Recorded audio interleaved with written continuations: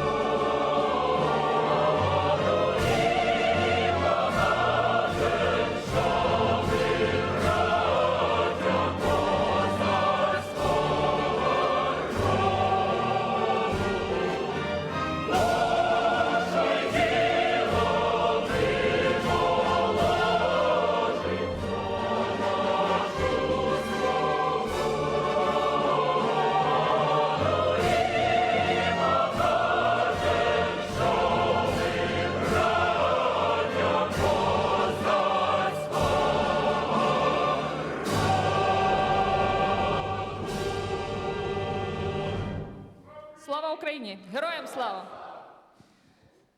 Шановні колеги, дійсно, з початком повномасштабної війни, а війна у нас вже йде 11-й рік, з 14-го року, ми всі переоцінили, мабуть, наше життя. Дуже чітко визначили наші пріоритети, але завдяки нашим силам оборони, завдяки нашим героям, завдяки нашим воїнам, ми, кожен з вас, маємо продовжувати захищати наше довкілля, наших людей, думати про нашу родину, захищати наших дітей. Тому, колеги, ви знаєте, наші герої дають можливість нам жити, вони захищають наше небо. Ми всі розуміємо, що таке добрий ранок, цінуємо, що таке спокійна ніч. І, на жаль, найвищу ціну ми платимо за нашу свободу і за нашу боротьбу. Тому велике прохання вшанувати хвилини мовчання наших героїв, які віддали своє життя за свободу, за Україну, за наші демократичні цінності і європейське майбутнє. To commemorate the memory of all the heroes.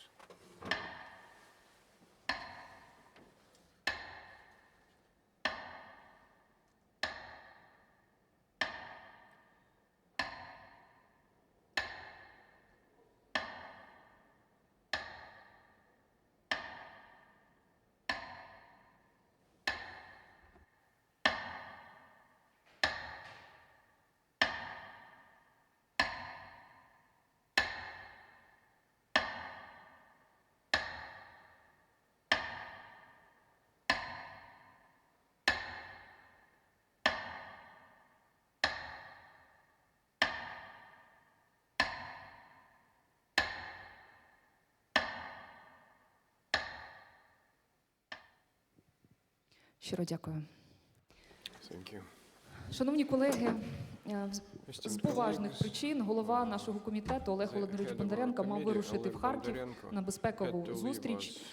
Тому дозвольте, з вашого дозволу, я продовжу і відкрию наші комітетські слухання і розпочну з того, що на минулому тижні на найвищому рівні відбулась конференція в Хельсінкі за участю і представників Європейської комісії, представників Офісу президента України, нашого уряду, де обговорювався пункт 8 формули миру президенту «Екологічна безпека». І залученням колег інших країн, Фінляндія з Німеччиною, з Болгарією, є країнами, які є лідерами і за імплементацію якраз самого пункту 8 «Екобезпека». І основним посилом зустрічі був саме те, що наше завдання – зробити все можливе для того, щоб захистити природу і захистити життя людей. Одним з дієвих інструментів, який дає нам можливість саме зберегти і захистити природу, є створення ефективної мережі природоохоронних територій, яка відповідає європейському вектору, яка дає нам можливість якісне управління і створення того захисту, необхідного для збереження унікальної нашої природи. Що є надважливим? Тим, що об'єднуючись навколо реалізації формули, створення сталого миру, ми можемо забезпечити і зберегти по максимуму все, що від нас залежить. Кожен на своєму професійному місці робить ці важливі кроки. Але ми дуже хотіли, щоб питання природоохоронних територій було підійнято на найвищому політичному рівні. Тому що щодня наші природоохоронці, наші співробітники об'єктів установ природозаповідного фонду стикаються з мільйоном проблем. Це в першу чергу проблеми з законодавчим регулюванням. Це те, відповідальне за яке ми несемо. І ми працюємо над цим підґрунтям для того, щоб вдосконалити наше законодавство. Це мільйон проблем фінансового забезпечення, кадрові питання, земельні питання. Питання головне – це вплив військових дій, який щодня руйнує і знищує все живе. Ворог знищує середовище нашого існування. Ми маємо в законодавстві визначений коцит, але й продовжуємо роботу в рамках і пункту 8 формули миру. Ще не менш важливим є те, що якраз головними завданнями цих слухань ми ставимо обговорити всі основні проблеми, з якими стикаємося щодня, і знайти шляхи їх вирішення. Не менш важливим стратегічним є саме розуміння ролі і місця збереження і створення ефективної системи управління природоохоронними територіями в питанні зеленого відновлення. Що ми маємо зробити? Дуже важливо, щоб кожен наш спікер і подальші панельні дискусії обговорили ті проблематики, оголили нерви і запропонували шляхи їх вирішення. Подумали стратегічно, спільно, як нам напрацювати той документ і ті кроки, які дозволять зберегти і захистити природу. Як приклад, колеги, я продовжу, що надважливо наш європейський курс. І прикладом є максимальна інтеграція інтеграційних документів в наше законодавство. 17 червня цього року був прийнятий і затверджений Радою Європейського Союзу регламент New Restoration Law, той документ, який направлений на збереження природи. І ви знаєте, це така нова філософія відносин природи і людини. Нас також чекає цей документ, і ми маємо сьогодні підіймати це питання на обговорення, думати, яким чином ми будемо імплементовувати. Тому що різниця того положення, яке ми маємо, з тими європейськими стандартами, які маємо впровадити, величезна. Величезну роль в цьому процесі відіграє і наше Міністерство захисту довкілля та природних ресурсів. Величезний пласт роботи, щоденні виклики. Але ця тема, ви знаєте, чомусь так складалося, що не завжди піднімалися на нашій політичній рівні. Ті кроки, які ми робимо, намагаємось, вони потребують додаткової комунікації, спільного збалансування. Задля цього ми збираємося і хочемо продовжити наш діалог. Колеги, дозвольте продовжити наші з вами вітальні слова і запросити до слова пані міністр захисту довкілля і природних ресурсів Світлану Василівну Гринчук. Світлана Василівна, ви з нами? Так, я з вами, Юлія Юріївна. Я єдиний колег, який онлайн, прошу відключити мікрофони, тому що... Колеги, ми звертаємося до тих, хто онлайн, будь ласка, відключити мікрофони. Дякую. Вам слово, Світлана Василівна. Дуже дякую, Юлія Юрівна. Дякую, по-перше, за організацію такого заходу надважливого. Дякую за те, що комітет приділяє особливу увагу саме захисту природоохоронних територій. І в продовження того, що ви вже сказали про засідання, яке відбулося дійсно знакове на минулому тижні, на минулих вихідних, присвячене пункту 8 формули миру, екологічна безпека. Хочу сказати, що ще півтора місяці тому, це перше питання, яким я особисто як міністр зайнялася, це наша робоча група в рамках формули миру. 18 країн було приєднано. Нам вдалося зібрати для конференції, яка відбулася в Хельсінкі, представників 60 країн на найвищому рівні, майже 135 приєдналися з 60 країн.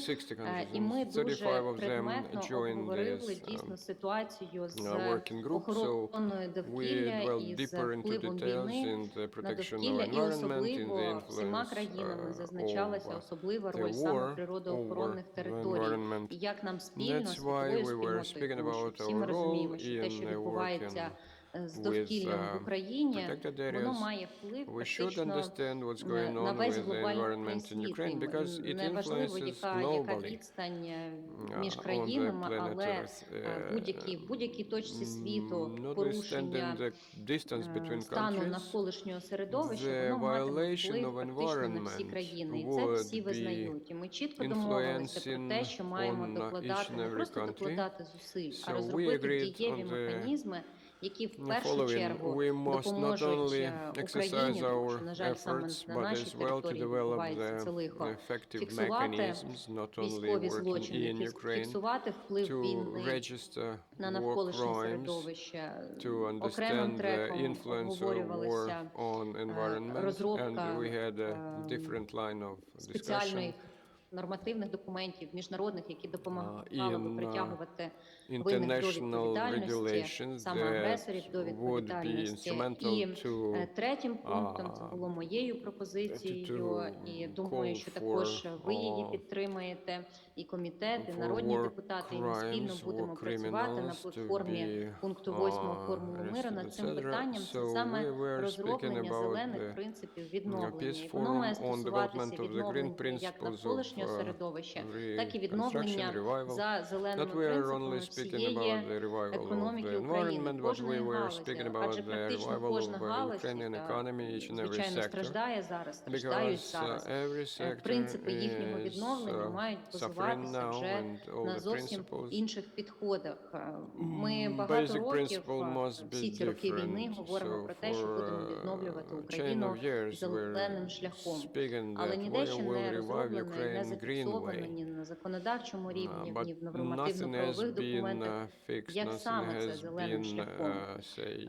Тому я ще раз закликаю, буду дуже рада, якщо ми спільно будемо працювати, залучаючи всіх наших міжнародних партнерів, які висловили повну готовність допомагати нам в цьому, спільно напрацьовувати принципи зеленого відновлення. І бачу, є представники КМІ, ми також вже проговорювали з ними можливість цієї роботи. Але зараз більше все-таки про природно-заповідний фонд. Хельсінкі, крім пункту 8 формули миру, ми також окрему увагу приділили саме захисту природозаповідних територій України, не просто захисту, а їх розвитку, незважаючи на війну, відновлення, правильного управління, яке дасть якомога більший ефект як і в природоохоронному плані, так і в економічному плані розвитку цих територій. І колеги з Фінляндії, з інших країн готові долучитися не тільки обміном досвідом, але і практичною допомогою щодо розвитку природоохоронних територій України, щодо їх захисту, щодо покращення їх управління. І, чесно кажучи, для мене особисто і для міністерства питання збільшення природозаповідних територій, охорони природозаповідних територій, вирішення тих насущних проблем, які там є одним з основних пріоритетів. Адже все-таки Міністерство захисту довкілля і функція, завдання захисту довкілля – це в першу чергу захист тих особливо цінних територій, природозаповідних територій, які у нас є, їх розширення, їх розвиток, звичайно, і інші функції, але ми не повинні, на жаль, у нас так склалося за багато років, що це питання відкладалося як подалі пріоритет.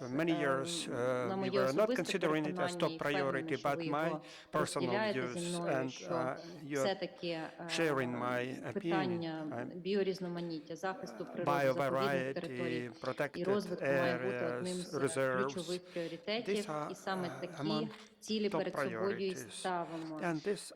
Працюємо, продовжуємо урядом працювати над створенням окремого органу, центрального виконавчої влади, який би функцією якого було б саме реалізація політики в природно-заповідних територіях, агентство природозаповідної справи. Дуже сподіваюся, що все-таки найближчим часом нам вдасться вже вийти з певними пропозиціями до Верховної Ради. Також нам спільно, хоч і не просто, але треба буде працювати і над законодавством щодо території Смарагдової мережі, і над реформуванням земельного податку саме на для природозаповідних територій. І, звичайно ж, посилення відповідальності за будь-які порушення на території природозаповідного фонду. Але я впевнена, що от навіть сьогоднішня зустріч, сьогоднішня дискусія, яка попереду, допоможе нам краще зрозуміти проблематику. Дуже дякую, що на слухання також запрошені, я знаю, представники багатьох наших національно-природних парків. Буде дуже цікаво саме з їхніх вуст також почути проблематику, подумати спільно над тим, як саме, яким чином краще було б її вирішити. І ще раз хочу подякувати всім колегам, Юлія Юріївна, вам особливо за таку значну увагу до питання розвитку природозаповідного фонду, природозаповідних територій з нашого боку, з боку міністерства. Абсолютна відкритість в роботі, абсолютний конструктив. Тому я сьогодні, колеги, всім бажаю ще раз дуже плідної дискусії. Обов'язково результати сьогоднішніх слухань будемо спільно впроваджувати. Тому всім через гарного дня, плідної дискусії і на зв'язку. Дуже дякую. Дуже дякую, Світлана Василівна. Дуже дякую, Світлана Василівна, з вам за лідерство. І, ви знаєте, є абсолютна віра в те, що попереду дуже велика, кропітка, складна робота, але вона буде результативною, і ми щиро в це віримо і впевнені. Дякуємо вам. Колеги, ми продовжуємо. І дозвольте слово надати організаторам, співорганізаторам, величезній команді професіоналів, які роблять це можливим для збереження довкілля, знаходять відповідні ресурси, що в наш період для нас надважливо, тому що підтримка на всіх рівнях, вона дає можливість рухатись далі, дає таку впевненість і силу в те, що ми не одні в цій боротьбі, і що спільно з командою експертів ми можемо продовжувати цю роботу і знаходити шляхи вирішення, найголовніше – продукувати ефективні рішення. До слова запрошується Роман Шахматенко. Роман також має такий величезний досвід роботи в різних органах і виконавчої влади. Роман Шахматенко – керівник портфоліо проєктів з енергетики та довкілля, програми розвитку Організації Об'єднаних Націй України. Романе, вам слово. Я хочу в першу чергу вам подякувати. Дякую за запрошення сьогодні для нас є честю.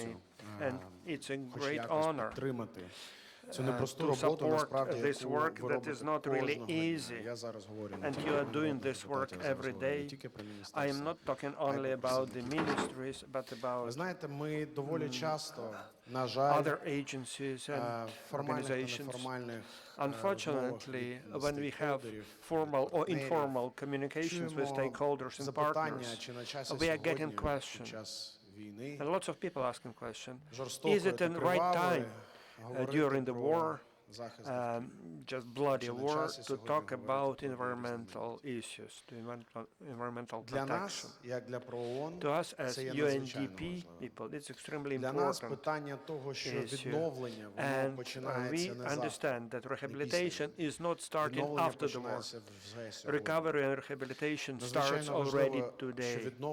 And it's extremely important. This shows our resilience We are resilient as a як nation. народу. We are resilient as держави, people. We are суб'єктами. resilient as the Тому state.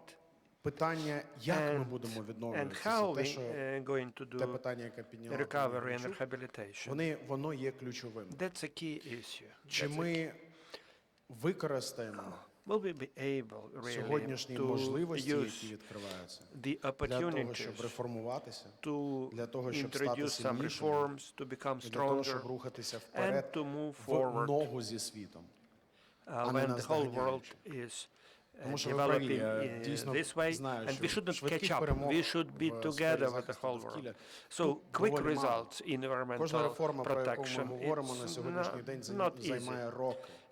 It takes Кожну years реформу to треба не do. просто, Every reform скажімо так, is not розробити та only імплементувати, її something треба to be вистражити. developed and Насправді. implemented. Тому я You have to захоплююсь survive людьми, through які all these займаються цими reforms. роками, які You присвячують have to своє suffer життя and цьому. survive. І тут таких through багато, this. я And насправді знаю цих there are людей. lots І of для нас тому це є issues, честю and вас it's a підтримати. great honor І зі to свого support боку, you.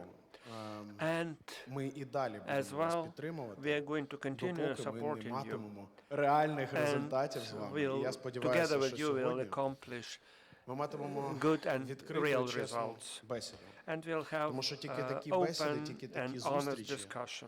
вони призводять до результату. And this У нас kind дуже of мало meetings часу, насправді, produce для реформування, для benefits руху and вперед. results. We Тому have very нам limited дуже time потрібні to move реальні forward. результати. That's why Я we вам need дуже real дякую accomplishments представникам and results. парламенту, I would like to thank міністерству, representatives from the представникам parliament, ПЗФ, from the природоохоронній ministry, спільноті from за те, що ми the сьогодні маємо agencies, таку нагоду the це whole обговорити. community of Дякую people вам who величезно. are dealing with environmental protection. Thank you very Роман, much. дуже вам дякуємо за Роман, підтримку, за вашу thank you very much значну роботу, яку for ми, all повірте, your відчуваємо. work and for Дякую щиро, substantial колеги. Ми efforts, and we продовжуємо. feel І it. ми говорили, We continue і Світлана on, Васильівна підіймала and, питання щодо нашої роботи Світлана Гринчук just задля started реалізації this імплементації пункту thing, 8 and формули миру, to де implement, надважливе питання якраз організація і збереження природоохоронних територій, їх збільшення, тому paragraphs що related відповідно до стратегії to збереження protected біорізноманіття, яка areas, розроблена in в accordance with the Європейському strategy Союзі, of якраз biovariety, до environmental 30-го року protection, є певні показники and until збільшення 2030 природозаповідного we фонду. І have коли ми говоримо за to, 30%, які expand ми маємо our досягнути, protected маючи areas, певні 7%, and ми розуміємо, яка величезна робота so we have попереду. only І робота 7% of не this тільки, тобто territories кропітка з now. там We have документами, to це якраз expand бюрократична this territory робота і substantially. політична. And Тому this питання is якраз not збереження only біорізноманіття, bureaucratic, but захисту political work. нашого природозаповідного фонду biovariety має бути на and найвищому рівні. Тому що ці protecting питання інтегровані our в всі protected політики areas світу. and Наша країна, parks. яка рухається That's very Європейським important. Союзом, вона також Our country має is відповідні moving рішення towards зробити і розробити EU свою стратегію зі membership, збереження and we need біорізноманіття. to Надскладна робота develop величезна. our Роман, ми own вам дякуємо. strategy on Дякуємо biovariety, вам. Це environmental protection, колеги and Роман protected Шахматенко. areas. Дякуємо за підтримку. Thank you, Roman Shachmatenko. Thank you very much for all your support. І пункт 8 формули миру, повертаючись And до now нього, і talking до тих about, кроків, які маємо paragraph здійснити 8. навколо цього пункту, And якраз є і around парламентський this, вимір. Ми працюємо we парламентським have, об'єднанням «Екобезпека». Є we are working дуже in важливий такий Parliament величезний якраз on міжурядовий, environmental де саме міжурядова issues, група і and there комісія is розробила план interagency відповідний. working group. Найголовніше запустити всі ці процеси, щоб це And very працювало. important to launch І these processes to make sure таким that надважливим it works пусковим pretty good. механізмом, я And називаю, extremely реалізації important цього mechanism пункту is to було якраз створення implement it. робочої And групи this high-level високого рівня при working Офісі group, президента України. Наш in президент Володимир presidential Зеленський також office, зустрічався з and робочою групою our високого president рівня, яка Volodymyr напрацювала Zelensky, надважливий just документ із met with the залученням high-level working наших group лідерів природоохоронної representatives спільноти. Це якраз and Environmental and Compact, екологічний договір. environmental Дуже важливі and just фахові environmental змістовні agreement. рекомендації, And very important, які включив в себе екологічний договір. just Ми issues and намагаємося recommendations. інтегрувати і And на we are trying політичному, to парламентському integrate рівні, і в at the рядовому рівні parliament для того, level щоб досягнути and at всеосяжного the справедливого миру, government захистити level to make наше sure довкілля. we Колеги, я хотіла би can запросити get до peace слова людину, and protect яка our, робить environment. величезний I would like вклад to на всіх invite a можливих person платформах. І в provides свій час lots як of депутат input Оландських to- островів Фінляндії. as І людина, a яка member of просуває parliament, питання member from, міжнародного визнання and a екоциду deputy на from світовому Finland. рівні. And Це the наш person дуже who добрий influences друг globally, it's і a great член friend of ours, робочої групи and the member високого of the high-level рівня, working який group продовжує працювати that як амбасадор. continues, Це working Simon here Holmström. Simon Holmström. Simon? Simon, floor is yours. Hello. Thank you so much. So pleasure that you're with us. Indeed.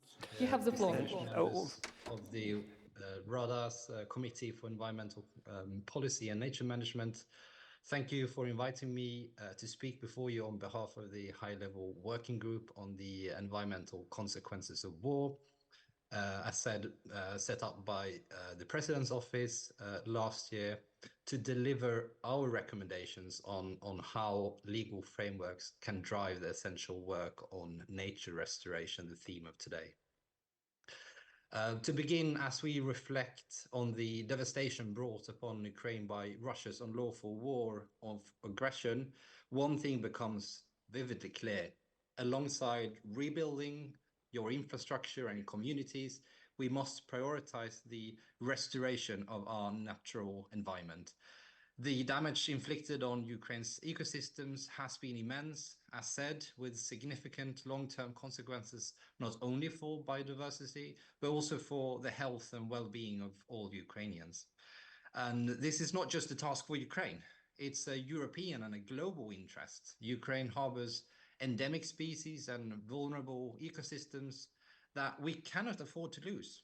Globally, wildlife is already facing severe challenges. According to the latest WWF Living Planet report, we've seen an alarming 73% average decline in wildlife populations since 1970.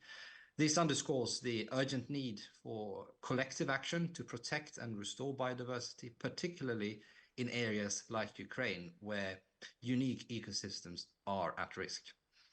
From the Environmental Compact for Ukraine, released in February this year by the high-level working group, there's 4 overarching recommendations particularly important for today's hearing. First off, the need of including nature restoration in Ukraine's national recovery plan. Ukraine is one of few countries that have mapped out the environmental destruction during wartime. That information will be invaluable to identify immediate restoration priorities in areas facing high risks, such as groundwater pollution, uncontrolled resource exploitation, and significant threats to biodiversity and ecosystems, natural areas and reserves, and so on. This effort should involve a coordinated consortium of local and international stakeholders, including the Ministry of the Environment and State Forest Service. The plan should also be co-drafted with affected communities, and considering the extent of the damage, the environmental and economic value of the areas in question, intervention costs, and implementation capabilities. In certain cases, allowing specific developed areas to revert to their natural state is the most effective environmental policy. This approach is gaining traction across Europe and globally. So when such proposals are made, Ukraine should prioritize broad consultations and expert input to ensure that a balanced consideration is being done of economic, social, and environmental needs. Secondly, as lawmakers, please do not hesitate to ensure effective legal measures for ensuring that nature restoration becomes a pillar of the national recovery. In the rush to rebuild any country, there's always the risk that biodiversity is overlooked. Laws provide the structure needed to protect Ukraine's ecologically valuable areas and to ensure that the restoration efforts are comprehensive, fair, and long-lasting. Through strong legislation, we can safeguard these areas and create a roadmap for restoring habitats that have been polluted, deforested, or otherwise destroyed. One way of doing this is to create obligations for both state and private actors to commit to environmental recovery within their sector. Thirdly, there needs to be a clear system of multi-stakeholder governance. Ukraine previously had a system of public councils intended to intended to facilitate interactions between civil society organizations and the government. These public councils have been on pause, as we understand it, since February 2022 and should be restarted where possible.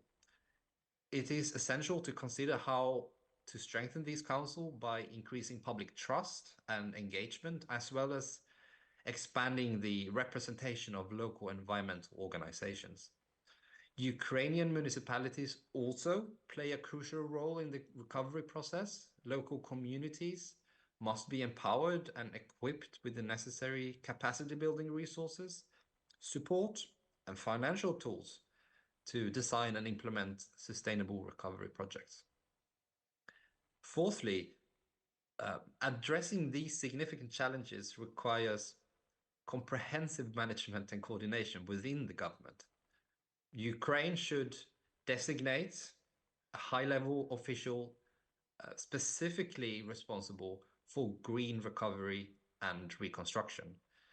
This could involve integrating climate policy and green reconstruction into the portfolio of an existing deputy minister, supported by dedicated personnel. Alternatively, a new deputy prime minister position focused on climate policy, green reconstruction could be created, fostering close collaboration among relevant ministries. The current lack of sufficient staff to plan and implement environmental policies, including the management of protected areas, is a pressing issue that needs immediate attention. International partners should provide technical assistance and financial support to enhance planning, coordination, staffing capacity, and so on in this area. Now, listening to all of this, it can definitely feel like an immense burden to take on the responsibility for recovery, restoration, especially when the real perpetrator, Russia, should be held accountable for the destruction caused. Of course, that pursuit must continue through international cooperation. Accountability for those responsible is essential not only for healing, but also for ensuring that such destruction is not repeated in the future. This accountability can come in the form of reparations, environmental fines, mandated participation in restoration efforts. Justice is a fundamental principle that underpins the path to a sustainable recovery.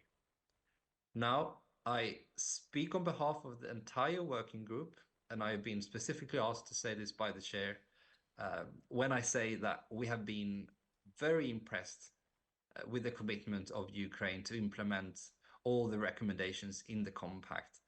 And we understand that an action plan is currently in preparation.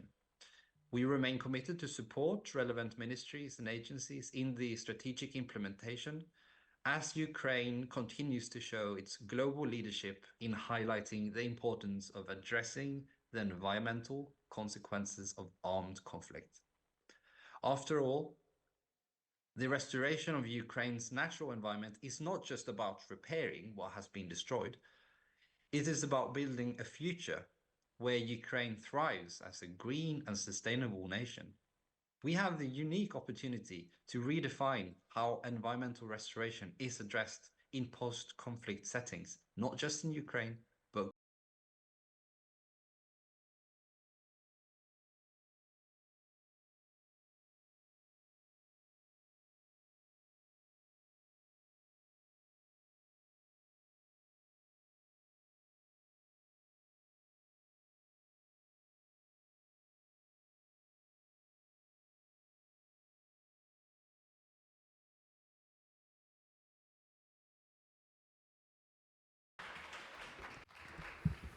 Колеги, дійсно, Dear величезна colleagues, робота yes, була in fact, пророблена it was a членами tremendous work робочої групи високого рівня completed під by the керівництвом highest голови Офісу level президента working Андрія group Єрмака і under the Маргот steering Вольстрьом. of Маргот Andrei Вольстрьом унікальна Yermak, head людина, of яка presidential office, просто and має Mr. величезні Malmström здобутки is як a і unique європейський лідер, як людина, яка man, дуже небайдужа до has a збереження lot of довкілля. experience І нам дуже in приємно, European що level до нас and сьогодні a lot of доєдналась work Ребека he Лімунд, already парламентар did. зі Швеції. Вона є прекрасним представницею саме борців за захист довкілля, за захист прав тварин. Ми запрошували Ребеку і як експерта в нашу робочу групу і першу премію зоозахисну. А ще Ребека зараз в Колумбії. 2 години ранку. Ребека, ми розуміємо, наскільки вам складно доєднуватися технічно, але ми дуже радіємо, що ви доєдналися до нас і маєте можливість виступити. Вам слово.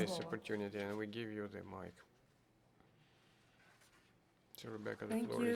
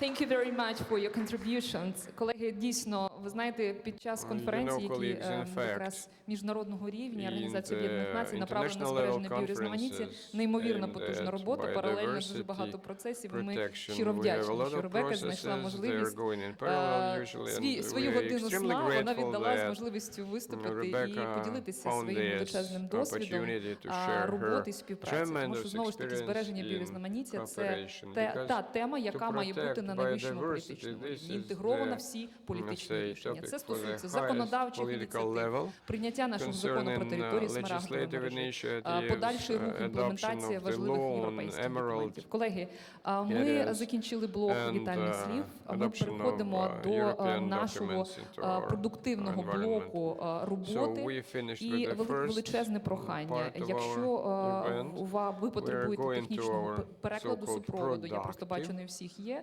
при вході, де ви реєструвалися, ви можете взяти спеціальну технічну апаратуру, і в нас по програмі є участь подальше виступи наших міжнародних спікерів, задля того, щоб полегшити сприйняття, ми вас запрошуємо і звертаємо увагу на те, що надважливо.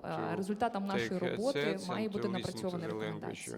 Вони будуть затверджуватися рішенням комітету і далі відправлятися всі відповідні органи. Дуже прошу, щоб ми були максимально з вами відкриті. Всі проблематики, які ми хотіли озвучити, все, що наболіло, і ваше бачення шляхів вирішення, наше бачення, питання, відповідь. Ми дуже хочемо, щоб ми максимально продуктивно, відкрито і результативно з вами сьогодні попрацювали. Розпочинаємо наше експертне обговорення. Дякую, колеги. 2 хвилинки до технічної організації. Доброго дня, колеги. Я поки технічна організація починає, скажу пару слів загально, бо ми вже трошки відстаємо від графіку. По-перше, мені випала честь почати цю розмову, цю дискусію, спрямовану на збереження та розвиток природно-заповідного фонду в Україні, природоохоронних територій в цілому.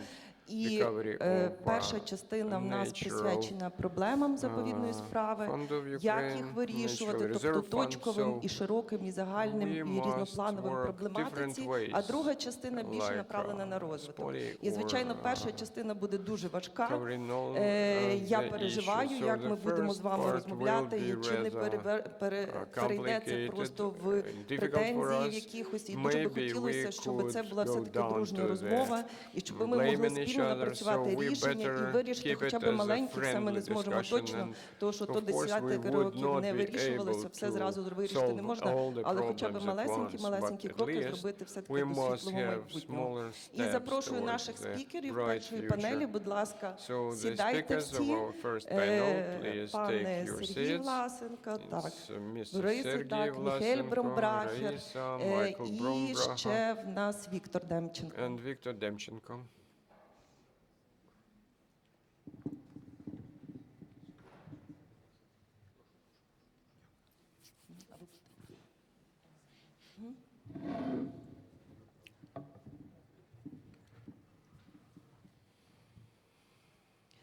Декілька організаційних питань. Скажу наш регламент сьогоднішніх слухань. Не більше 10 хвилин доповіді. Вибачте, будь ласка, якщо буде хтось довше говорити, придеться зупиняти. Також ще раз нагадую, що дуже хотілося не тільки розказати проблематику і то, що були, а ще запропонувати рішення, які можна було вирішити і в подальшому. І у нас також буде блок питань, відповідь, коментарів, які буде і онлайн, і офлайн. Ми будемо старатися по черзі давати слово онлайн, офлайн, оскільки в нас дуже багато учасників, що є, які сидять за комп'ютером по всій країні, може і по всьому світу. І 5 хвилин на відповідь на ті питання, які будуть звучати. І першим до слова я запрошую Сергія Власенка, який є заступником міністра захисту довкілля та природних ресурсів України. В нього багато завдань в міністерстві, і в тому числі декілька тижнів тому він отримав доручення, наскільки я розумію, також зібратися і займатися заповідною справою. Пане Сергій, скажіть, будь ласка, з якими проблематиками ви вже стикнулися? Який стан зараз заповідної справи? Які проблеми старається вирішити міністерство? Які бачення розвитку? Які стратегічні цілі і завдання ви ставите перед собою? Вітаю, колеги. Дякую, Юлія Юріївна, за запрошення, за організацію, організаторів. Thank you for organization of this great event. Сподіваюсь, буде продуктивний. Hopefully it will be productive, it will be intensive. We have a lot of challenges in the area of environment, and constantly we have new and new challenges that are imposed over our heads by the full-fledged war.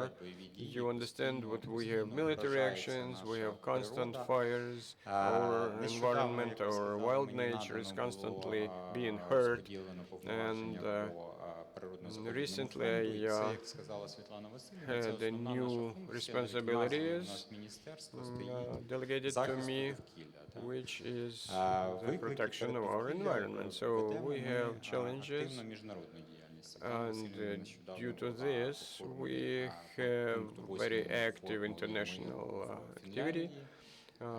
Like it was mentioned, item 8 in Finland was intensively discussed. In Switzerland, I visited it last week. We had a conference of demining of Ukrainian territory, and we were responsible for this issue that is applicable to our natural reserve fund, our reserves. And you know that 1 month ago we had a great fire, 1,600 hectares of fire in Chernobyl restricted area. A lot of animals died there, they perished, and many ways of animal migration were distorted. One of our guys, the pyrotechnical guy, bomb squad guy, he died there. May call it die in action, because that was a border with Belarus, and we have a lot of operational problems, tactical problems, and even strategic problems. We work at once on everything. Speaking about the Natural Reserve Fund, NRF, today we have draft decree of the President on the Vizhnitsky Natural Reserve, 2,783 hectares, the issue on establishment of Buchatsky Steppe Natural Reserve, Chernolysky Bukovinsky Protected Area, Upilla, 17,000 hectares, 9 all Ukraine reserves, strict natural reserves, 1,600 hectares, and 13 natural landmarks, 4,000 hectares total area, and 9 national reserves, and several natural protected areas. We are working with the local administrations on the projects to protect these areas. In order to work with all that issues, we work with the Central Polissa area based on the Chernobyl Biosphere Reserve and Regional Landscape Park. This document will cover 63 institutions of the management of wild nature. Each and every institution of that list has our support. We try to develop their activity. We try to be involved in all the inclusivity in the framework of the program initiated by the First Lady of Ukraine. But we have a chain of problems, and you know the greatest problem is funding, with the land tax as well.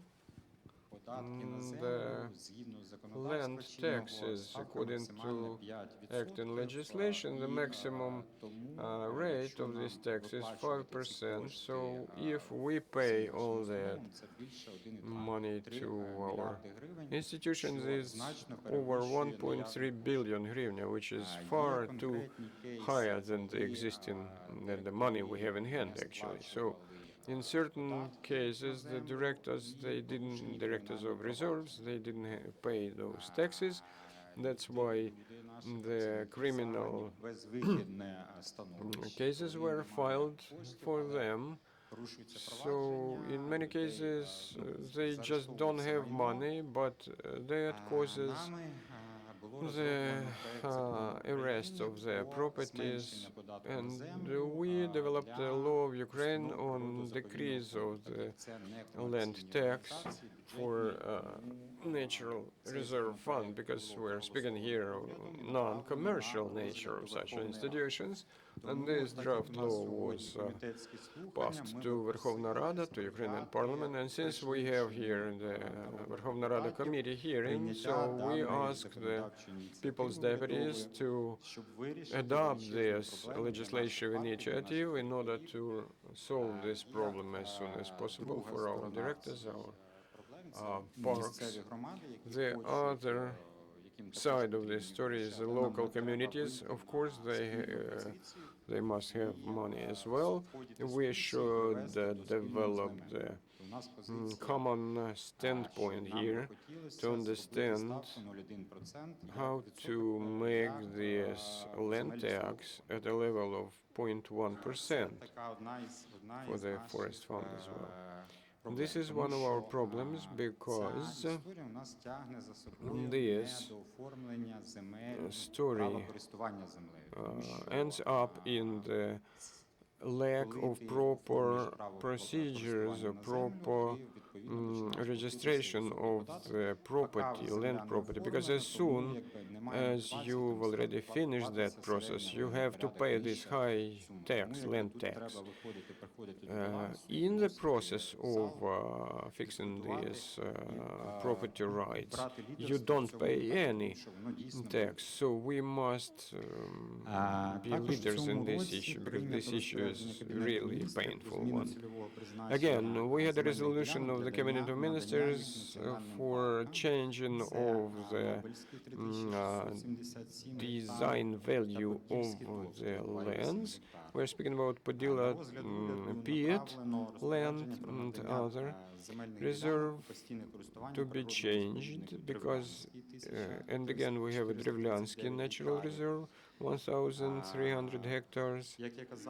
As I've already mentioned, according to the geocadastre information, the plots of land that are registered as the reserve, natural reserve, it's 44,000 hectares. The total area of the land reserve fund, protected areas, and sites of natural reserve fund, the total area is 108,000 hectares. This year, jointly with the geocadastre, we work over geocadastre of lands in 4 parks, and of course, we have lack of funds as usual. What else? I just wanted to mention about wages. Average wages are about 10,500 hryvnia. It's much less than in the forestry or fishery. They have about 17,600. And we are trying to save all the costs, and we are trying to get, and we managed to get to the level 13,600. That's the monthly wages. And we have changed the a list of services that can be provided for fees, and this affected the increase of wages to the respective employees. And thanks to that, in Podillia area, in protected area, people can feel they have some improvement in their wages. So they can feel it. And what else?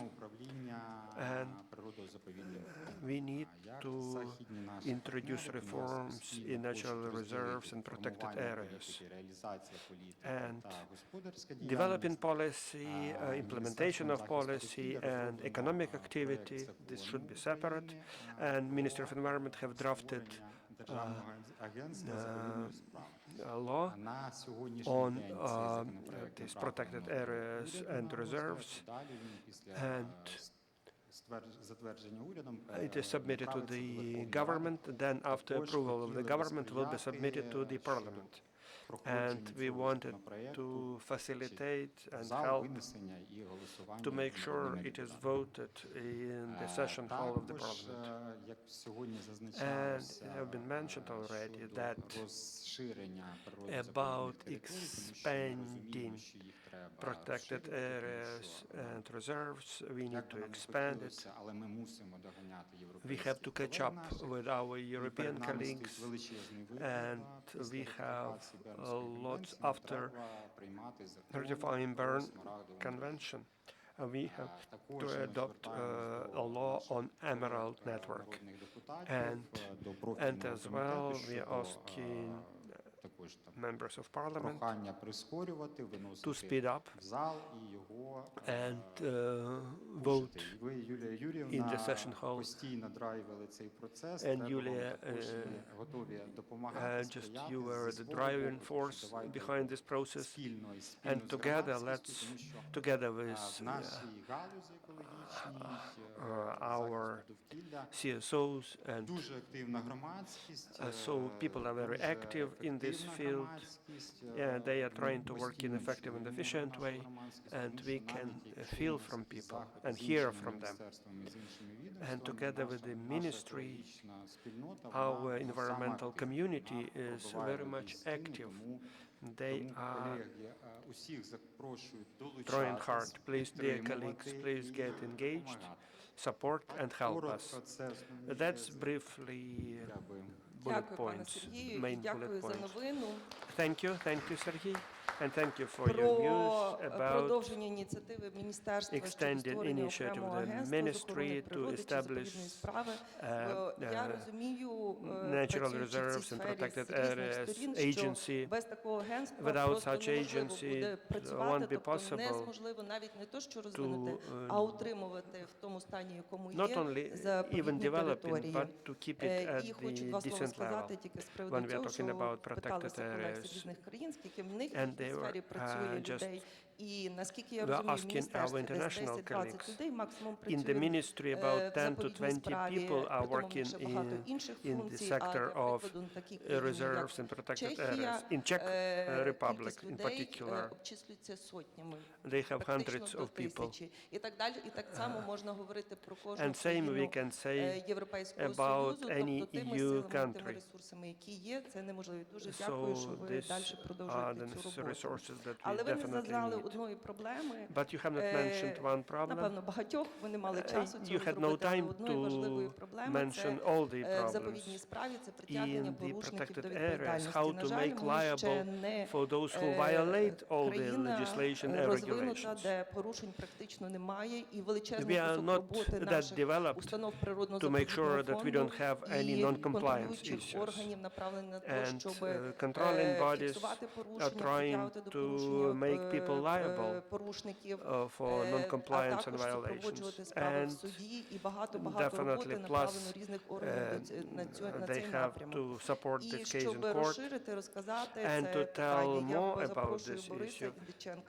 And I just wanted to invite Boris Indichenko, head of the Specialized Environmental Prosecutor's Office. And Boris Indichenko, I just wanted to mention that only 3 years ago this body have been established. And what kind of problems are you facing? How you how this work can be done in an easier manner. Thank you, Anastasia. Thank you. Yeah, Environmental Prosecutor's Office is only 3 years old, and we feel happy that you care about it, and you know even how old we are. And I feel very much at ease in this situation and this environment here. It's very much different from law enforcement bodies sessions, and definitely in this situation our people and our environment suffers a lot. So we need to plan all our activities. So I'll have a presentation in more law enforcement style. I'll talk about legal and law issues and crime committed when we are talking about reserves and protected areas. And we have a moratorium to do the audits by the controlling bodies, in particular environmental control.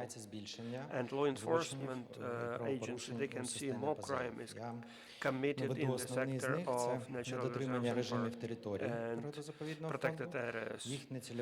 So not targeted use of these territories and the land under the reserves and protected areas are confiscated. And there are more than 600 criminal cases about the damages to environment for this, and about 200 cases were submitted to court, 200 million hryvnia of damages, not taking into account the war impact. And more than 40% of these territories are under occupation or within close to the front line. And we have submitted more than 550 cases to return back to natural reserves and parks. And about 50,000 hectares of land have been returned back to protected areas. And we were in a meeting in the procedure office with CSOs and the top management of national parks and reserves were invited. But I just wanted to draw your attention to the main issues and problems, about the legal issues outstanding and how we can overcome the situation. And main problem is, from our standpoint, we have to identify the borders of these protected areas and natural reserves. And this results in negative consequences. In some cases, sometimes because borders are not identified, courts are not making people liable for all these violations. And we want to make sure that the proper borders have to be identified. In 2010, in accordance with the presidential Kanyev reserve, have been increased from 2,000 to 9,000 hectares. But still there are no identified borders. And forestry management in Korsun-Shevchenkivsky, the territories that have been transferred as the protected areas, these territories are treated as forest area. And they are doing felling of the trees, cutting trees, and without any limitations.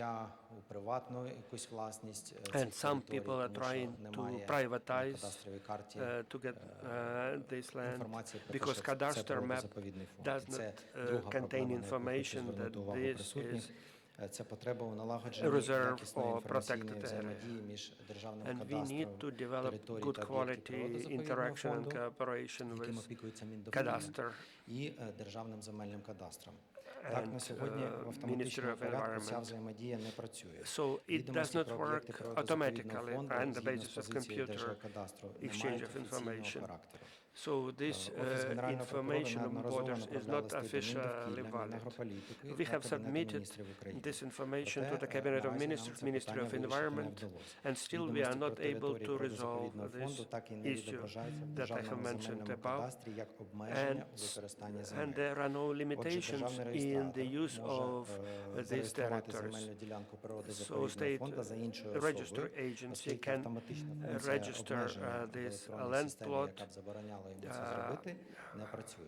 with somebody else because Для there are розуміння no масштабів limitations проблеми, and constraints. наведу Not to приклади do it. статистичні. And some statistical information, state cadastre information, 3 months before full-fledged invasion, and until now, we have registered 23,000 land plots that are partially or fully part of the protected areas and Далі reserves. нам доводиться звертатись з позовами, And then we проводити submit дуже таку велику і this we are накладну suing навіть матеріальну people для in держави, court, оскільки це and this потребує costs проведення експертиз, спеціалізованих us, слідчих якихось дій, because we need to для того, have щоб expert надалі ці assessment землі намагатися повернути of знову this до situation заповідного фонду to та make sure держави. that we can return back to Третя, на нашу думку, вагома protected проблема – це areas, all відсутність this єдиного land підходу plots. до And нарахування there is збитків a за lack порушення на of територіях та universal об'єктах approach to природозаповідного calculate all the фонду. Зверну увагу damages на постанову to Кабінету Міністрів reserves and protected 575, areas. якщо хтось There is Cabinet of Ministers Order number 575, для обчислення розміру and they шкоди, have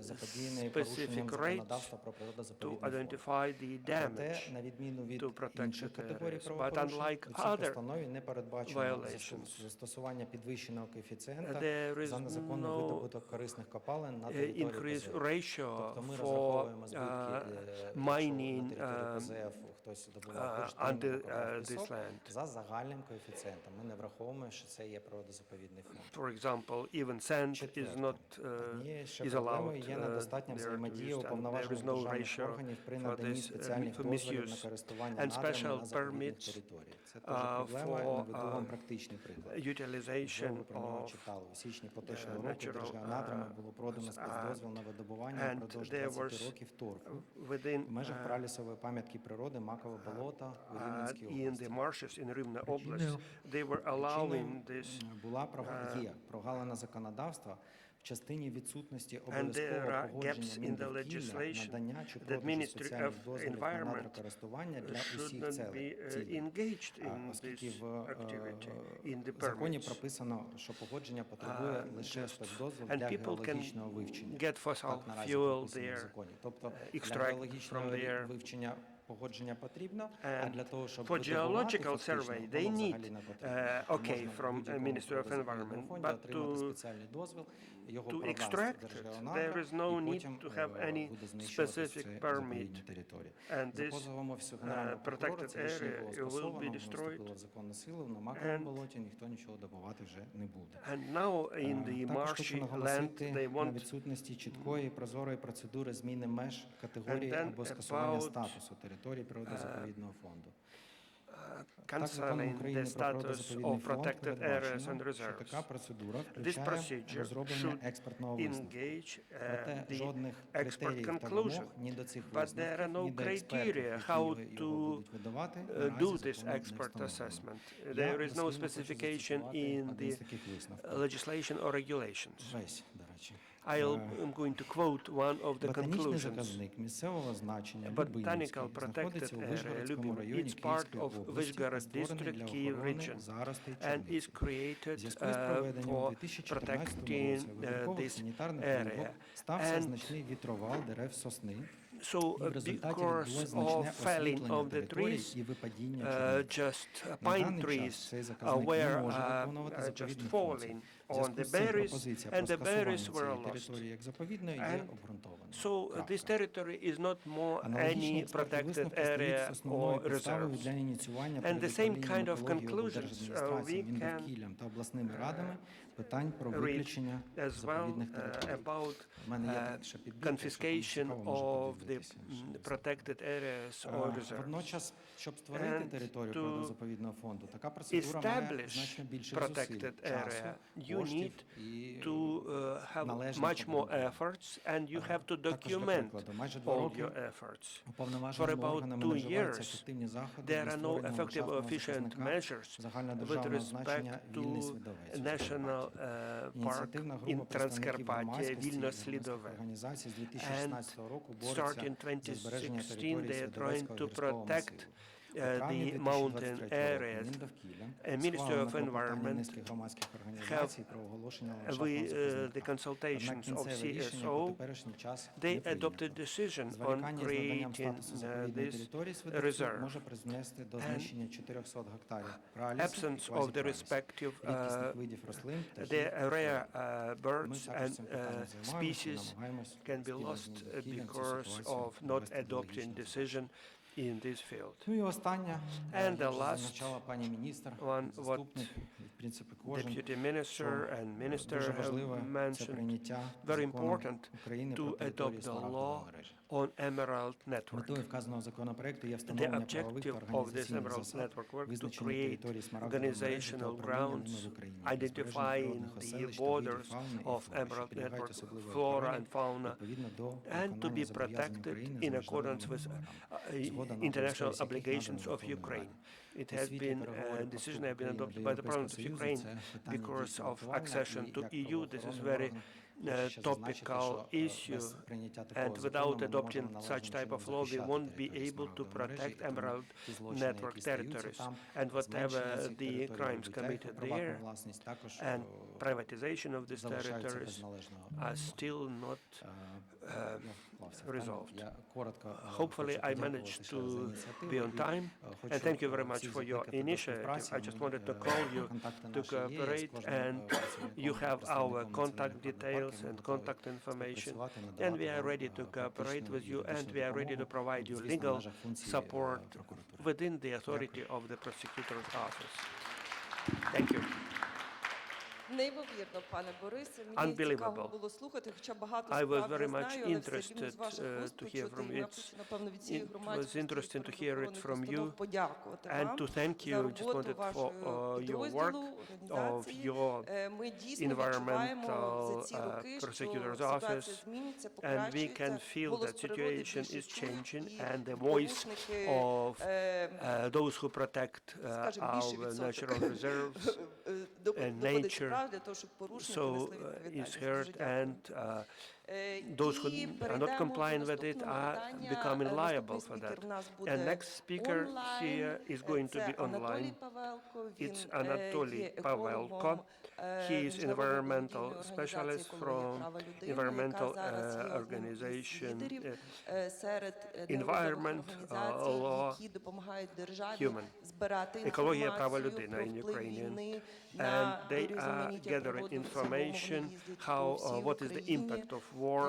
when we are talking збирають about зірці, biovariety аналізують, and готують impact пропозиції до зміни до Ukrainian законодавства. nature І пан Анатолій, and ще крім natural того, і reserves and служить в Збройних силах України. And Anatoly as Пане well Анатолію, is ви serving чуєте in нас? the armed forces of Ukraine. And Do you hear us, Anatoly? Вас не чути, на жаль. We do not hear you, unfortunately.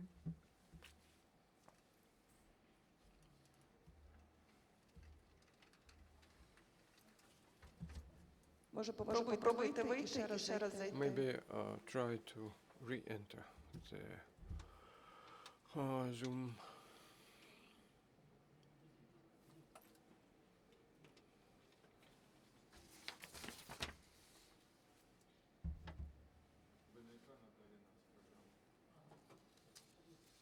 Почекаємо трошки. Let us wait a little bit.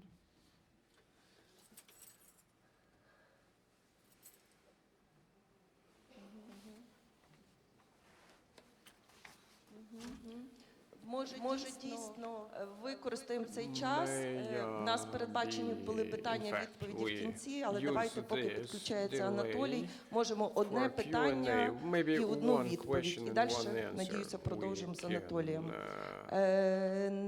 Перше питання я пропоную від зали.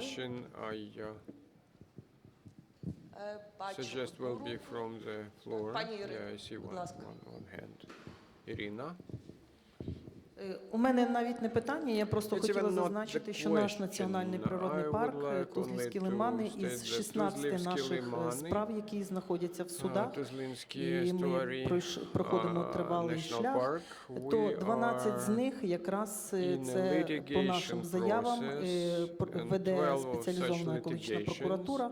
The Тобто період specialized, з 15-го року, коли було скасовано prosecutors, природоохоронну they are прокуратуру, responsible for і that. до фактично Starting from the moment 21-го року of, це був дійсно такий просто провалля якесь, тому що в жодній структурі не можна знайти було відгуку на ті проблеми, з якими стикаємося щоразу. І тому, дякуючи ось такій позитивній силі в правоохоронній структурі, ми рухаємося. У нас 3 прецедентні справи вже Верховний суд пройшли. Можливо, я потім коротко про них скажу, але хотіла сказати, що і всім колегам рекомендую, звертайтеся саме до спеціалізованої екологічної прокуратури. Це хвилина реклами. Скажіть, будь ласка, пане Анатолію, ви вже в нас на зв'язку, можете говорити? Anatoly, can you join us now? Чуєте мене зараз? Do you Зараз, hear зараз, me now? красно. Yes, Радіо вас yes, чути і we hear бачити. you and we Дякую. ready Доброго to hear дня, from you. Good пані та панове. morning, dear ladies Анатолій and Павелко, gentlemen. еколог, юрист, Анатолій Павелко, громадська організація ecologist, «Екологія прав людини». lawyer of the Хотілося би відмітити, CSO що наша екологія, громадська право організація людина, разом із низкою інших ecology, організацій law і and державних, і національних, і human being. громадських від самого Our початку organization is one of повномасштабної the агресії national CSOs Російської from the very Федерації beginning проти of України the розпочала full-scale aggression of Russian заходи, Federation спрямовані against на Ukraine.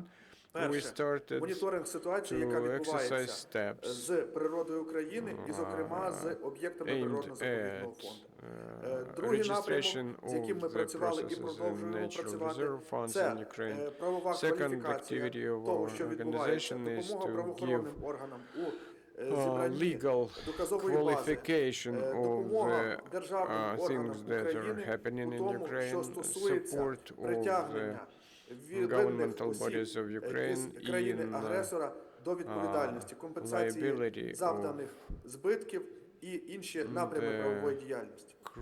Що стосується впливу військової агресії Російської Федерації на природно-заповідний фонд України, хотілося б відмітити таке. Перше, ситуація, яка склалася в об'єктах природно-заповідного фонду, які знаходяться в окупації або які знаходяться в зоні ведення активних бойових дій, без перебільшення може бути названа критичною. На сьогоднішній день близько 1 мільйона гектарів території об'єктів природно-заповідного фонду уражено безпосередньо бойовими діями. Тобто там або ведуться бойові дії, або активні бойові дії проходили через цю територію. Під окупацією на сьогоднішній день залишається близько 600 об'єктів природно-заповідного фонду. Хотілося би підкреслити, що на нашу думку, в обов'язковому порядку, коли ми говоримо про вплив військової агресії в ширшому сенсі на природно-заповідний фонд України, ми повинні говорити не лише про ті території, які потерпіли після початку широкомасштабного вторгнення Російської Федерації на нашу територію. Ми повинні говорити і про територію Автономної Республіки Крим, а також про територію Луганської і Донецької областей, які опинилися поза контролем українського уряду ще у 2014 році. Тому що, по суті, ці території так само перебувають на сьогоднішній день поза управлінням і контролем української влади. На них відбуваються кричущі просто порушення і природоохоронного режиму, так і багато інших незаконних дій, які напряму впливають на ці об'єкти. dramatic violation of Що all стосується the безпосередньо legislation негативного in such territories. впливу Here we are на speaking about the об'єкти negative природно-заповідного influence фонду. on the Перше, Natural Reserve Fund. окупація. Then, first of all, Сама по we're собі speaking of окупація призвела до occupation. того, що Occupation на окупованих per se територіях активно ведеться resulted демонтаж in the української active системи dismantling of природно-заповідного фонду і природоохоронних NRF територій. system and Частина об'єктів була protected area перетворена на system. такі Some of the квазі sites were природоохоронні об'єкти, transformed якими into намагається the керувати Російська quasi-protected Федерація. В areas, багатьох and the Russian об'єктах Federation були is змінені trying межі. to manage it. Був In many понижений cases, they статус, changed the природоохоронний borders. статус цих In many об'єктів, cases, змінений they природоохоронний режим. decreased Все це the негативно відбувається на збереження екосистем, steps на in these areas. охороні оселищ, So we на are trying виконанні to цими об'єктами protect ПЗФ habitat. тих первинних We функцій, are trying які закладалися to ними protect the primary нашою functions державою при of створенні these і protected забезпеченні areas. режиму The охорони. functions that were Друге, imposed, that were частина established in the території very об'єктів beginning природно-заповідного фонду по those суті protected перетворилися на area арену were бойових created. дій.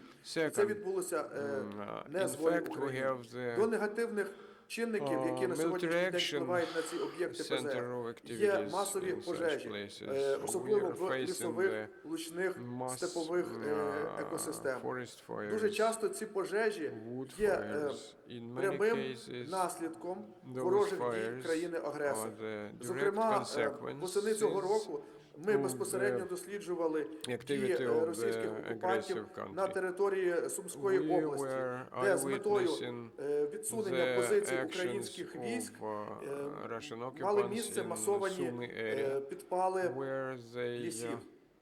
Друге, на massively території об'єктів set, природно-заповідного фонду forests відбувається in fire. масоване будівництво фортифікаційних споруд, Secondly, що прямо there is a протирічить massive режиму, негативно building of впливає на екосистеми, на fortifications збереження in окремих the видів і protected загалом цих areas, територій. which influences Вирубування лісів, the обстріли. protected species. Окреме питання – це They замінування. cut forests, Справа в тім, що, they, як свідчать міжнародні дані, Україна на сьогоднішній день стала найзамінованішою країною світу. Ukraine, according to Замінування, по international суті, data, перешкоджає is the дотриманню highly режиму об'єктів ПЗФ, як з mined точки зору country. контролю, так і з It's number точки one in зору the world. нормального функціонування So, екосистем. we Тому are що speaking here about the якщо normal охорона functioning of об'єктів environment ПЗФ of не може ecological потрапити на цю systems територію, and щоб habitats. здійснювати моніторинг, щоб And здійснювати since we are not контроль able дотримання to цих penetrate that режимів, territory, так, то мінування to так само control over негативно the впливає на regimes, to живі control об'єкти, over які proper охороняються behavior на in that цих areas, територіях the природно-заповідного mining фонду. influences, of Фіксується, course, наприклад, the масована live загибель objects об'єктів there. тваринного For світу. instance, we can І register the massive моніторинг щодо кількості perishing of the таких жертв здійснити fauna and flora in надзвичайно such складно. areas. And the monitoring Наступним we could негативним run there чинником, is very який начебто не є такий complicated. It's very прямий, difficult але який to do it. надзвичайно Again, деструктивно we are впливає speaking about the на destructive influence природно-заповідні території, on the на protected територіях areas, окупованих, а також the на територіях, NRF, які знаходяться у зоні on бойових in дій. occupied Це territories, відсутність the об'єктивного territories that моніторингу, are, моніторингу цих об'єктів і розвитку laid in the екосистем. military На превеликий activity жаль, на area. сьогоднішній день в нас It influences не склалося the ефективної ecological системи systems. Unfortunately, здійснення today, we do not дистанційного have або an віддаленого active моніторингу, system of remote який monitoring. здійснюється на сьогоднішній день And, переважно силами today або this громадських організацій, monitoring is, або ентузіастів. mostly Так, науковців, ентузіастів і тому exercised подібних by людей, the які CSOs, небайдужа доля by, об'єктів природно-заповідного фонду, які enthusiastic залишилися в scientists and окупації. scholars. So На підконтрольних Україною територіях хотілося б відзначити часто героїчні зусилля працівників цих об'єктів, особливо на територіях, де створені відповідні адміністрації, з метою проведення моніторингу і фіксації тих злочинів, тих збитків, які завдані в результаті військової агресії Російської Федерації. Знову таки, на превеликий жаль, існує кричуща невідповідність фіксації збитків між об'єктами ПЗФ, де створені відповідні адміністрації, які докладають необхідних зусиль, і об'єктами природно-заповідного фонду, які перебувають у відданні інших землекористувачів. На превеликий жаль, робота, яка ведеться на таких об'єктах, є недостатньою, тому що користувачі земель не докладають необхідних зусиль для того, щоб фіксувати всі ті негативні зміни, які на таких об'єктах відбуваються. Зокрема, йдеться, наприклад, про об'єкти природно-заповідного фонду, створені на територіях лісових підприємств. Далі. Хотілося б підкреслити, що існуюча криза, яка спричинена агресією, підсилюється, по-перше, триваючими бойовими діями, так, тобто екосистеми, які охороняються в об'єктах ПЗФ, не мають перерви, не мають можливості для здійснення відновлення. А триваючі бойові дії, чим довше вони тривають, тим цей вплив негативний, який вони чинять на об'єкти ПЗФ, на екосистеми, які там охороняються, на оселища, він поглиблюється. І можливості для самостійного відновлення екосистем, або вони розтягуються у часі, або взагалі ставляться під величезний сум. Другий момент, чим посилюється ця криза, це зміни клімату. В країні, яка веде війну, в країні, яка веде бойові дії, звичайно, на кліматичні зміни звертають менше уваги. Але без на сьогоднішній день дієвої системи екологічних коридорів, через які будуть здійснюватися зв'язок між об'єктами природно-заповідного фонду, ми не можемо говорити про післявоєнне ефективне відновлення об'єктів ПЗФ за рахунок обміну, наприклад, генетичним матеріалом. Що хотілося б підкреслити? Хотілося б підкреслити кілька таких основних тез, які стосуються майбутнього об'єктів природно-заповідного фонду. Перш за все, хотілося б наголосити, що країну так за умови належної міжнародної підтримки, міжнародної допомоги ми зможемо відбудувати за кілька десятків років. На відновлення об'єктів природно-заповідного фонду, на відновлення екосистем підуть десятки, а дуже часто і сотні років. Деякі об'єкти природно-заповідного фонду, можливо, ми вже втратили назавжди. Так, наприклад, деякі об'єкти, руйнування яких стало наслідком Каховської трагедії, яка, по суті, може розглядатися як приклад екоциду стосовно України, стосовно української природи з боку країни-агресора Російської Федерації. Друге. Об'єкти природно-заповідного фонду можуть стати модельними територіями для відновлення природних екосистем в зоні ведення бойових дій і на окупованих територіях. Тому на сьогоднішній день ми повинні докласти максимальних зусиль в тих напрямках діяльності, які ми можемо здійснювати. В першу чергу це моніторинг і оцінка збитків, які завдаються цим об'єктам природно-заповідного фонду.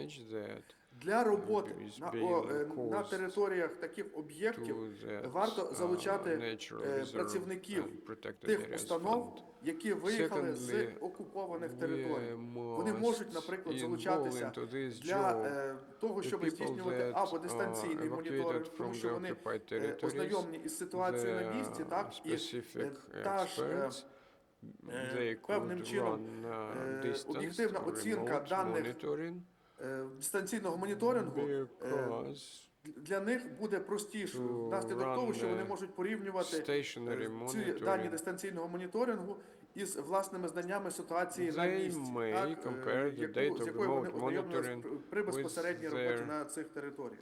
Крім того, варто докласти зусиль для того, щоб налагодити зв'язок з тими працівниками об'єктів природно-заповідного фонду, так, або тими природоохоронцями, які опинились на окупованих територіях, але готові працювати для України. З цією метою можна і варто залучати в тому числі і кошти міжнародних донорів. Анатолій, from international donors for these issues. Let me remind you that we have time limits here. Could you please? На жаль, знову було пропав звук. Але дуже дякую Анатолію за доповіді, дуже конкретні пропозиції, акценти на моніторингу, якого ми жаліємо, ми створювали його десятки років, біорізноманіття так і не створили до війни, і знов продовжуємо в співпраці з екологією, права людини, Українська природоохоронна група і UNDP, фактично всі організації працюють недержавні над створенням цієї системи моніторингу в Україні, в ефективної. Також дякую акценти за те, що ви наголосили на важливості мати зв'язок з працівниками, які залишились на окупованих територіях, працівниками, які в зоні активних бойових дій, працівниками, які виїхали по тим чи іншим причинам на іншу частину більш безпечну України чи за кордон. Це дуже великий ресурс, який можна використовувати в боротьбі, збиранні інформації, боротьбі проти агресора на нашому фронті, якщо можна так сказати, охорони природи. І наступне слово я хочу дати Олексію Василюку, головою правління громадської організації «Українська природоохоронна група». Українська природоохоронна група за останні роки, напевно, була найбільш активною організацією, за ініціативи якої були створені природоохоронні території. Навіть під час війни, ви знаєте, що вони створюються на місцевому рівні, але площа, яка заповідається кожного року, дуже мізерна. І для того, щоб досягти показників 15-30%, які виставлені як критерії досягнення в Європейському Союзі, міжнародними конвенціями, нам, напевно, треба буде такими темпами сотні, якщо не тисячі років. І я хотіла би дати слово Олексію. Олексій, ти з нами? Чи мене чутно? Тебе чути, але ще поки що не видно. Так, не видно, не знаю, чому не видно. Тепер, так, Yes, now we see you, we hear you. Скажи, будь ласка, своє бачення Please tell us about your системи природоохоронних територій в Україні. Отож, доброго дня, шановні учасники слухань. Наскільки я пригадую, це п'яті в історії України комітетські слухання в сфері природно-заповідного фонду. І я дуже вболіваю за їхні рішення. Я знаю, що коли були такі перші слухання, то їх результатом було в результаті створення 30 національних природних парків на зламі 2009-2010 років.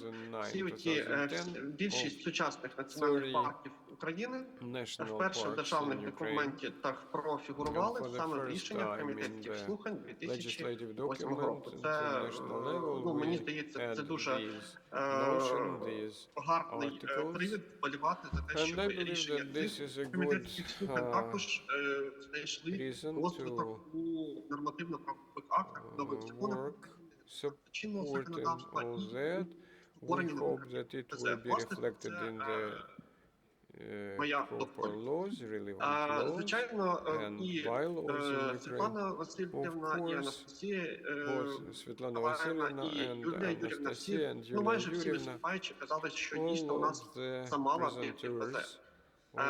І дійсно до нинішнього показника в 30%, який тепер є мірилом, скажімо, якості в Європейському Союзі, ми дуже далекі, тому що у нас 7%. І, звичайно, ці 7% вони були створені, починаючи з 1919 року, коли відбувся перший український заповідний об'єкт, біосферний заповідник Північний Асканія-Нова. І, тобто, працювати є над чим. Але дуже багато об'єктів дійсно не створено через відмову користувачів, через затримку погоджень, через абсолютно різні причини. Дуже багато об'єктів лишаються в якості наукових обґрунтувань або проєктів створення і досі не реалізовані.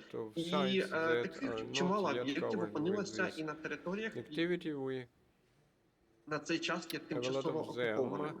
Мова не про The території, occupied про які territories, говорив we're not speaking Анатолій, about the які є в territories. зоні Anatoly активних already бойових дій. І mentioned the дійсно це territories зона of the active катастрофічного руйнування military ландшафту, не тільки military природного, а й activity, because this is антропогенних the area ландшафтів, of сільськогосподарських damaging of населених the пунктів. Ми всі це добре and знаємо. damages to agricultural lands. And Мова не про ці території, мова we are not про talking території, about this type of які опинилися territories, в but the глибокому тилу territories are окупанта самого початку within the вторгнення або навіть у occupied 2014 році. territories Це in території, на яких 2014 взагалі не було and жодних бойових дій. Я знаю, що after зараз the деякі full-fledged invasion.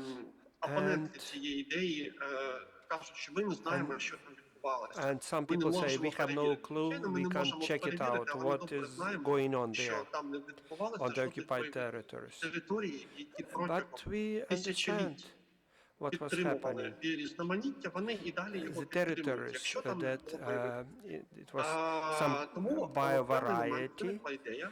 and at Її some підтримали, було stage звернення до президента України. we, Якщо не помиляюсь, тоді it was an appeal to the підтримали presidential науковці office. з 46, якщо не and помиляюсь, наукових установ України. Це 46 дуже багато. research and development establishment Пропонувати supported this державі idea to створювати об'єкт offer ПЗФ, не чекаючи деокупації. Якщо ми знаємо, to що там не було continue бойових дій. stating that these Ця are ідея, protected вона areas, надзвичайно not even важлива waiting як for з the природоохоронної occupation of точки these зору, так і з territories. політичної. And it is very important even from Тому political що саме standpoint, на not тимчасово only окупованих територіях залишилась from the standpoint найбільша of кількість protecting the environment. незаповіданих великих за площею природних And there територій. are Це, substantial, наприклад, Донецький кряж. for Після того, example, як я зараз спробую within завершити, а потім я Donetsk покажу crash кілька фотографій. territory, so-called, Наприклад, I'll show Донецький you кряж. couple Понад of points. 200 тисяч And гектарів about абсолютно непорушених кам'янистих степів. Навіть 200,000, радянська влада. Ну, there добре, is давайте погортаємо. kind of Я прошу просто stone погортати step фотографії. territory Понад 200 that we тисяч call it. гектарів абсолютно And непорушених ландшафтів, тому що навіть радянська 200,000 влада не змогла їх are опанувати. just Це кам'янистий степ, landscapes. там неможливо There орати, is a неможливо long, нічого there is посаджати, там важливо лише Donetsk випасати худобу. ridge, Ця територія ніяк не порушена, and на жаль, the вона territory опинилася в окупації ворога з перших is днів вторгнення в occupied 2014 since році. І 2014, вона в the чудовому Donetsk стані. ridge. Не треба говорити, що вона не And- пошкоджена. Україна може перейменовувати you- міста, перейменовувати We вулиці. are renaming Наприклад, ось streets and територія цієї cities. фотографії – це Довжанський район. And, На момент this is окупації це був Свердловський район. Довжанський, Ми ж змогли його перейменувати. І чому ми не можемо district. оголосити цю територію заказником? Я, наприклад, yes. член Why we can't комісії, як на громадських засадах, член this комісії national з екології двох міст, or які знаходяться в protected окупації. areas. Одне з них повністю знищено. Комісія And нікуди не ділися. There Вони are some продовжують cities працювати. that Формуються громади, are відбуваються різні extinct, державні рішення, basically, і ці destroyed рішення, вони entirely. всі врегульовані законодавством But many people have повноваження moved from обласних there. військових And адміністрацій. Так само definitely, обласні військові when we are адміністрації talking мають право, about голови обласних oblast військових military адміністрацій мають administrations, право heads of the oblast створювати, military, оголошувати об'єкти they can природоохоронного фонду на announce тимчасово the окупованих землях. territories Це навіть as є в national законодавстві. reserves and Це є в protected їхніх areas, функціях. even І within occupied Херсонська, territories. Луганська, Херсон, Донецька область, де є Lugansk такі and величезні Donetsk, площі, частково with the Запорізька, huge там їх менше, але territories, теж and там є Zaporizhia території. much less, Це but території, де also можна, не there are чекаючи some деокупації, of them. оголошувати Not територію even ПЗФ. waiting for the Ті, на які occupation, вже we є can обґрунтування. announce this as protected areas Немає or ніяких reserves. проблем. And no Політична problems. сторона питання. Росія, Political яка є side of the дуже, issue. ми розуміємо, це дуже агресивний окупант, який Russia is проявляє very себе, він aggressive. Включив наші occupying області до своєї force. конституції, і They купу are всього even іншого trying to зробив, щоб include this показати, що це into територія Росії. their Вони constitution створюють в Криму, to name it Russia. в Донецькій, In Луганській областях Crimea, нові Donetsk and природоохоронні Lugansk, території, they показуючи, are що їхня creating держава these працює на цій protected території. А ми areas, цього не показуємо. showing Чому off Україна that they не are створює природоохоронні території в цих Why областях, we are not показуючи, creating що ми не these забули про те, що це protected Україна. І це було би areas логічно. Ми ж, and я сумніваюся, reserves. що хтось з And присутніх it не sounds вірить в logical. деокупацію або не вірить в те, що And це Україна. Без we сумніву. believe, Це and Україна, і ми everybody повинні believes that we сприймати are going to її deoccupy these якось territories. інакше, як якусь This is ущербну territory of територію. Вона Ukraine, така сама which прекрасна, просто зараз ми не можемо туди поїхати. we can't Ми go змушені there right очікувати now. деокупацію. We have to Тому wait я for the дуже хочу occupation. закликати So I'm представників calling everybody, Міндовкілля, Ministry of обласних Environment, військових representatives, адміністрацій, не боятися representatives таких рішень. Ми зараз з колегами працюємо над тим, щоб підготувати один пакет обґрунтування на великі заказники на Донецькому кряжі. До речі, ми ще не відбулися, їх не встиг підписати ще Віктор Ющенко в 2010 році. Був навіть проект указу президента про частину цих заказів. Тому ми зараз готуємо таку велику пропозицію. Я дуже закликаю this proposal. You should have not signed it, and I am calling you to confirm. This is a beautiful place. Unfortunately, many Ukrainians were unable even to see. Please show a couple of photos from this area. In addition to steppe, there are forests in the lower land. And you know, Yulia is from there, actually, born there. I don't know how many people were born in Donetsk and Lugansk. It's a beautiful land with the rivers, with the beautiful land. This territory is, and this is the last slide. And this is rich, this is remaining, whatever remains from mountains destroyed in the ice period. And this territory remains the same for even millions of years, probably. And I'm calling you, those who are able to facilitate this type of decision, and will provide all the necessary grounds. There was no military activity there. We have to demonstrate to the whole world we are still thinking about this territory as Ukrainian territory. This is very valuable land, and that's a very important territory.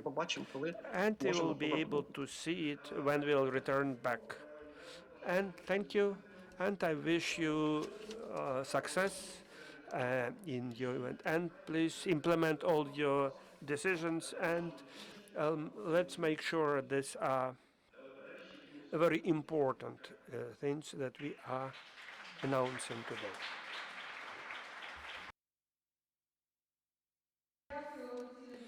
Thank you, Alexei,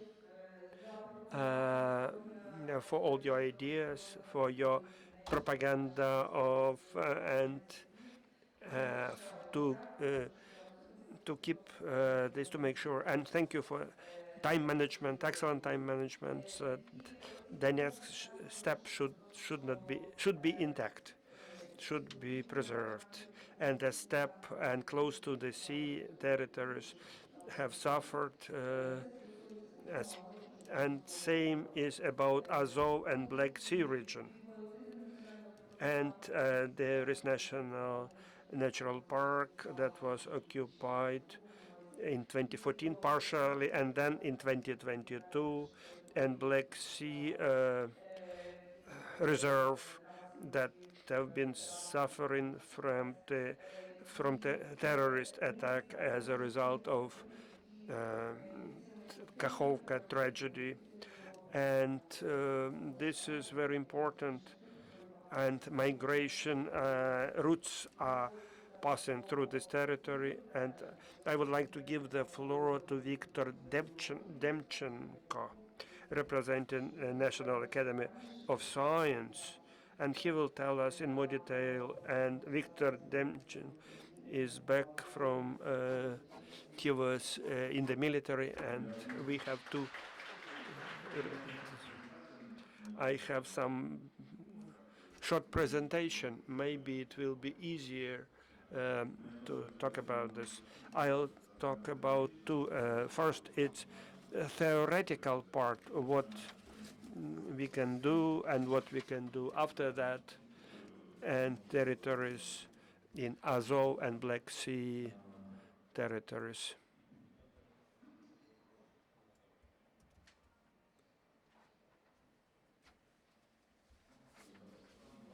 It's an old presentation, but anyway, there is something. Protected areas and reserves. You understand the scope of all this. These protected areas have been established a long time ago, and within 100 years, there are 9,000 territories with different status, and we have to do something. And Emerald Network, unfortunately, it's not yet regulated in the law and regulations. We have swamps and marshy lands, Ramsar lands, and it's not yet studied enough. And there is environmental network, and there is a law on environmental network, and it's pretty problematic from this standpoint. We have substantial potential, and we want to increase it 3 times. And we can't handle it. And yet, whatever is required in accordance with EU requirements, a law on protected areas and reserves passed in 1992. It was entirely different country at that period of time, and we tried to amend it and improve it. Different initiatives. We have developed about 25 amendments and specified and affecting actually protected areas and reserves. We need to take this into account. This law is not mobile enough for different territories with different historical heritage, and this law is somewhat rigid.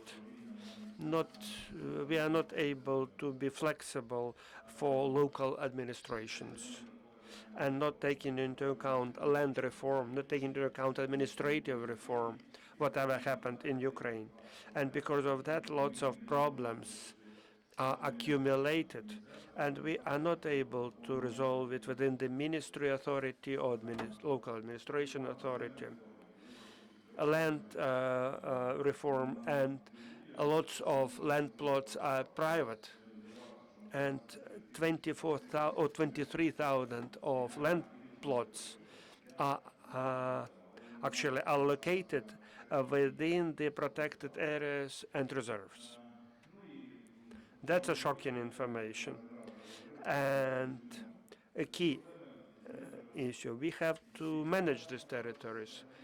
What kind of paradigm for solving these issues? Territories should make some money, but it's a good idea. But to make some money in the protected areas and reserves, it's not that always good. So it's necessary to deal with natural resources or extracting resources or whatever. And we don't have universal management body. And so the most difficult issue, we don't have clear efficiency indicators for protected areas and reserves. Can we say that these protected areas and reserves, have we taken care of biovariety issues and whatever for rare species, for example, and whatever? It's desirable that these territories should be operated in sustainable way, and we have to identify the respective protected areas and reserves. And we need to develop positive image among local communities. Otherwise, we won't be able to enlarge our territories. At the local level, it's hard to develop, especially in the future. So desirable steps to be made. And we have mentioned it already, that for sure we need to change the philosophy of protected areas and reserves. Because a law passed in 1992, it's hard to implement during this period of time. Azov and Black Sea, it's two territories, occupied territories and close to the fighting area, to contact line and whatever. And definitely protection regime is deteriorating, research and development support is deteriorating. At the contact line, at the fighting bio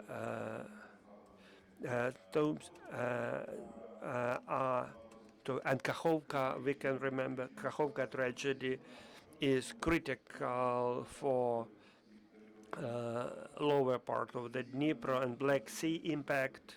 As of today, it's hard to do it technically, but the problems exist, and in the future it will be difficult. And we looked at the Azov and Black Sea area, what kind of problems we talk about. There are different number of protected areas and reserves. Emerald network territories, 27 objects, and 6 at the in the fighting area in the contact zone. And 13 territories are occupied, and these international commitments, we have to take care of these commitments, and we need certain input from R&D institutions and scientists. And the biggest problem, we don't have monitoring system, and directives that Ukraine have Ukraine signed within the water directive, framework directive, but it is somewhat frozen now and not developing in the necessary way. We need to show and to assess what happens in the sea area, and the research and development boat ship that is in Odessa seaport. It may suffer from Russian attacks, but this is the tool that we can utilize for effective and efficient monitoring system of the sea territories. And the list is pretty voluminous. And monitoring systems, unfortunately, are not operational right now. I am not going to dwell about it very much in detail. Ministry and researchers are very much aware about it. But as of today, we don't have clear tool how to assess the status of biovariety and status of how it was affected as a result of war, and what will happen after the occupation, what will be done afterwards. We are losing lots of territories and ecosystems, biomes, and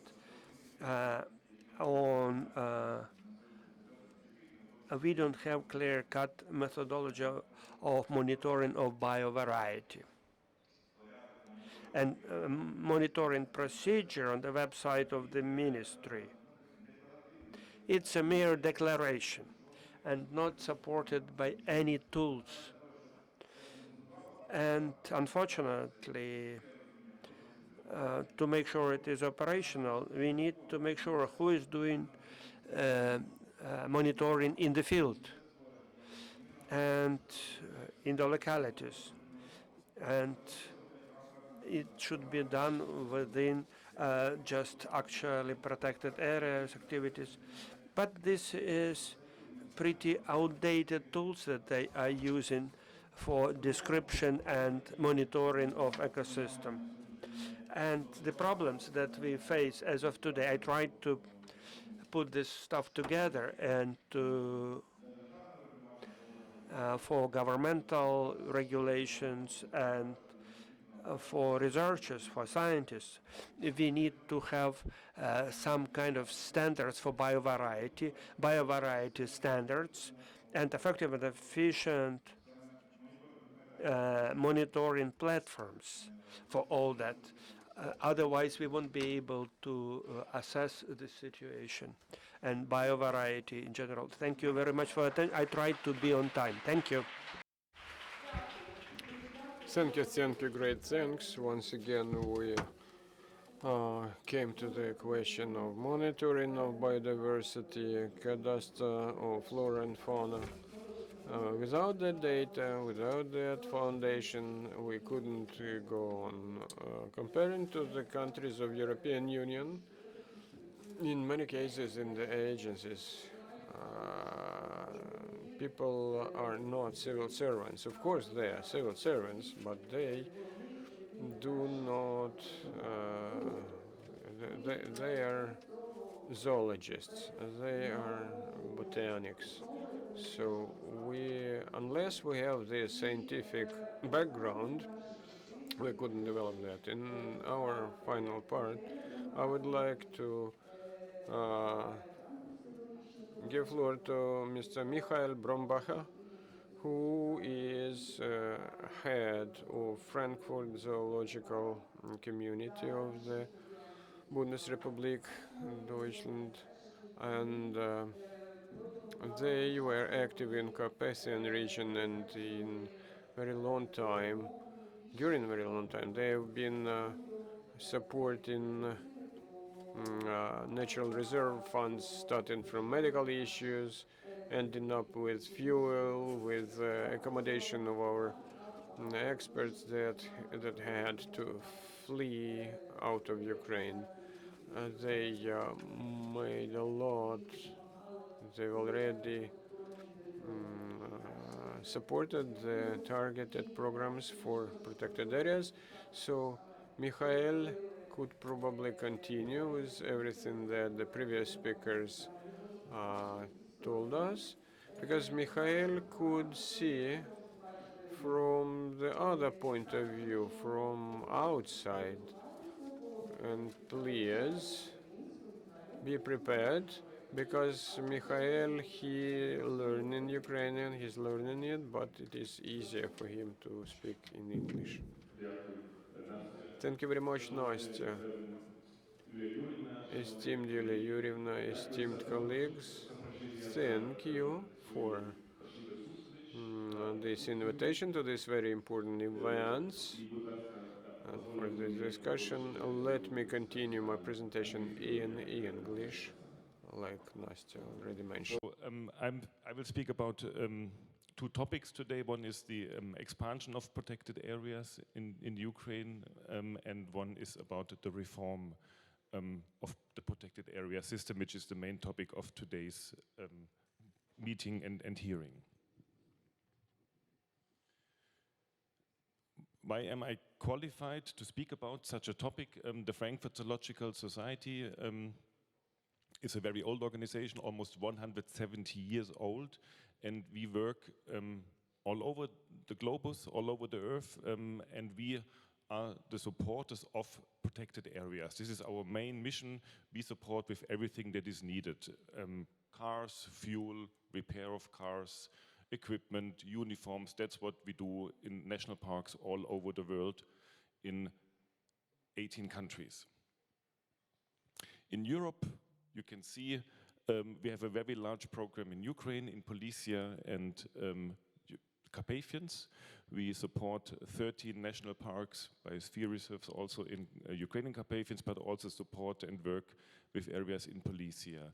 And we protect the most beautiful, most important landscapes of Europe. Some of you remember or know this site on the very top. This is Uholka in Carpathian Biosphere Reserve, one of the largest beach primary forests of Europe. So it's a joint European obligation to protect these areas, these landscapes, these jewels of Europe. And this is the Amazon of Europe in Polysia. This is our Ukrainian team. I represent this team, more than 20 people. We have mechanics, we have carpenters, accountants, communications people, many of them you know. And we are based in Lviv. And as Nastya said, with the full invasion of Russia in 2022, we supported protected areas even to the front line Svitogorje National Park was supported with everything that Nastya listed, 100 tons of goods, medicine, food, everything was provided, beds, mattresses, everything that was needed in this difficult time. We continue this kind of support. We renovate houses, we insulate houses of protected areas, we work with children to take a pause from the war and all the terror of war. We buy generators, we repair the cars of protected areas in Carpathians, we have our own garage, and so on. But now to the topics of today. One is the expansion of protected areas, and it was said before, it's a difficult time for Ukraine. Winning the war is the most important, but protecting nature is also important. It's important for everybody of us. It's important for the people to go there, to take a pause from the war and to, how to say, to heal the wounds of children, of grown-ups, of families that go to Carpathians or Polesia and just have a break and recover from what the war does to all of Ukrainian people. So the protection and the expansion is very important. Ukraine has done a lot. More than 40 national parks have been established since 2000. That's a lot, much more than any other European country. These are some examples from Polesia. So the latest national park that was added is Busharo-Civila. Other national parks have been established in Polesia. Also in Carpathians, we have seen many expansions in Zacharowy Krai, Sinevir, Ushansky, and also Carpathian Biosphere Reserve. So a lot has been done by Ukraine, but there is more to protect. There is more important nature, and these are our global joint ambitions by the Convention of Biodiversity. The goal is set 30 by 30. This means 30% of the terrestrial and marine land should be protected by 2030. That's very ambitious. More ambitious is the European Union, who wants 10% of our land strictly protected. And that's a long way for all European countries. Ukraine has done a lot already, I have to say, much more than Germany. So what are the steps into this direction? I think what is very important, Ukraine has many protected areas, but also many entities that look after these protected areas. So I think one single management authority for protected areas is important. That's the first point. The second is the management authority of the land shall be with the protected areas. I think that's very important, so that the park authorities control and manage all the lands within their boundaries.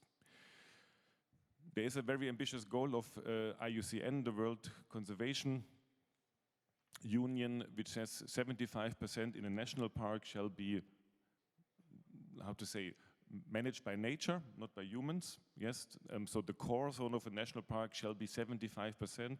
Germany tries to follow this rule, and I think this should be an ambition for Ukraine as well. And we heard it today, there's a lot of damage and destruction and occupation of protected areas in the east. Ukraine lost biodiversity, and it will be like the war has an impact for decades. But Carpathians and Polesia still have potential to protect nature, so they offer a potential for enlargement, and I think we should all work together to protect these beautiful, important landscapes. The second topic is about a reform. Today we speak about reform of the protected area sector, and we work in Ukraine already for 20 years with national parks. We work in Germany with national parks, so we have also our own experience and insight. And let me summarize a few points. So at the moment, there is one ministry which is very good, but it has so much to do with all these protected areas. All the management authority is with one ministry, and that's a lot of work. So I think here maybe some change, some reform. We spoke about the agency, I think can be a solution. And at the moment, there is also an image problem. National parks should have a positive image for tourists, for citizens, but they don't have. There is illegal logging going on. There is logging within the boundaries of the national park. Often it's legal logging, but nobody knows. So the image needs to be increased. We need improved management of the national parks, of the protected areas, because they are important for tourists, and tourists bring money, and the parks need money.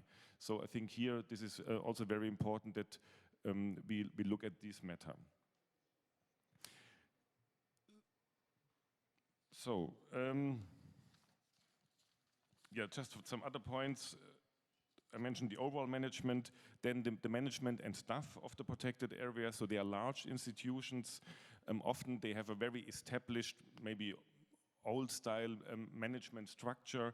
The director is an important person and is the boss, but there is no middle management that takes decisions. So I think more flexibility, more dynamic in the structure is very important. Often these parks, especially in Carpathians, have a lot of staff, much more than other European parks of the same size. So maybe that is something that needs to be looked at. And we heard today about the salary issue. So the salaries are low, and to work for the parks is not very attractive for young, motivated, good, qualified people. And we need young, qualified people in the parks to protect nature. This all is linked to financing. That's a big problem. We heard about the land tax. The land tax is a big burden for the parks.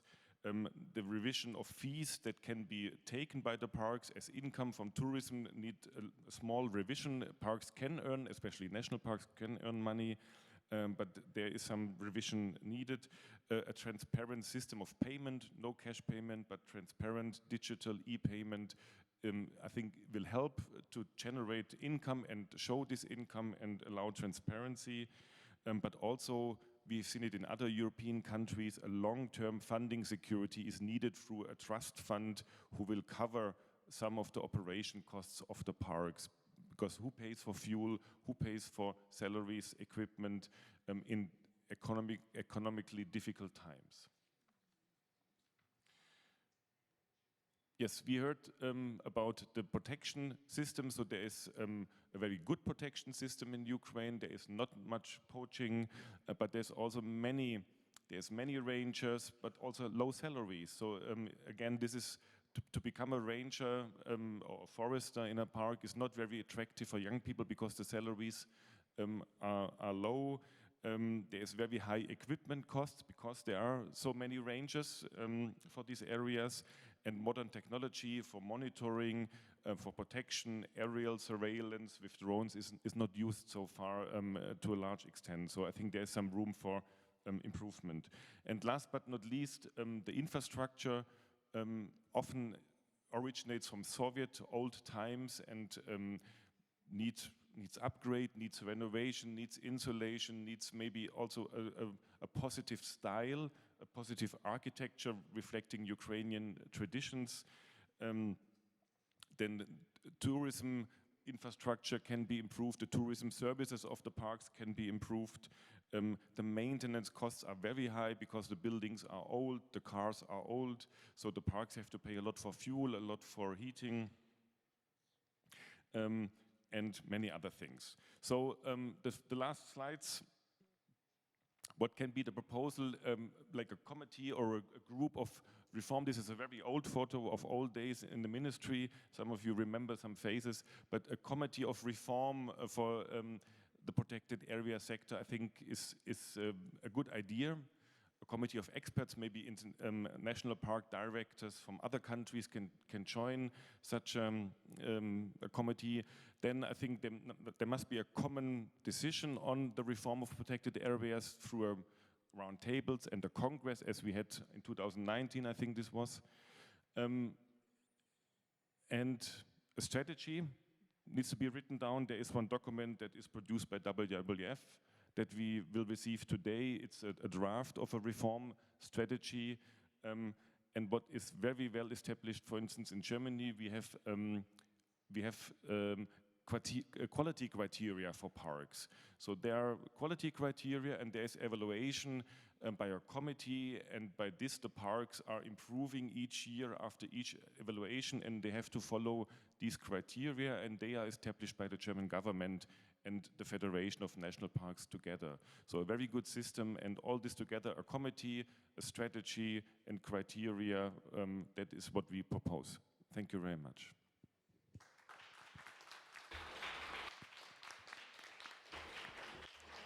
Дякую, Михайло, ззовні, зверху, збоку, на нашу заповідну справу. Я думаю, що ми всі підтримуємо ті пропозиції, які Михайло озвучив, при тому вони перегукуються із Віктором пропозиціями. Дуже дякую. Тепер ми переходимо до частинки нашої бесіди.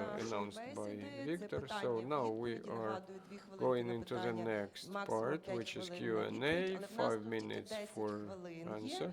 Тому це, я думаю, що буде That's why I believe we will have one question and one answer.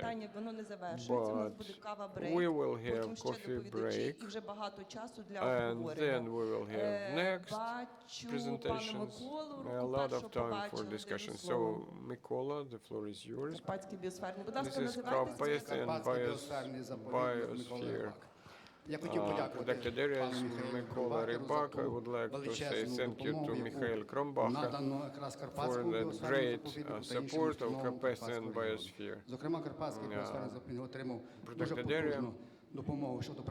So, Carpathian Natural Reserve had very great support with transport, vehicles, motorbikes, machinery. That was very powerful and great support. I would like to ask Mikhail, if you have any opportunity today to support us in sense of funding for land management projects, and the area is under the protected area. But we could not do anything because we do not have funds in our budget. Mikhail, do you understand? Yeah. It's a difficult question because for all these plans, the land management project Semli Ustri, and the management plans, it's not so easy to find international money, but for the management plans we have funds from German government. And for this plot, we will find a solution. I cannot discuss now, but I think there will be a solution. Наступне питання попробуємо, щоб озвучили онлайн представники. Let us try and connect the online representatives. Do we have raised hands online, and do we have any? Yes, we do. На жаль, я не бачу. Прошу вивести на Unfortunately, I екран. couldn't see anything here. Could you please put it on the screen? Амур Федір Дмитрович просить слово. Amor. Ще раз. Амур Федір Дмитрович. Федір Дмитрович Амер. Чути. We hear you. Дуже дякую, дуже багато. Thank you very much. There were a lot of very interesting ideas and things that were earmarked today, and they will be very important for the system, formation of the management system for protected areas or Natural Reserve Fund. So I would like to say thank you to organizers. I would like to ask them to put all of our vision to the Facebook page. But in connection with all that, I would like to turn your attention to the following. In 2021-2022, we had working groups of the Ukrainian Parliament Committee on Ecology. They developed a lot of deliveries, and we'd like to include our proposals into the documents. And we indicated three major parts that are necessary to optimize, to organize the efficient work. First of all, we see the financing, low salaries, and we are speaking here about two things. First, to make changes, amendments to the law on the salary payments to the workers of natural reserve fund, and to make changes to the Article 46 of the law of Ukraine on the natural reserve fund. And secondly, we'd like to propose to develop the national program on developing national reserves and protected areas. It was pretty effective and efficient, and the results that we are getting probably, these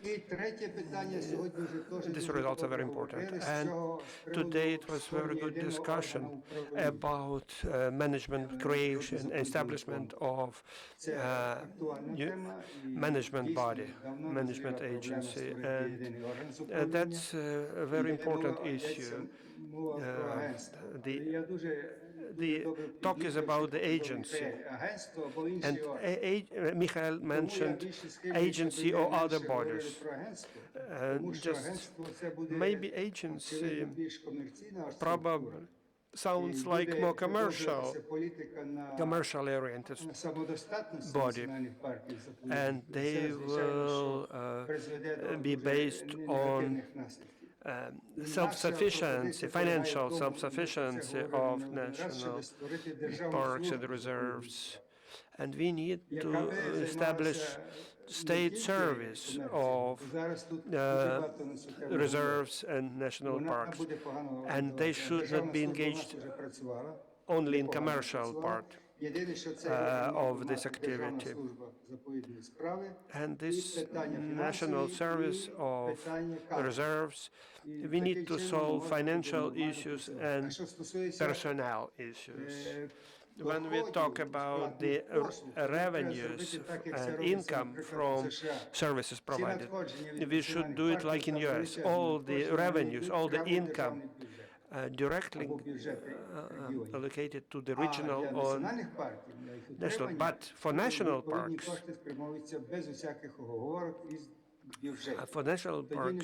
they have direct allocation to this respective body.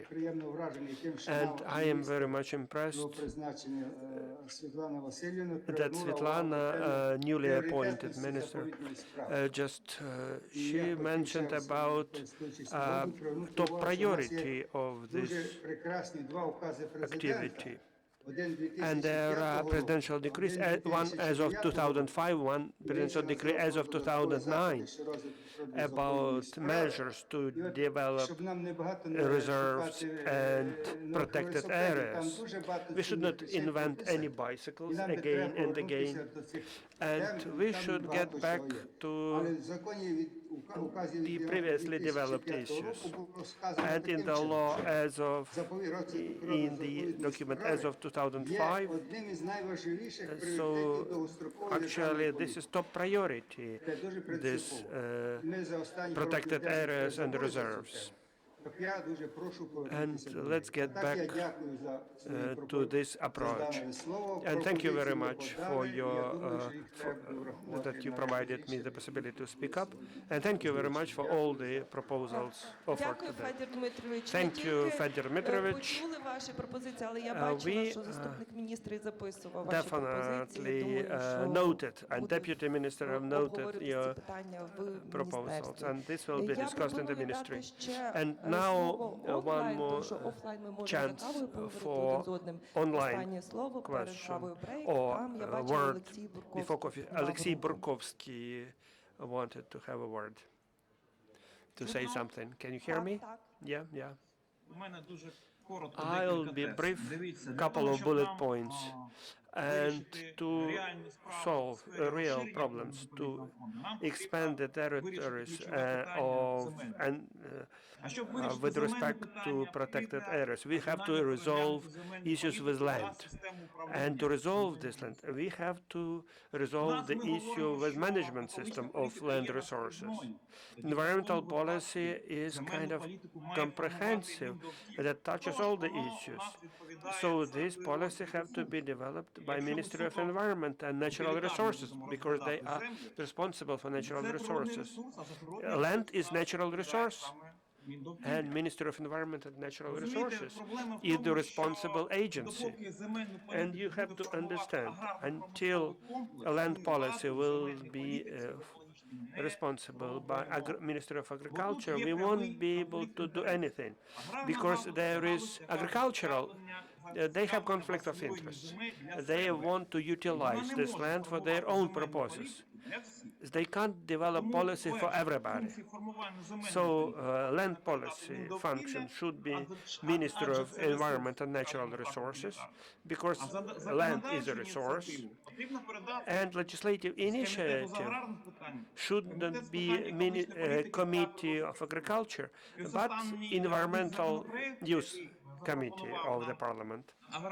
And when agricultural, for example, they want to produce some cultures, and harvest some agricultural produce on these territories. No way.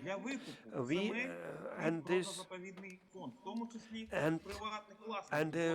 should apply mechanism to buy back the land. Because of decentralization, what happened? The national authorities have lost control over the land. But as well, we have the law on the regulation in the land.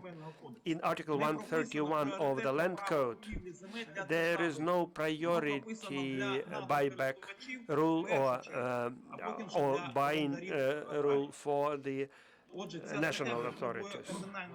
So this article have to be reviewed again, and I'm calling you in case we'll develop some agency that will take care of these issues. And we need to control how land is allocated for purposes of the whole nation. And a lot of land will be in such situation, in such status, that private owners won't be able to use. At least we can preserve these territories. After preserving it, it can be later transferred for national reserves and protection to the area. Thank you, Alexei.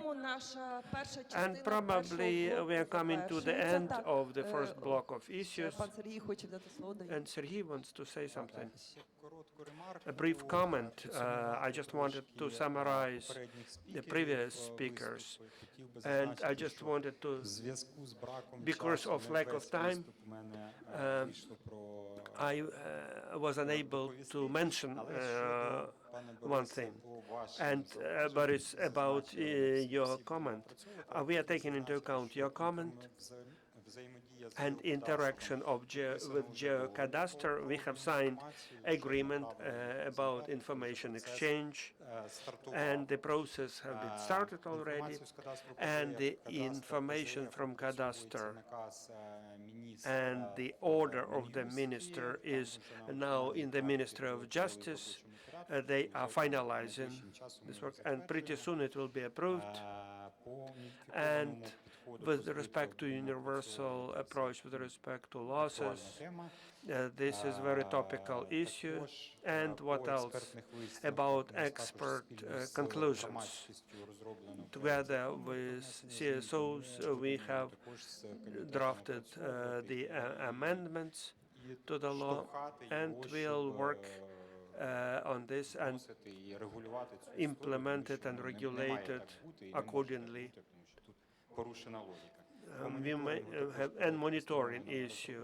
We are drafting ordinance about protected areas and reserves. That's briefly from me. And one more thing, a very good idea to create within the occupied territories protected areas and reserves. It's very important, even patriotic idea, and we are supporting fully all that. Thank you. Thank you, Sergey.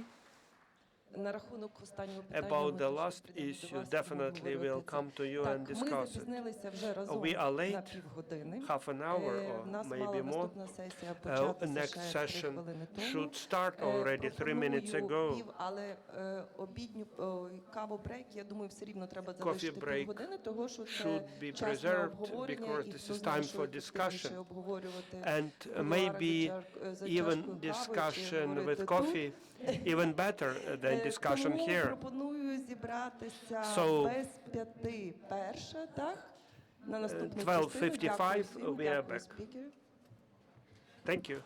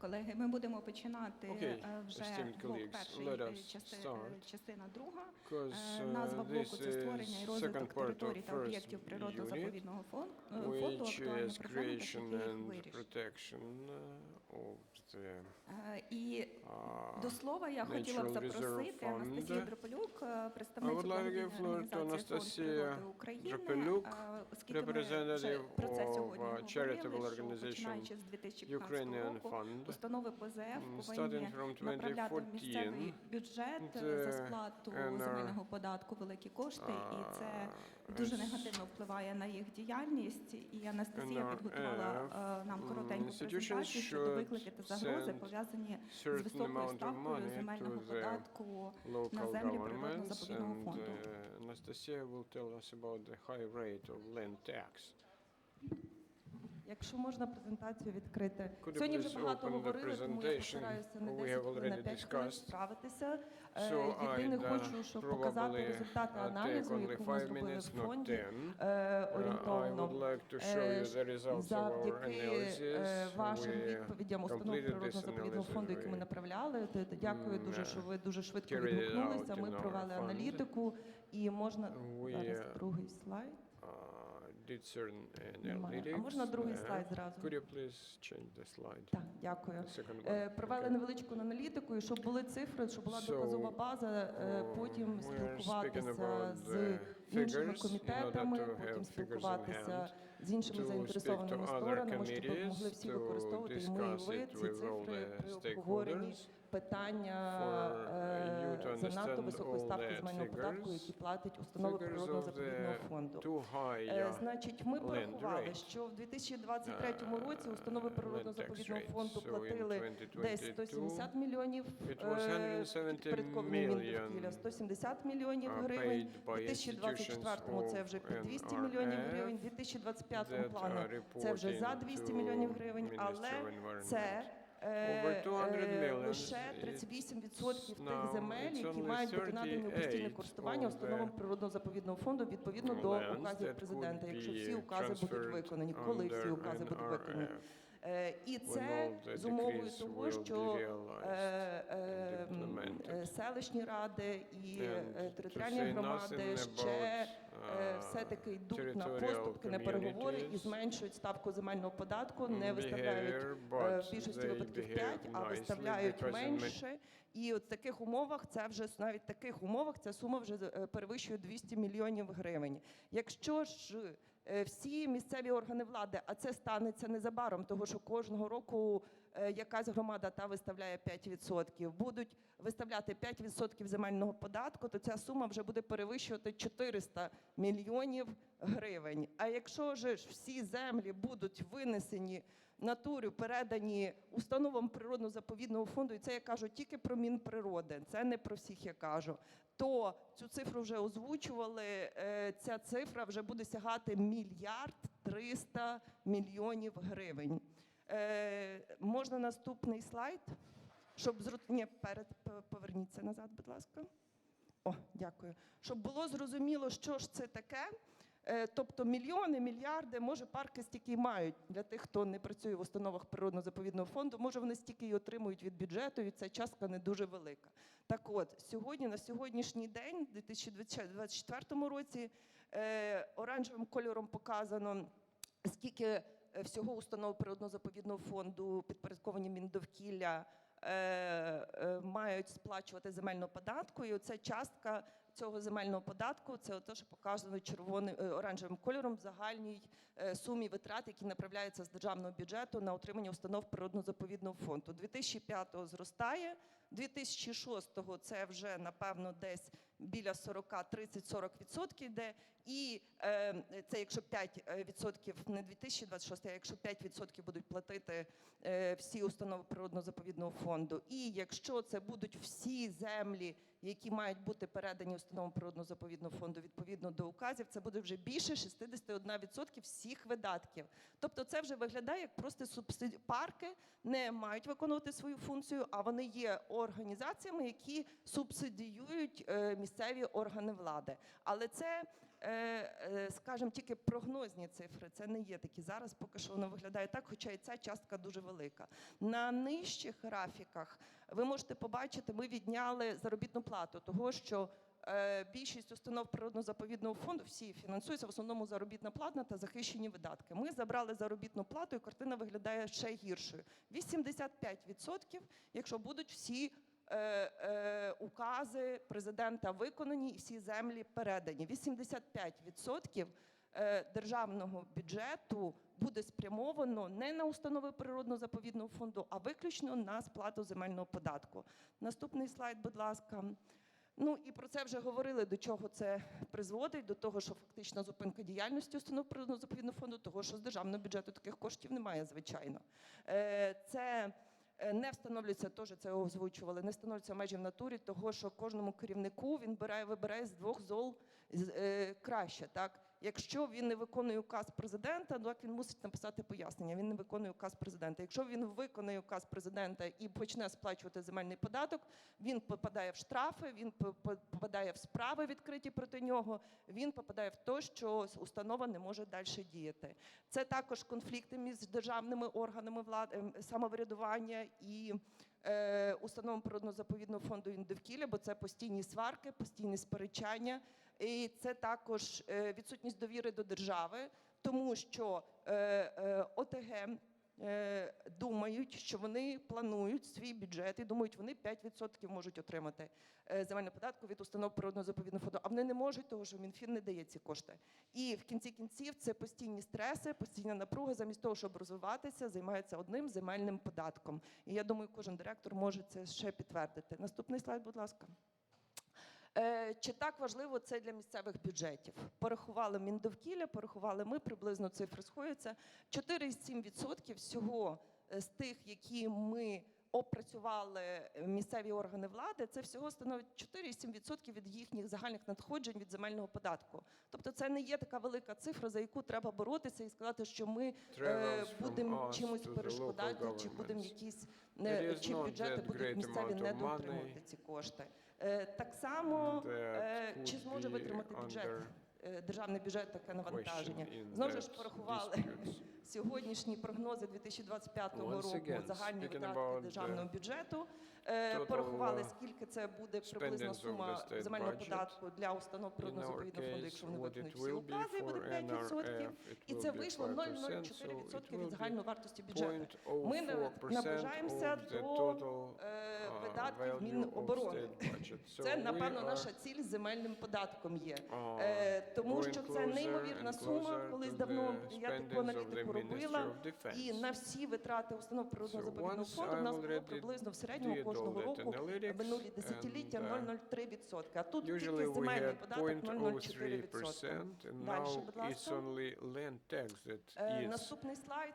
Я хотіла сказати тільки ще два слова про філософію самого цього земельного податку. Це, по-моєму, не озвучили, а може я не пам'ятаю, що сам земельний податок встановлюється для чого?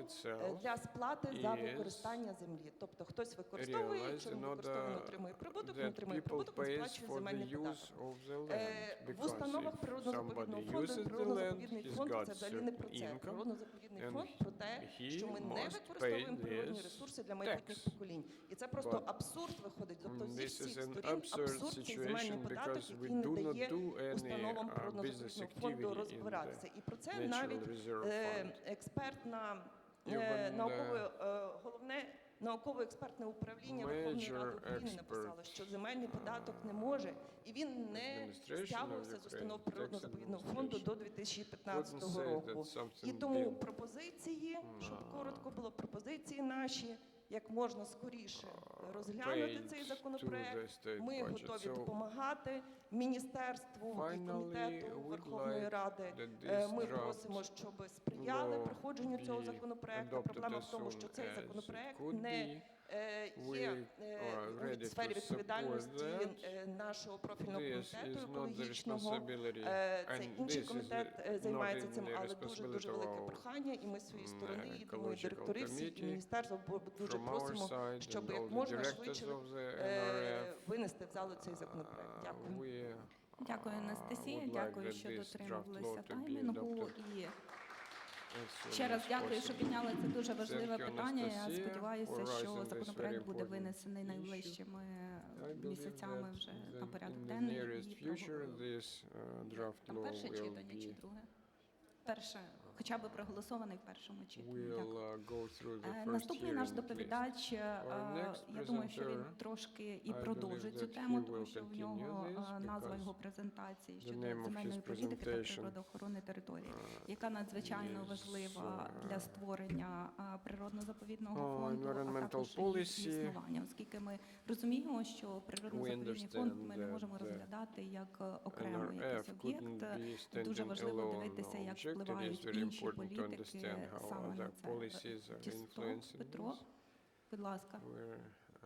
У мене клікер для презентації, можливо, Настя поможе тобі. Петро.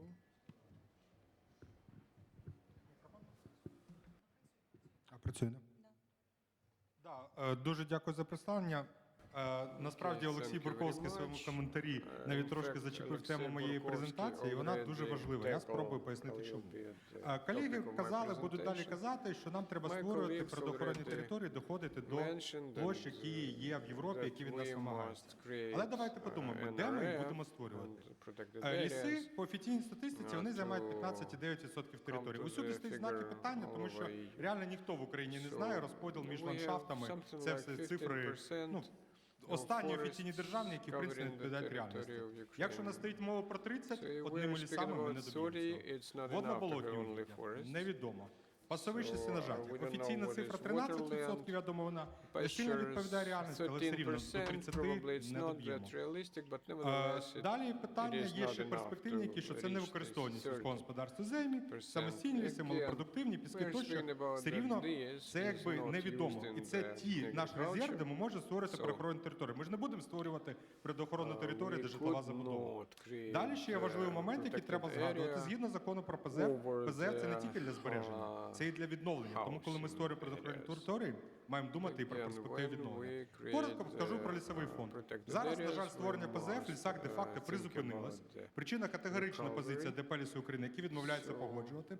Доходить до абсурду. Я є членом робочої групи при Міндовкіллі з певного питання, і нам зайшов лист від ДП «Ліси України», де написано, що вони погоджують створення ПЗФ лише за умови скасування, і якщо Житомирська ОДА і міністерство їх не послухають, вони підуть в суд. Це виглядає абсурдом, коли державна політика, державне підприємство погрожує судом державним органам за виконання державних задач збільшення ПЗФ. Але будемо основно про нелісові екосистеми. Що навіть якщо ми доб'ємося заповідання всіх лісів, що окреме питання, і там є ліси, які може і не варто заповідати, але без заповідання лісових екосистем ми ніколи не досягнемо поставлених цілей по заповіданню. А для цього ми маємо змінити земельну політику, інакше ми не зможемо забезпечити ні біорізноманіття, ні ефективну мережу природоохоронних територій. Це не тільки касається ПЗФ. Та ж смарагдова мережа, вона не буде ефективно працювати, якщо не буде інтегрована в земельну політику. У нас є купа законодавчих актів, які передбачають зменшення площі орних територій. І можна навіть побачити, що Держгеокадастр звітується, що площа зменшується. Насправді це повний фейк, тому що з якогось моменту стали рахувати не по формі щезем, а те, що внесено в кадастр. Тобто в реальності ніхто не знає, скільки пасовищ. Ну просто люди, які виїжджають за межі міста, вони бачать, що пасовища розорюються, зворотнього процесу не відбувається. Далі. Є державна політика, є євроінтеграція. А це коротко за останні 1,5 року ініціативи від Мінагрополітики і аграрного комітету спрямовані на збільшення розорення. Закон про консолідацію земель, аби розорати лісосмуги, знищити дороги, які є, якось розділяються всі території. Скасувати особливий статус страховища, який визначений законодавством. Спростити зміну цільового призначення. Вирощувати олійні та енергетичні культури замість консервації земель. Підтримка повторного осушення боліт через надання дотацій аграріям, які роблять заходи з меліорації. З державного бюджету України збирається фінансувати осушення боліт. Введення процедури ініціатора земельних торгів, коли будь-який фермер може вибрати будь-яку ділянку вільну в громаді, подати пропозицію виставити ці торги під оренду, і громада навіть не має права відмовити. На щастя, частину цих законопроєктів вдалося завдяки позиції і Міндовкілля, і НАЗК призупинити. Частина рухається, і з великою вірогідністю, я думаю, десь на наступному тижні, чи напевно, що навіть існуючі обмеження, які у нас є, масово генеруються, лишаються лише на папері. Є стаття 80 Водного кодексу, де написано, що заборонено розорювати заплави малих річок. Ця стаття абсолютно мертва, вона не працює в реальності. Прибережні захисні смуги десь працюють, десь не працюють. Круті схили. У нас заборонено розорювати схили більше 7 градусів. Можна виїхати і подивитися, що таких схилів просто дуже багато. Пасовище сіножаті у 2022 році було введено обмеження. Теж продовжують розорювати. Самостійні ліси і, в першу чергу, господарських зон національних природних парків. Самостійні ліси і природозаповідні території, про них трошки приклад. Є у нас ПЗФ, які лише на папері. Це стосується, в першу чергу, господарських зон національних природних парків. От приклади, це Подільський товтри, Мєзенський, Карпатський. Причому є велика кількість земель, які СГ. Причому, зрозуміло, деякі землі були орними на момент створення парку, це окреме питання. Але є землі, які самостійні ліс, степи, луки, які зараз розорюються в межах НПП. І, наприклад, от велика подяка, що адміністрація Подільський товтер, вона пробує з цим робити. От біля мене сидить Сергій Володимирович, який з таким питанням боровся на своїй території. Але, наприклад, парки Мєзенський, Карпатський, які повністю це ігнорують, і, на жаль, ми не бачимо сприяння з боку Міндовкілля вирішення цієї проблеми. Далі є питання ті ж заказники. Оце скріншот, заказник з Тернопільської області. Приватна власність розорений. І таких заказників дуже багато. Тому часто ПЗФ це теж, на жаль, з точки зору земельної політики на папері, і треба перестати на це закривати очі і думати, що з цим робити. Це приклад, це я взяв фотографію Держагентства, дуже показово. Самостійний ліс, поруч нормальний самостійний ліс, поруч ділянки, які були розкарчовані. Це теж відбувається. Позиція органу влади. В мене буде трохи жорстка презентація, але я часто їжджу за межі міста, бачу, як воно є. Держгеокадастр і Держекоінспекція бездіють. Писати про, наприклад, порушення земельного законодавства по крутим схилам, це просто, можна сказати, відписка. Воєнний стан, мораторій, можна вийти на перевірку, звернувшись до органу відповідного центрального, чи Мінагрополітики, чи Міндовкілля. Ніхто не звертається, просто краще не працювати.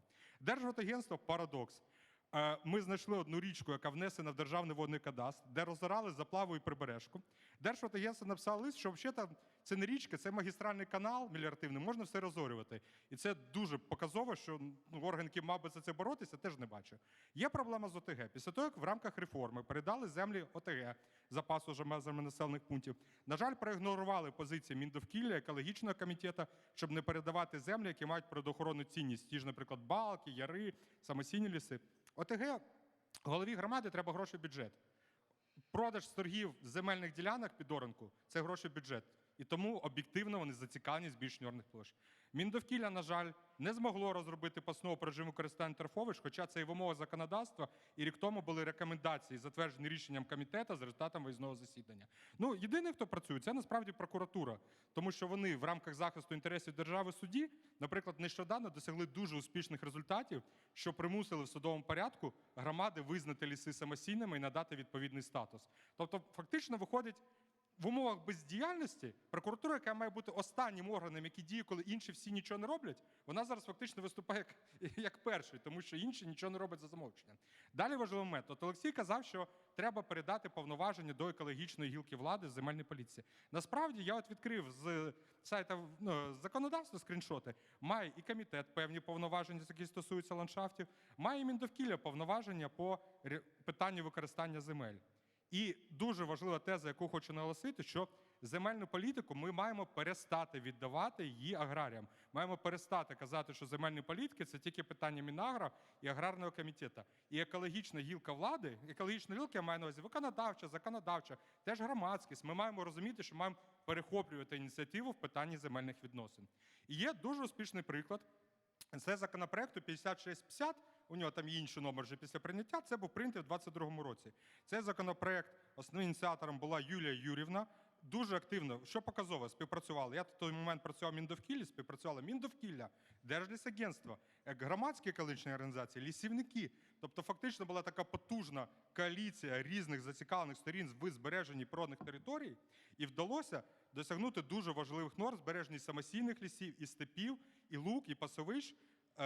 Не так, як ми хотіли, повноцінні обмеження, але вже набагато краще, ніж було до того. І це приклад, коли ефективно, спільно працюють вся така екологічна, можна сказати, гілка влади і громадство, досягають результатів. Наприклад, цей закон він відмічений як успіх України в звіті про євроінтеграцію. Сприяє виконанню програм президента «Зелена країна», коли замість того, щоб садити дерева в степу, ми зберігаємо самостійні ліси. Він розроблений в співпраці екологів, лісівників. І дуже важливо, зараз є новий регламент UDR, який не буде дозволяти продукції, яка з вирубки лісів попадає на європейський ринок, потрапляти туди. І самостійні ліси, вони теж покриваються цим регламентом. І ми наперед виконали вимоги ЄС таким законом. І моя така пропозиція, що треба перше, що зробити, терміново ініціювати, затвердити законодавчі зміни, аби закрити дірки, які використовують, аби розорати природні екосистеми. Ті ж заплави малих річок. Вони ніде не визначаються. Тому вони відповідно аграрії кажуть, ми ж не знаємо, де це заплава. Держгеокадастр каже, ми не знаємо, де це заплава. Це треба зробити і багато мілких речей, які можна закрити при наявності політичної волі. Далі дуже важливо завершити реформу державного екологічного контролю, бо немає прокуратура працювати замість Держекоінспекції. І знов-таки, ще раз повторю, нарешті вже з 2020 року пора вже зібратися і розробити постанову КМУ про режим використання торфовищ, яка дозволить зберігати ці території. Дуже дякую. Дякую.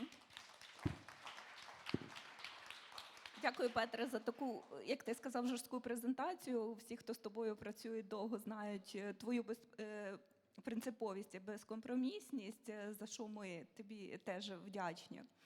І я би хотіла сказати, що навіть ці питання інтеграції саме охорони біорізноманіття у всі галузі політики, вони піднімаються вже на глобальному рівні, і основне завдання, в тому числі і розроблення стратегії охорони біорізноманіття, там знайти шляхи такі, щоб саме інтегрувати охорону біорізноманіття у всі державні політики. Тож я дуже сподіваюся, що при напрацюванні цієї стратегії, яка зараз напрацьовується експертами ПРООН разом з Міндовкіллям, ми все-таки знайдемо шляхи і пропишемо чітко, як ми це бачимо. Наступно я би хотіла передати слово Богдану Кученко, екологу громадської організації «Центр екологічних ініціатив «Екодія». Він підготував презентацію, як Україні досягнути національних цілей щодо площі природно-заповідного фонду. Це теж питання піднімалося вже на сьогодні, і дуже буде цікаво подивитися саме на бачення «Екодії». Дякую. Так, добрий день всім. Одразу такий короткий дисклеймер. Ці рекомендації розроблені на основі дослідження, яке ми проводили спільно з фахівцями Української природоохоронної групи, зокрема Петром Тєстовим та Олексієм Василюком. Тож представимо, так би мовити, спільну позицію, яку ми напрацювали в ході аналізу практичного досвіду. Ну, для початку, я думаю, більшість з вас знайомі з цими показниками, але коротко нагадаю, що в нас основна ціль закріплена в законі України про основні засади, стратегію державної екологічної політики на період до 2030 року, де чітко вказано, що на кінець, на 30-й рік, тут можна дискутувати, чи на початок або на кінець року, має бути щонайменше 15% площі України в складі природно-заповідного фонду.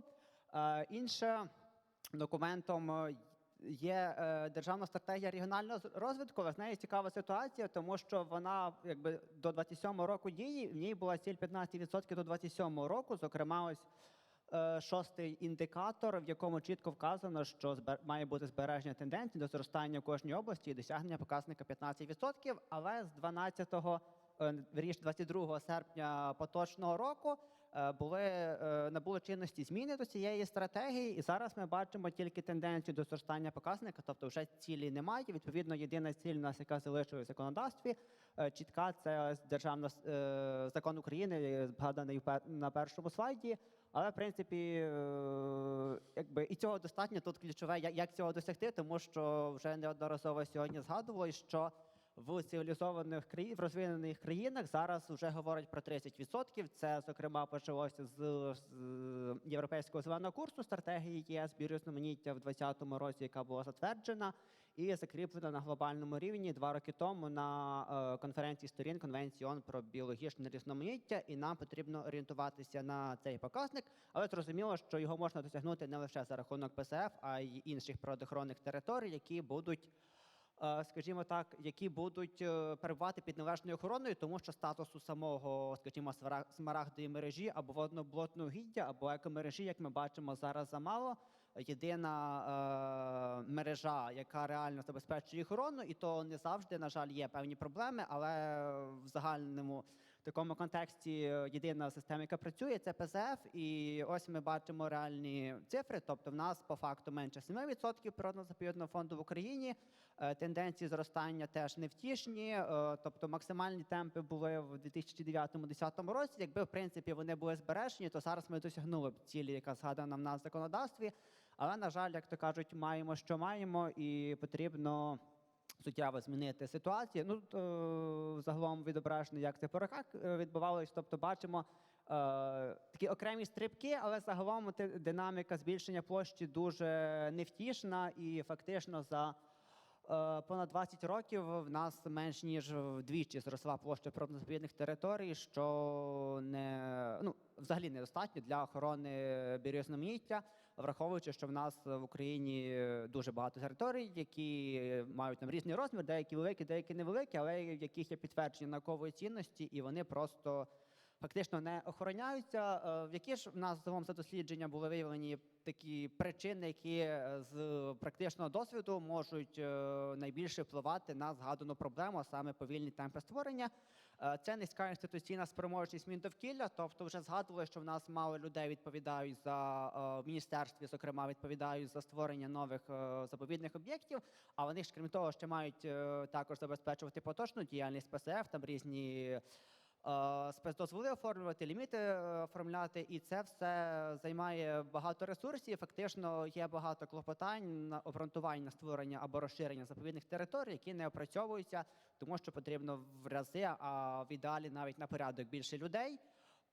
Також є проблема, що для окремих областей в нас немає показників заповідності, тому що, скажімо, Закарпатська область або Київ, як адміністративно-територіальна одиниця, вже перевиконали показник 15%, але чисто за рахунок того, що тут є, скажімо так, в відсотковому відношенні більше природних територій, відповідно, навіть попри досягнення цього показника є ще куди рости. Відповідно, для таких регіонів має бути вищий показник. Натомість там, де природа на 80% розорена, скажімо, як, не знаю, Миколаївська, Херсонська область, можливо, там не вдасться досягнути 15%, принаймні на рівні з в ті самі терміни, хоча я сподіваюся, в майбутньому теж це досяжно. І загалом важливе теж питання. Також є така дещо парадоксальна ситуація, про яку згадував вже попередній спікер, що в нас, в принципі, вона логічна з точки зору поваги до права власності, що потрібно з усіма власниками або постійними користувачами земель погодити створення нових заповідних територій. Але ось є парадоксальна ситуація, коли, наприклад, є державний ліс, який має слугувати інтересам держави, є інтереси чіткі закріплені, що нам потрібно зберігати природні території, збільшувати площу ПЗФ. Відповідно, все є для того, щоб зберегти цей ліс, а лісгосп, чи зараз ДП «Ліси України» каже, ми не хочемо тут створювати ліс і фактично через це створювати заповідну територію, і через це все блокується. І, типу, і те державне, якби представники держави, а є такі суттєві суперечності. Ну і наступне, ще таки коротко про інші пункти, це те, що навіть ті землі, які по закону не потребують погодження, а це ті, що в рамках земельної реформи були передані громадам у 2021 році, тобто, по суті, це землі запасу, вони де юре можуть заповідатись без погодження громади, де-факто це не відбувається через, скажімо, переважну позицію департаментів екології обласних, які не дають подальшу, не запускають процеси створення, а все рівно посилають на погодження громад документи, і зрозуміло, що громади відмовляють. Також коротко про причини, які, скажімо так, теж важливі, але не буду на них сильно зупинятись. Це є проблеми з, скажімо так, опрацюванням документів в обласних державних адміністраціях, навіть не через інституційну спроможність, а через принципову позицію їхніх представників, що вони мають конфлікт з певними науковцями, і вони від них принципово не погоджують жодні документи, що, в принципі, якби не зовсім в рамках закону, тому що вони зобов'язані виконувати свою роботу, якщо немає, якщо все зроблено за процедурою. Ну і загалом є ще проблема, про яку згадували, це скасування, тобто це представник екологічної прокуратури, згадував, що в нас скасування заповідних територій часто відбувається простіше, ніж їхнє створення, і це якби велика проблема, що ми говоримо про необхідність збільшення площі природоохоронних територій. Ну, інші проблеми частково вже сьогодні згадані, тому не буду на них зупинятись. Перейдемо до рішень, які, на нашу думку, можуть допомогти виправити цю ситуацію. В першу чергу варто спростити процедуру створення нових заповідних територій на землях державної та комунальної форми власності. Тобто, якщо ми говоримо про погодження, тут різні варіанти можна розглядати, але якщо ми говоримо про погодження, то має бути встановлений чіткий термін, протягом якого має надійти відповідь, тому що часто буває, що громада чи лісгосп просто там роками не дають відповіді, що вони за або проти. Відповідно, не зрозуміло, фактично вони проти, але в документах це ніде не закріплено, і таким чином немає можливості рухатись далі, має бути якісь чіткі терміни, що якщо немає відповіді, значить це мовчазна згода і можна рухатись далі. Також мають бути виключні підстави, це вже більше для, скажімо, роботи з обласними департаментами екології, що якщо є повний пакет документів, то відповідальні чиновники мають їх схвалити і відправити на подальше опрацювання, тому що якби це має бути чітко прописано і не має особиста неприємність сприяти блокуванню створенню заповідних територій. Також по процедурі резервування, коротко, у нас зараз по факту це прописано так, що якщо якісь науковці або, скажімо так, громадські організації хочуть зарезервувати територію під заповідання, щоб вона охоронялась до моменту створення ПСФ, вони мають заплатити за проект землеустрою і протягом 5 років отримати погодження. Якщо цього не буде, то фактично гроші витрачені даремно і природа буде знищена. Як пропозиція, можна автоматично запроваджувати резервування території після отримання погодження від землевласника, тобто є погодження, користувач-розпорядник землі згодний, що вона має охороняти і все. Відповідно, вона вже має бути перебувати під охороною навіть до моменту підписання указу президента чи рішення обласної ради. Ну і також варто зробити більш суворі умови скасування статусу ПЗФ, щоб уникнути дерибану цих територій, в першу чергу під забудову. Це, на жаль, поширена проблема в деяких регіонах, коли просто знищуються території, і потім скасовується статус в таких приватних інтересах. Ну і загалом про інші рішення згадували, зокрема ось про тимчасово окуповані території Олексій Василюк, тому якщо будуть питання, то точково зможу на них відповісти. Дякую. Дякую, Богдане, що підготували нам перелік рішень. Я бачу, що по більшості рішень наше суспільство більш-менш погоджується. Я думаю, це добре, тому що це якраз дозволить нам швидше їх впроваджувати. Я хочу передати також слово Тарасу Ямелинцю, керівнику напрямку «Рідкісні види ВВФ України», щодо майбутнього природоохоронних територій України, бачення ВВФ Україна. Будь ласка. Дякую. Власне, моя тема мого виступу – майбутнє природоохоронних територій в Україні, бачення ВВФ, і вона базується на розробленому документі, який є двомовний, англійською, українською, українська версія. І, мабуть, що тематика все-таки стосується як першої частини нашої сьогодні зустрічі, блоку 1, так і другої, тому що там, власне, мова йде і про виклики, і про стратегію, і наше бачення, як вийти з цієї ситуації. Значить, сам документ був розроблений фахівцями ВВФ Україна спільно з нашими колегами з ВВФ Центрально-Східна Європа, але крім того, були залучені і ряд інших організацій, про які я, в принципі, в подяці згадаю вже в кінці презентації. Отже, перша частина самого документа в нас стосується більше шкоді, завданій війною в країні. І, власне, я на ній буду менше не зупинюся, так, а все-таки зупинюся, тому що про це вже багато говорили переді мною, зупинюся все-таки на питаннях якраз оцінки системних недоліків в природоохоронній галузі і стратегічного бачення щодо розвитку природоохоронної території в Україні. І взагалі, висвітлюючи ці питання, ми, власне, як організація хочемо започаткувати змістовний діалог і підтримати і політиків, практиків, національних, міжнародних експертів і партнерів наших в бажанні реформувати природоохоронну галузь і біорізноманіття нашої країни. Отже, власне, це зроблений фактично в перших двох розділах короткий експрес-оцінка впливу війни на ПЗФ України. Так, я не буду на цьому зупинятися. Власне, перейду відразу до ключових проблем в сфері охорони, так, про які, зрештою, вже багато доповідачів згадували і говорили, тому я швиденько просто, і вони є описані більш детальніше в цьому документі. Ось, швиденько прийду і почну, власне, з законодавства та і політики, оскільки можемо говорити, що чинне законодавство України в галузі саме збереження природи не може ефективно вирішувати ті виклики, які стоять, і згадувалося вже неодноразово і про приватизацію земель, і про децентралізацію, так само і цілі, які поставлені в законом України про основні засади державної екологічної політики України до 2030 року, вони амбітні, але їм бракує необхідних інструментів і фінансування для того, щоб їх реалізовувати, ці цілі. Відповідно, ми маємо так само проблему з законом про екологічну мережу. We are still having the problems with environmental network legislation. Вона теж ставить перед нами певні вимоги, які стосуються і визначає природоохоронний напрям нашої країни. Тобто є ряд законодавства, стандартів, які Україна повинна прийняти відповідно до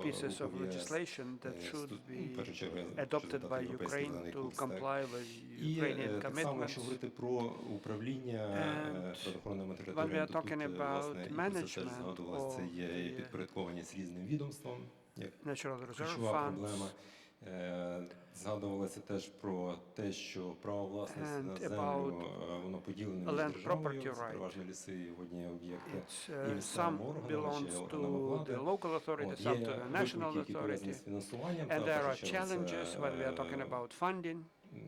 низькі заробітні плати. And very low pay, це все very low немотивованість wages, персоналу, and яка our спричиняє personnel певні, is not і створює сприятливі умови для motivated enough корупції. from financial І standpoint, відповідно and низького рівня some персоналу, corruption який, власне, з цими issues. пов'язаний та з фінансуванням, ще низька кваліфікація and персоналу. low qualification of the Тобто це personnel. теж один з викликів, які This is стоїть also a перед challenging ПЗФ. factor Далі в нас to, є виклики, пов'язані з менеджментом, National Reserve менеджменту Fund. природоохоронної території, тобто йдемо про And when we talk about the ефективну management реалізацію of, 10-річних планів, і вони, їх 10-year ефективність plans, їхня є and відносно низькою, саме через те, efficiency що of the під час plans are планування цих pretty діяльностей не low, залучаються місцеві стейкхолдери, не залучаються because громади. when the до planning планування. is done, Відповідно, local stakeholders are not engaged. це теж як один з викликів. And Моніторинг, про is який, also в принципі, very було important декілька thing. And презентацій сьогодні. monitoring Тобто це є теж that couple of проблемна people mentioned складова before me, через брак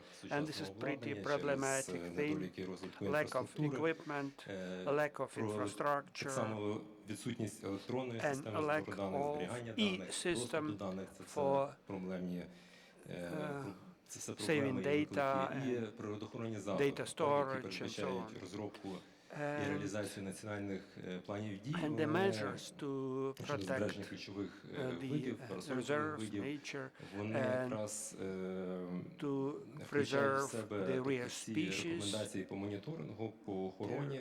Їх Our потрібно, тобто, recommendations with respect to є monitoring, частина нацпланів прийнятих, and тобто і вони в певній couple мірі of реалізовуються, plans але are для цього adopted, потрібно some plans are розробляти для інших ключових implemented, видів нацплани. but Тобто for other ВВФ теж з цим species, працює. У нас є some деякі plans напрацювання have to по be developed, ключових хижаках, скажімо, такі як ведмідь, рись, with зубр, так respect само, to ось. І є ще bear, for example, проблеми, які lynx, пов'язані з природоохоронними заходами. Це є, власне, just і we have plans in this стандартизований моніторинг. field, Ось, and тобто as це well є моніторинг, we синхронізаційний моніторинг. and we Це need є to питання synchronize моніторингу, як такого. monitoring and Про the нестачу issue фінансування я, and в lack of принципі, вже funding. згадував, тому I have за браком mentioned. часу я це прийду до наступного So слайду. з I'm вашого going дозволу. to Значить, dwell about перетворення, something else. розорення природних ландшафтів. так. And Про це теж preventing говорили. Ось у нас мова йде про те, що just transferring lands for екологічні agricultural правопорушення, use, наприклад, flowing такі in як it, перетворення степових селищ, які потребують step охорони, is їх проводять сільське transferred господарство, for agricultural сільськогосподарські purposes, угіддя, точніше, це є теж правопорушення, які залишаються безкарними, and які these are the violations that are not саме через застарілі механізми правозастосування. І, звичайно ж, because of very земельний кадастр outdated і неточності application of земельних law, ділянок, які and вносяться, і, в there are принципі, no відсутність clear меж borders for the земельного land кадастру. plots Це та проблема, про яку in згадувала the екологічна land cadastre. сьогодні екологічна прокуратура. and І це Environmental те, з чим Prosecutor треба Office працювати. have mentioned about І this в нас today. є і інші проблеми. And we Просто have бачу, що other час problems as виходить. well. Значить, ну, скажімо, But I have одна з limited проблем, time, яка so може виникнути вже після того, як there will be a в нас problem завершиться війна, і ми будемо the war will відновлювати нашу, end. наприклад, інфраструктурні об'єкти, транспортні And we need інфраструктурні to об'єкти.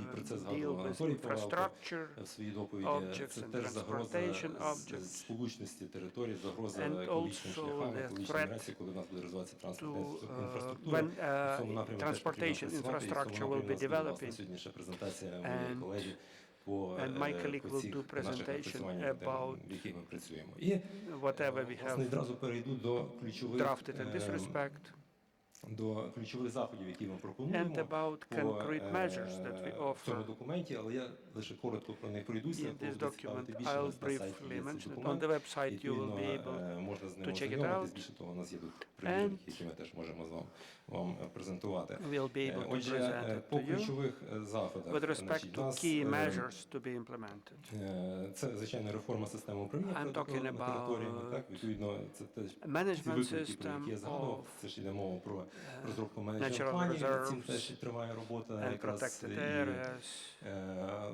в рамках окремих проєктів, And по окремих there are територіях, specific менеджмент планів за projects, європейськими стандартами. Це і and these перелік management plans should be in правової бази, це compliance і with the European внесення меж standards територій, по чому and clear теж у нас є borders напрацювання, of the і так само ми respective працюємо якраз territories спільно з з іншими And we are організаціями. working with other organizations in this Це field. є так само, якщо по війні And говорити, as так, well, if we тобто are екологічні talking збитки, які about the стосуються impact of war війни, and так, тобто environmental треба теж damages, зробити оцінку цих we екологічних need збитків. to do the assessment По of environmental фінансах теж damages розписано, яким чином ми and можемо financial issues, how really we can формувати сталу фінансову систему make sure і we can have sustainable національний financial system моніторинг за and біорізноманіттям. national monitoring І and далі biovariety monitoring. пропонуємо And we offer конкретні concrete and шляхи. Тобто, в specific першу чергу, це йде мова про ways створення we are міждисциплінарної talking about робочої групи фахівців з різних сфер,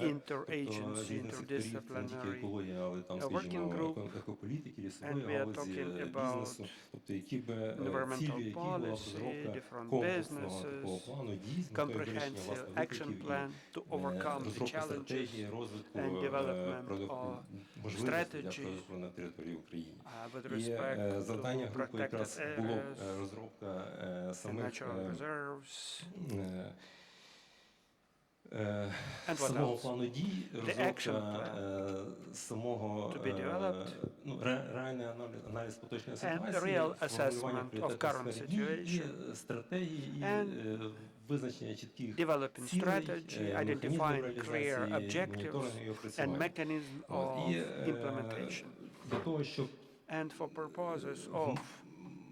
І для того, щоб цей план дій був розроблений, так, ми в цьому документі теж пропонуємо принципи, основні принципи, які повинні дотримуватися під час розробки цих план дій.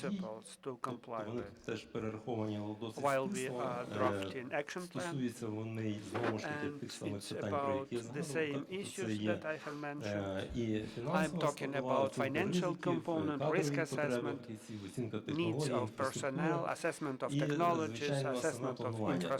Потрібно чітко бачити, які етапи, як розробляти сам план дій, тобто які кошториси кожного з компонентів цього плану дій, які можуть бути прямі витрати і постійні вимоги. Тобто, в принципі, це все воно, бачу, мене вже час завершився. Просто це все описано теж в цьому документі. І останній слайд. Можна, тому що я, власне, згадував на початку, що ця робота була здійснена не лише нами, тобто дякуючи нашим партнерам, з якими ми проводили консультації, якими ми проведені ряд вебінарів.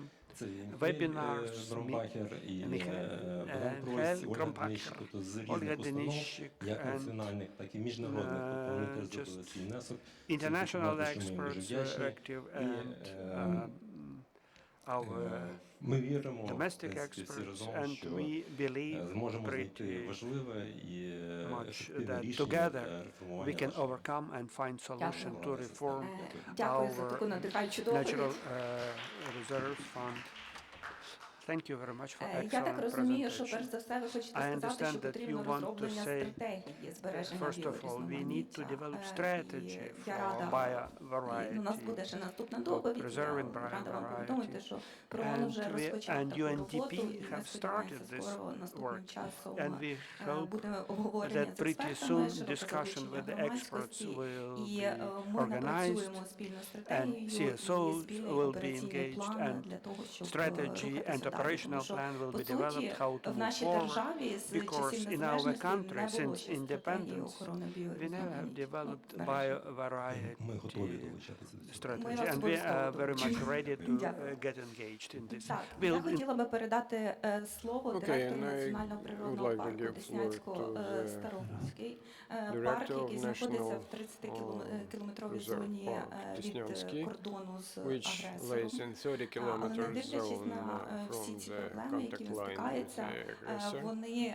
In spite of the стійко problems he is працюють facing, і навіть they змогли work отримати in USN International they Range even, Award у 2023 році. Будь ласка. Дуже дякую. Шановна Юлія Юрівна, шановні організатори, я дуже дякую, що у мене сьогодні є можливість озвучити проблемні питання функціонування установ природозаповідного фонду. В першу чергу тих, які знаходяться в зоні активних бойових дій, на прикладі speak Деснянсько-Старогутського національного on природного the парку. Деснянсько-Старогутська Презентацію, якщо можна. парк. Наступний слайд. Next slide, please.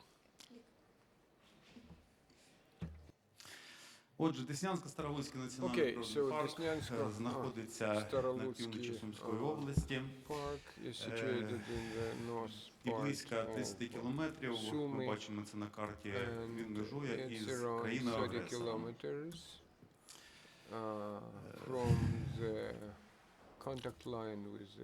На сьогоднішній день територія знаходиться під, на сьогоднішній день, із перших днів війни, територія національного парку знаходиться в зоні активних бойових дій, знаходиться під постійним обстрілом, значні площі заміновані і забруднені вибухонебезпечними предметами. Періодично з'являються диверсійно-розвідувальні групи ворога. Тому через таку ситуацію близько до 60% площі у нас відсутній доступ працівників. Через це більшість працівників служби державної охорони знаходяться на простої, четверо у нас перебувають в лавах Збройних сил. Пройдемо трошечки пізніше, користуючись, що на слайді є карта, я, мабуть, почну із проблемних питань, які потребують термінового вирішення. З заходної частини національного парку, там, де більше голубого кольору, ми бачимо Десну. І маємо такий парадокс, що Деснянсько-Старогутський парк, але на його території Десни немає. Десна залишилась в Чернігівській області.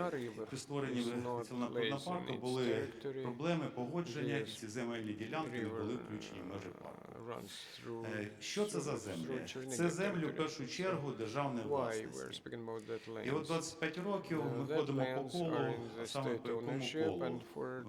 Проводяться десятки нарад, знаходяться там компроміси, вже доходимо до якихось рішень позитивних. Проходять вибори, змінилася влада, і знову ми йдемо по колу. І це коло нескінченне. Величезною проблемою створення і функціонування існуючих парків є те, що абсурдна, мабуть, ситуація, коли державні землі в державній власності потрібно погоджувати такими складними процедурами для того, щоб їх передати державним підприємствам. І не просто державним підприємствам, а природоохоронним державним підприємствам. Тому я прошу звернути на це увагу, все-таки цю процедуру треба спростити до нівця, просто якимось розпорядженням, там, я не знаю, передавати і все.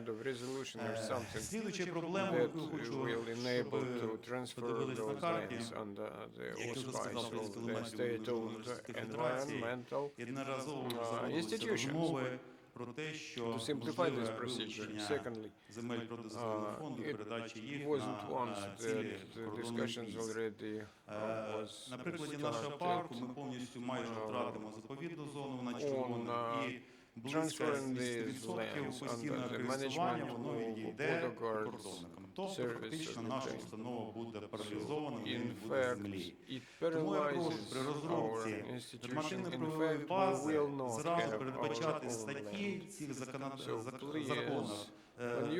які будуть компенсувати вилучені землі іншими землями. Сільські землі вони для об'єктів ПЗФ безцінні. Тому для цього знову таки повернувся до погоджень.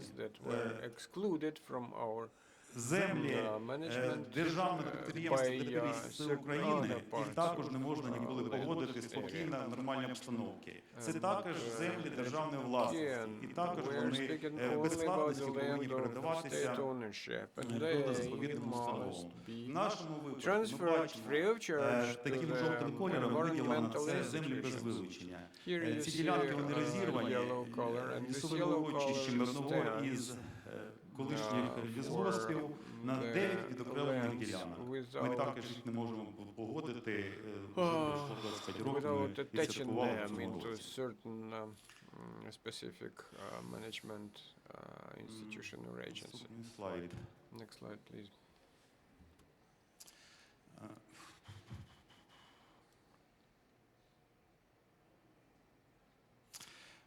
Все-таки повернувся тепер я до війни.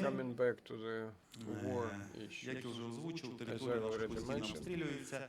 На сьогоднішній день ми маємо знищеними повністю всі адміністративні будівлі нашої установи. Будівлі природоохоронних громадських відділень. На фотографіях двох зверху це в нас контора в селі Старогута, введена в експлуатацію в 2006 році. Другий поверх був облаштований для туристів, тобто сучасне приміщення з ремонтом, відповідною технікою, туристичним спорядженням. Кілька разів вона получала градами, мінометами, але стояла 2 роки. В цьому році півдронами вона була спалена, ви бачите, що з нею сталося. Евакуювати ми не було можливості, тому що до кордону 2 кілометри, село знаходиться вже 3 роки без світла, диверсійно-розвідувальні групи розстріляли 10 цивільних в минулому році, тому це знищення майно. На нижніх фотографіях у нас туристична база, це було місце дислокації науковців, бригад рейнджерів, ви бачите, що з нею стало. Тому однією з проблемою, з якою ми столкнемося, це післявоєнне відновлення цих об'єктів. На це вже зараз потрібно думати, де будуть виділятись кошти, які вони будуть немалі.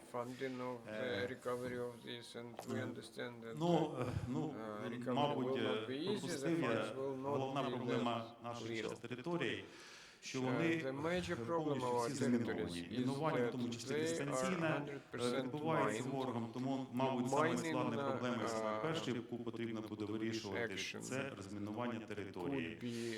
Також цими будівлями руйнується і знищується матеріально-технічна база. Для цієї контори, наприклад, стояла вежа, 50 метрів системи відеоспостереження, що дозволяла вчасно виявляти пожежі, і до війни у нас останні 5 років взагалі пожеж не було на території. Допомога працівникам відкладення пожежного у нас на сьогоднішній день у 6 працівників було спалене FPV-дронами. І психологічна реабілітація, всі працівники знаходяться в зоні активної бойових дій вже 3-й рік. Це все складно дивитися, в яких умовах вони працюють, тому враховуючи те, що в нас є багато природоохоронних установ в Україні, де вони можуть проводити і все-таки відновлювати своє здоров'я, в тому числі природоохоронних установ, нова і європейських країн.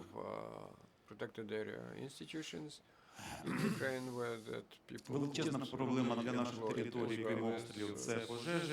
Ця пожежа 23 рік, вона була підпалена, 3 дні підпалювали вороги цю територію, складно сказати мету. Але це були на місці підпали, 1000 гектарів горіла, площа обрахована по супутникових знімках, доступу до цієї території немає, тому що не відбувається, інтенсивність пожежі і подібне, встановити складно. Зараз ми відслідковуємо зміни, які відбуваються за допомогою супутникових знімків. У цьому році пожежі були ще більш масштабнішими, але інформації перевіреної, на жаль, часу ще поки немає. Тому зразу хочу ще доповнити, що всі ці території будуть після війни потребувати багато роботи по рахунку шкоди заподіяної збройної агресії, а також будуть потребувати величезні кошти по відновленню екосистем. Крім майна, ще треба буде відновлювати наші екосистеми. Буквально тезами хочу поділитися проблемами служби державної охорони, тому що підвищення ефективності служби державної охорони дуже важливе завдання всіх ПЗФ. Перше, це потребує розширення повноважень українських рейнджерів.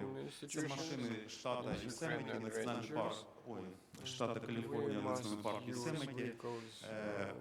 На правій фотографії це наші машини, які ми отримали завдяки естонським колегам, тобто вони нічим не відрізняються по якості, правда, пробіг там 300 тисяч, але це не головне. Головна відмінність цих машин, що ми бачимо на американських машинах спецсигнали. Далі можна продовжувати, це повноваження, повністю вони як поліцейські. Зброя, спецсигнали і куча цього, захищені, зарплати і тому подібне. Тому в цьому напрямку обов'язково треба рухати. weapons, special Всі signals, американські рейнджери, etc. All the вони American повинні Rangers, проходити, маючи диплом магістра і тому подібне, вони повинні проходити навчання в спеціалізованих центрах. Обов'язковому порядку це навчання проводиться періодично навіть. Не то, що там для того, щоб стати на роботу, треба навчатися, але періодично це навчання. Це те, що вкрай необхідно запроваджувати і в наших державі. Гідна зарплата праці, я думаю, що коментувати не потрібно. Слідуючу проблему, яку я хочу озвучити, це нормативно-правова по проведенню рубок, які називають у нас природоохоронними заходами. Дві фотографії ліворуч. Це є ялинник, який постраждав у 2010 році від криди типографа внаслідок аномальної посухи. Друга фотографія – це бурелом, років 10-15 він пройшов цей бурелом. По всіх існуючих нормативних правових документах це малоцінні, низькоповнотні деревостани. Що буде робити таксатор, якщо він зайдеться в ліс? Він тут автоматично призначає суцільну санітарну рубку. Нормально це чи ні? Це нормально, якщо ці насадження знаходяться в лісах держлісгоспу. Тому що мета там за найменший період часу виростити найпродуктивніші деревостани. Що таксатор буде робити, якщо ці насадження, наприклад, в локаційній зоні Деснянсько-Стрийського парку? Він також буде призначати суцільну санітарну рубку, тому що він буде користуватися тими ж нормативами. Можна тут розмовляти по цьому питанню. Ці насадження у нас залишилися без рубок, без ніяких. І там зараз, це дійсно там рази пришвидшується накопичення біорізноманіття, і ми його зберігаємо, це біорізноманіття. Що хочеться сказати по цьому є, буквально хвилиночку ще коментаря. Ці ялинники у нас вже були призначені в санітарну рубку. 11 рік, катастрофа, все сохне, країди з'їдають, заходить таксатор відділ. Цей відділ 3 гектара знаходить, наприклад, куртину 10 сосен вражених типографом, весь відділ призначається суцільну санітарну рубку. Що ми маємо зараз? Ми технічно не могли ці об'єми вирізати, 150 гектарів у нас ялинків, створених на колишніх землях, де росли шикалисні ліси. Ялинники в нас всі залишилися. Лісгоспи ялинники всі повирізали. Тому виявляється, що в лісах не завжди найбільше горах короїд, а людина з бензопилою.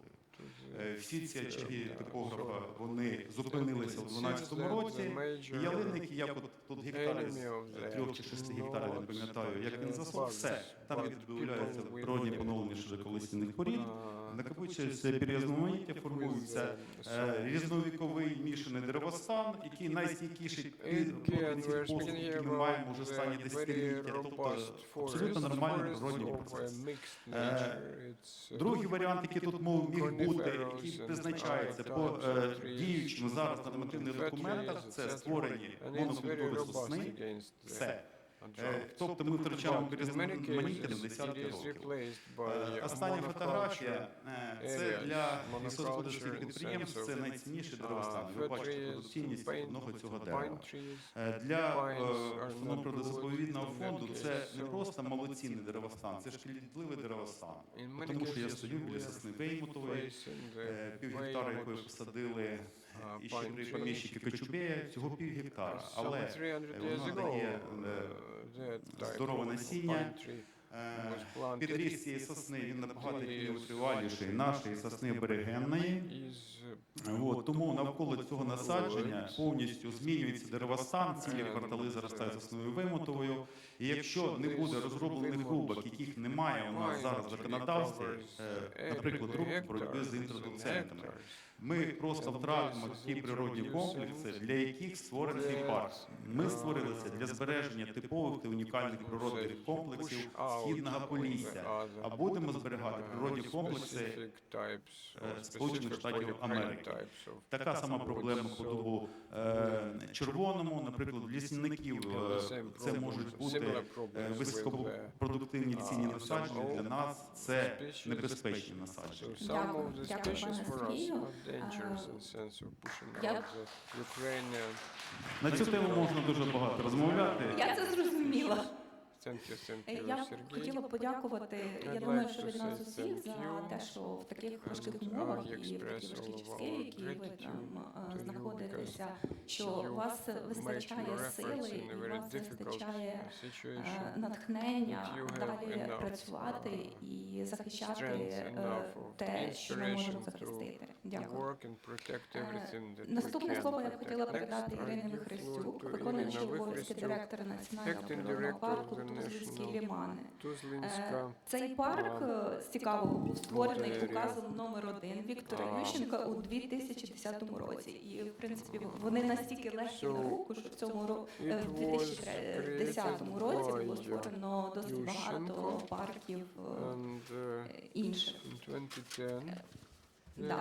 Пані Ірино, особливості роботи Служби державної охорони природного заповідного фонду під час дії обмежень воєнного стану, проблеми та шляхи їх вирішення. Будь ласка. Дякую вам. Я ще хотіла додати, що під час дії воєнного стану ми ще говоримо про те, що наш парк, він на Азово-Чорноморському узбережжі єдиний не окупований. І саме тому у нас є можливість працювати, незважаючи на те, що ми відчуваємо постійно впливи війни, ми їх фіксуємо, і тому, скажімо так, в мене є про що сказати. Все, що сьогодні у нас тут відбувається, ось багато моїх колег, я з ними спілкувалась, і ось зараз Сергій розповідав, і всі попередні спікери, то так чи інакше всі ці проблемні питання стосуються служби державної охорони об'єктів природно-заповідного фонду. І ось я хотіла сказати на прикладі нашої установи, з чим ми стикаємось, чому більшість проблем просто не вирішується десятиліттями, що, на наш погляд, потрібно зробити, що потрібно змінити. Повірте, деякі рішення питань просто лежать на поверхні, але у нас, як завжди, не виходить. Ми не знаходимо часу, бажання, кваліфікації для того, щоб просто розібратися в суті цієї проблеми і зробити так, щоб наші керівники об'єктів природно-заповідного фонду не були, вибачте на слові, іноді цапами відбувайлами, тому що зачасту якраз ми є тими винними, яких знаходять як ті стрілочники. І це, я думаю, що всі мої колеги можуть сказати, як ми часто від цього потерпаємо. Так от, я знову повертаюся до базового відділу, і я вважаю це дійсно, що основою кожної установи природно-заповідного фонду саме є відділ Служби державної охорони. Чому? Та тому що, якщо не буде належної охорони і збереження, не буде збережено екосистеми і не буде збережено виду, не буде їх збережено, не буде про що досліджувати, не буде про що розповідати, займатися екологічною освітою, і не буде, відповідно, де нормально відпочити і оздоровитися. Тобто базис будь-якого об'єкту природно-заповідного фонду якраз ця служба є. З чим ми стикаємось? Наші задачі, окрім колег, я нагадаю, що у нас є нормативна правова база, якою ми керуємось. Це в першу чергу наш закон про природно-заповідний фонд. В положеннях про об'єкти природно-заповідного фонду є відповідний розділ, що стосується служби державної охорони, і також є постанова Кабінету міністрів 2000 року про службу державної охорони, це 1127. З чим ми фактично стикалися і зіткнулися в 2022 році. Перше, це брак найціннішого ресурсу, людського ресурсу. Пояснюю, тому що в службі державної охорони переважно це чоловіки. Окрім, якщо керівник установи, який очолює установу, директор – це жінка, то вона очолює службу охорони. Але переважно це 90% або 100% це чоловіки. На прикладі нашої установи то фактично у нас були в перші дні мобілізовані 6 чоловік, які були причетні. Це наші природоохоронні, це наші інспектори і природоохоронники.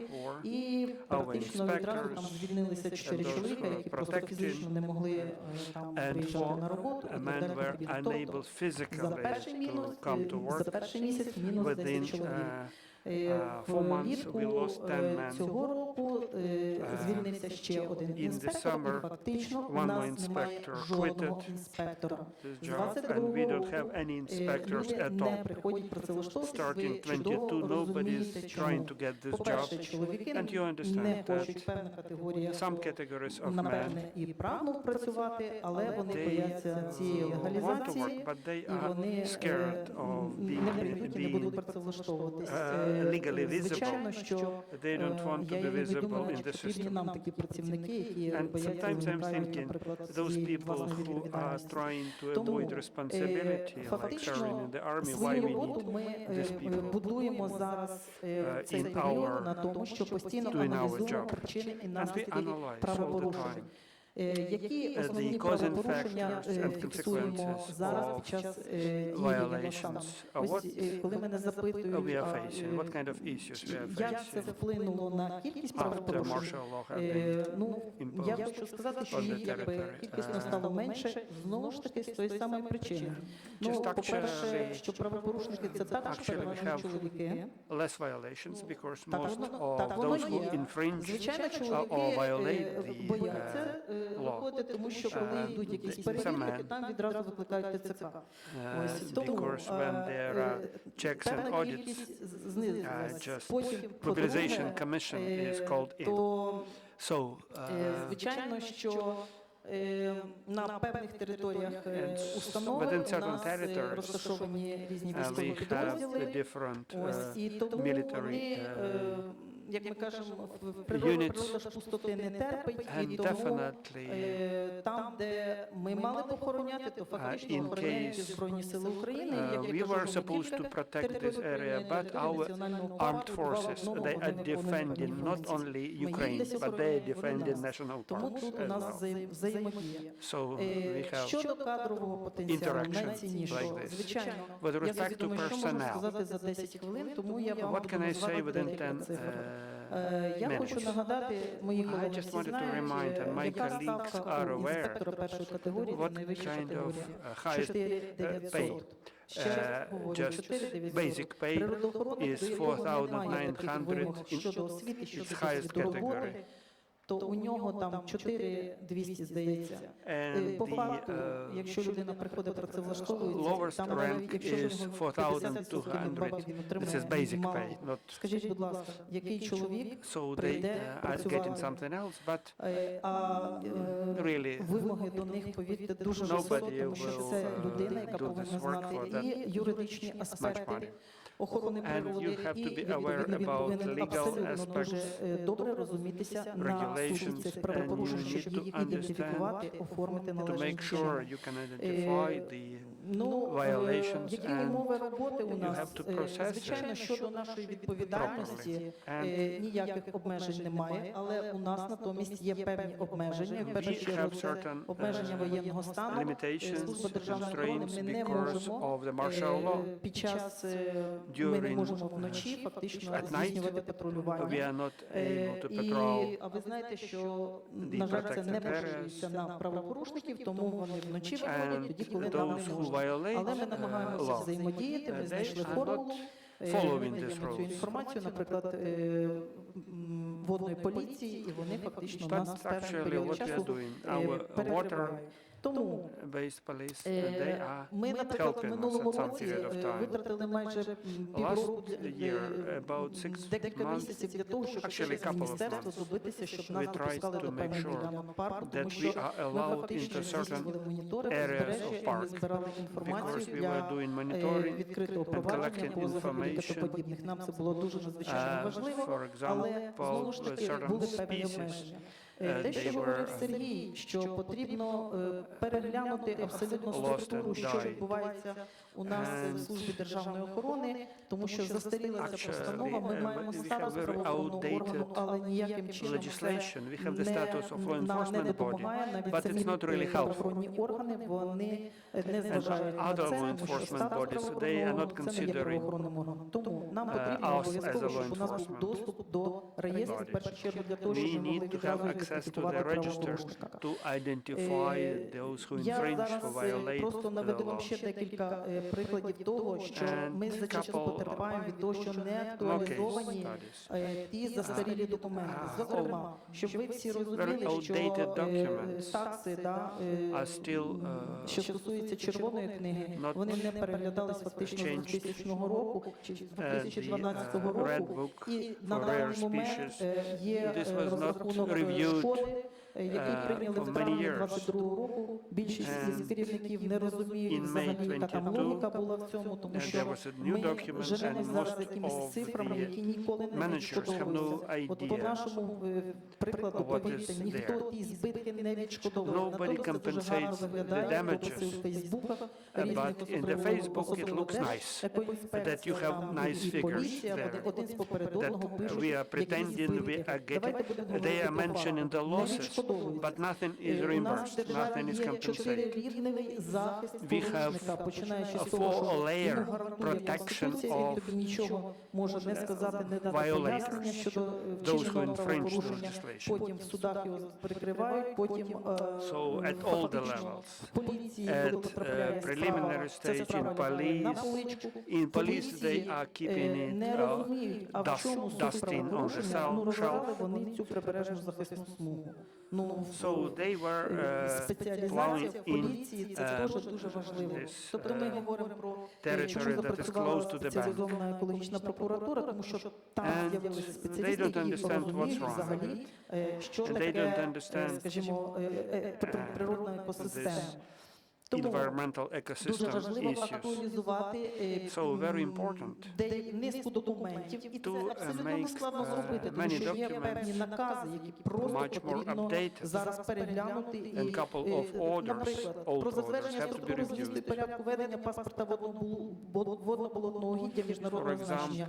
Нашому парку 15 років, але повірте, до цього часу відповідальність за наші водно-болотні гіддя Дунайський біосферний заповідник. Ми не можемо його перевести і бути відповідальними. Чому? Тому що є наказ міністерства, який просто багато років його не переглядали. Зараз мої колеги так само раз на 10 років його потрібно цей паспорт актуалізувати, вони нічого не можуть зробити. Також у статті 52 Закону України про природоохоронний фонд нам потрібно обов'язково встановити часові рамки, які надаються обласним державним адміністраціям для погодження створення природно-заповідного фонду. Тому що саме обласні державні адміністрації, на відміну, вони є таким фактично, я не знаю, запобіжником гарних всіх наших ініціатив. Фактично тільки завдяки тому, що немає цієї норми чіткої, а держава в обличчі того самого Кабінету міністрів не показує, що в неї є державний інтерес щодо збереження природи, то даю вам приклади. Наприклад, наш національний парк науковці розробили нове функціонування 2016 року на 2 національних парки, і ми щороку подаємо на розширення нашого парку, але це все блокується на рівні обласної державної адміністрації. На превеликий жаль, тому потрібні часові рамки, якщо ви їх не погодили, не надали аргументованої свої висновки, має бути обов'язково прийнято державне рішення, тому що це стосується всіх нас. Такси для обчислення розміру шкоди мають бути обов'язково переглянуті. Я вже вам приводила приклад, наприклад, червонокнижний вид, червонокнижний вид, вид риби, той самий, ось, наприклад, червонокнижний вид 165, от подібний там виведений червонокнижний 16 620. 16,620 гривна. The system is upside down. We need to get back to the formula, to the rates we used to have in the 90s. What I'm talking about? Це те, що не може бути такого ресурсного відомчого впливу на розрахунок цих збитків. Ну, не може окремо кожен відомство розраховувати фактично збитки, цю шкоду. Чому? Тому що має бути єдиний документ на всі природні ресурси України. Це має бути так, але, як раніше було, якщо це стосується об'єкту природно-заповідного фонду, просто множиться там на 5, є коефіцієнт. На даний момент я вам теж привожу приклад. Якщо у нас один вид риби в об'єкті природно-заповідного фонду за кілограм 17 гривень, а в господарському об'єкті 17 гривень за одиницю. І мені поліцейські кажуть, вибачте, ми до вас не приїдемо на інший об'єкт, там де риби господарські. А я кажу, чому? Вони кажуть, ну там дорожче буде. Тобто саму кількість, Your stuff is not expensive enough, so we are traveling to other places where revenues are much higher. So it's kind of TikTok police and environmental inspectorate.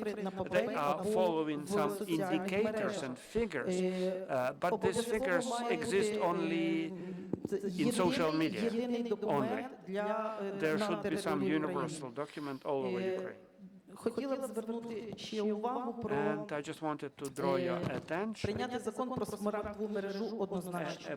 Переглянути статті Кодексу України про адміністративні правопорушення. Ще одну заяву, ви просто будете задоволені, коли почуєте. Коли ми складаємо протокол, ми величезну кількість своїх ресурсів, часу, витрачаємо паперу, суди, wasting lots of paper, then case in court, but sanctions is only 153 гривна. Are you serious? Судовий збір 605 гривень. Are you kidding or what? Порушник, and 65 grivna is used in case there is violation, infringement. So you have, for registration in this case, 65 grivna you have to pay. And all these rates should be reviewed. Того, що потрібно надати службі державної охорони, ввести in our inspectorates, they should 77, тобто це пожежі, це ліс. For example, in case there is a forest that some causing the fire in the forest or whatever. Why we need to make sure that our inspectorate should get kind of possibility to influence the situation. When the full-fledged war started, we were thinking that less people will burn the fields. I'm not talking about contact line when drones are burning it. Farmers in 2022 they are not that active, but now they are back. They are burning the fields despite we were saying that there is just article that makes me thank you, Irina. Проєкт землеустрою на землі природно-заповідного фонду без вилучення. Наше переконання має розроблятися, по-перше, державними, а не приватними установами, які потім освоїли гроші і незрозуміло ліквідували своє підприємство, а бюджетні кошти освоїлись.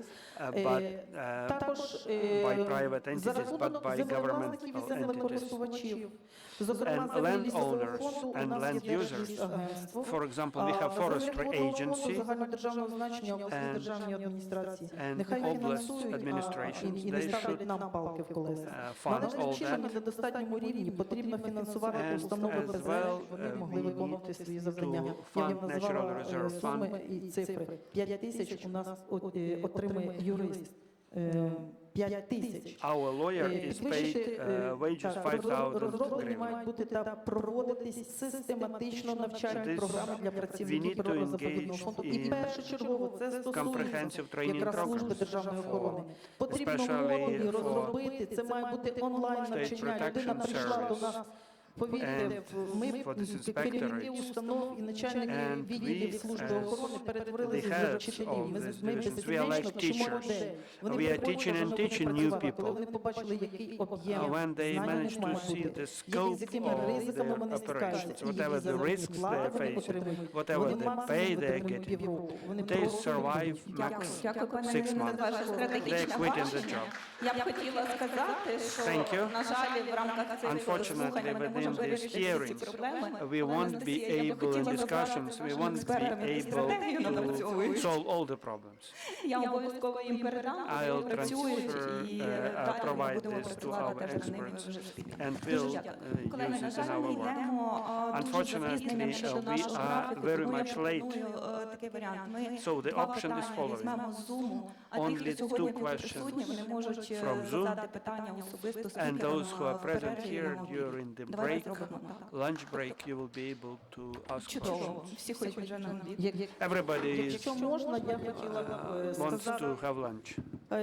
таку, на мою думку, важливу річ, що ми зараз маємо показати, на моє переконання, війна – це можливість до зміни. Ми маємо змінюватися і швидкими темпами. Ми чомусь чекаємо, щоб зміни були на фронті, при цьому дуже мало вимагають від себе.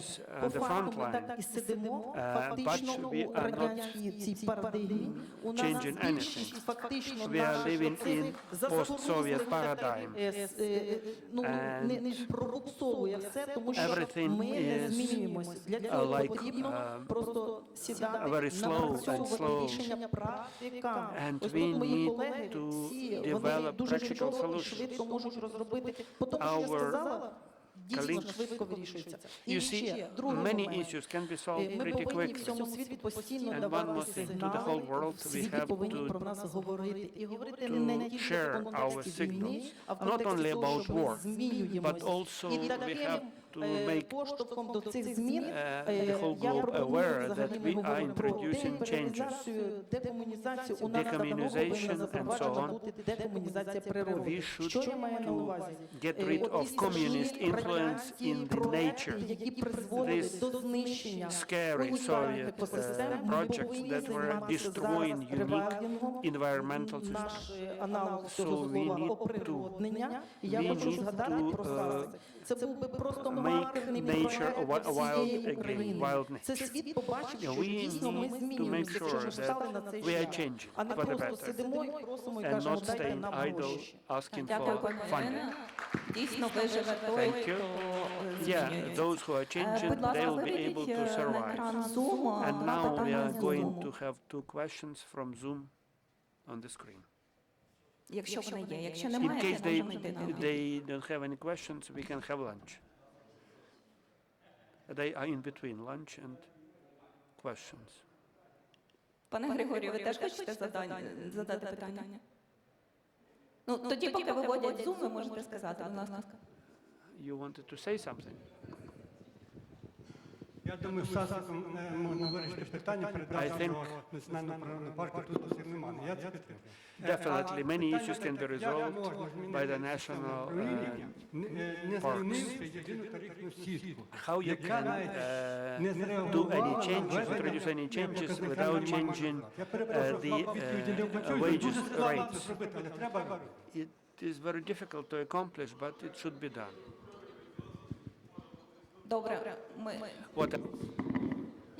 ми повністю з вами погоджуємося. Це риторичне питання було. Будь ласка, виведіть на екран Zoom.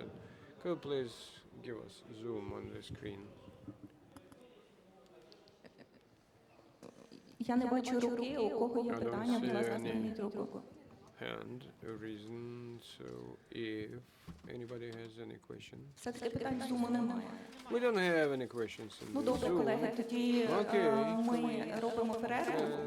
З залу питання можна задати персонально нашим спікерам, якщо є питання. Ми тоді робимо перерву на 1 годину, на обід. Повертаємося сюди в 15:25. Так, і колеги, ще хотіла вам сказати, ми пропонуємо зараз зробити групове фото. Ті, хто в залі, будь ласка, підійдіть до сцени, ми зробимо фото, поки ще всі не розбіглися. Чекаємо вас тут.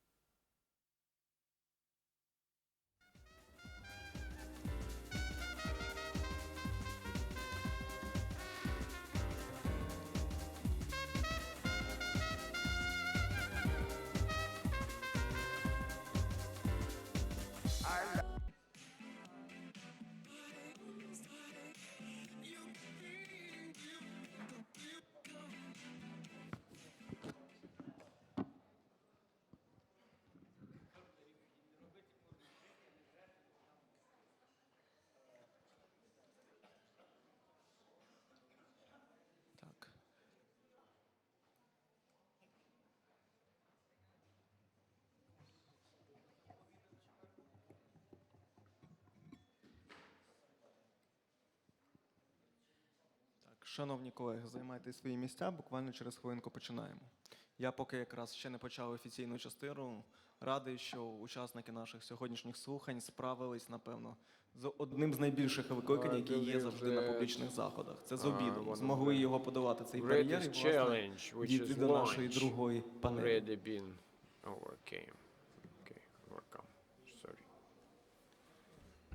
Добре, шановні колеги, я думаю, що ми можемо розпочати. Власне, я Ярослав Телешон, керівник Policy Practice WWF Ukraine, і маю величезне задоволення сьогодні модерувати цю панель. Власне, величезна вдячність нашим організаторам, які якраз під час перерви висловив цю думку, зробили правильний акцент. В першій частині сьогоднішнього заходу ми робили акцент на внутрішніх питаннях і питаннях внутрішньої політики щодо протидії втратам біорізноманіття, забезпечення діяльності ПЗФ і тому подібне.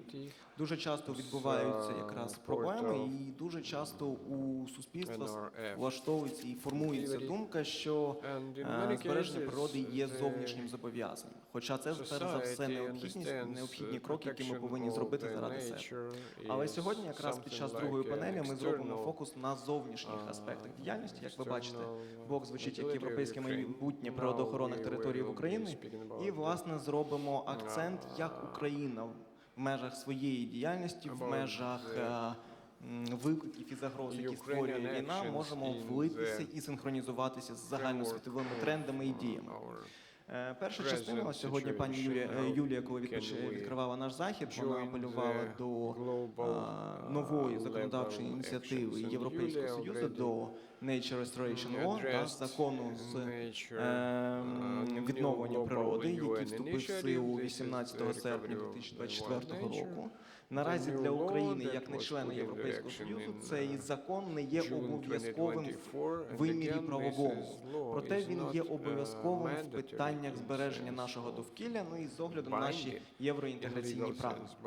І от хотів би запросити до першої доповіді нашого спікера Тетяну Тевкун, менеджера проєктів зі збереження біорізноманіття та адаптації до змін клімату програми розвитку ООН в Україні. Ну і, власне, з питанням, на що треба звернути увагу з огляду підготовки України до цього законопроекту. Дякую. Дякую за слово.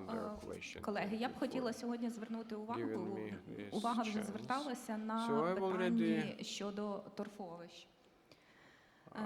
Перш за все, тут декілька аспектів з міжнародного права. Паризька угода, яка передбачає відновлення осушених торфовищ, водна рамкова директива, яка вимагає досягти доброго екологічного, хімічного стану всіх вод.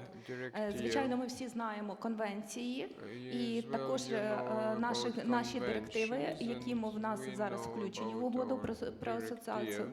І також закон про відновлення природи, який був прийнятий 24 червня 2024 року. Це величезний нормативно-правовий акт ЄС, і він дуже амбітний. І я би хотіла сказати, що в цьому акті країни ЄС зобов'язані відновити осушені торфовища від 30% до 2030 року. Питання ж в тому, чому торфовищам настільки приділено увагу.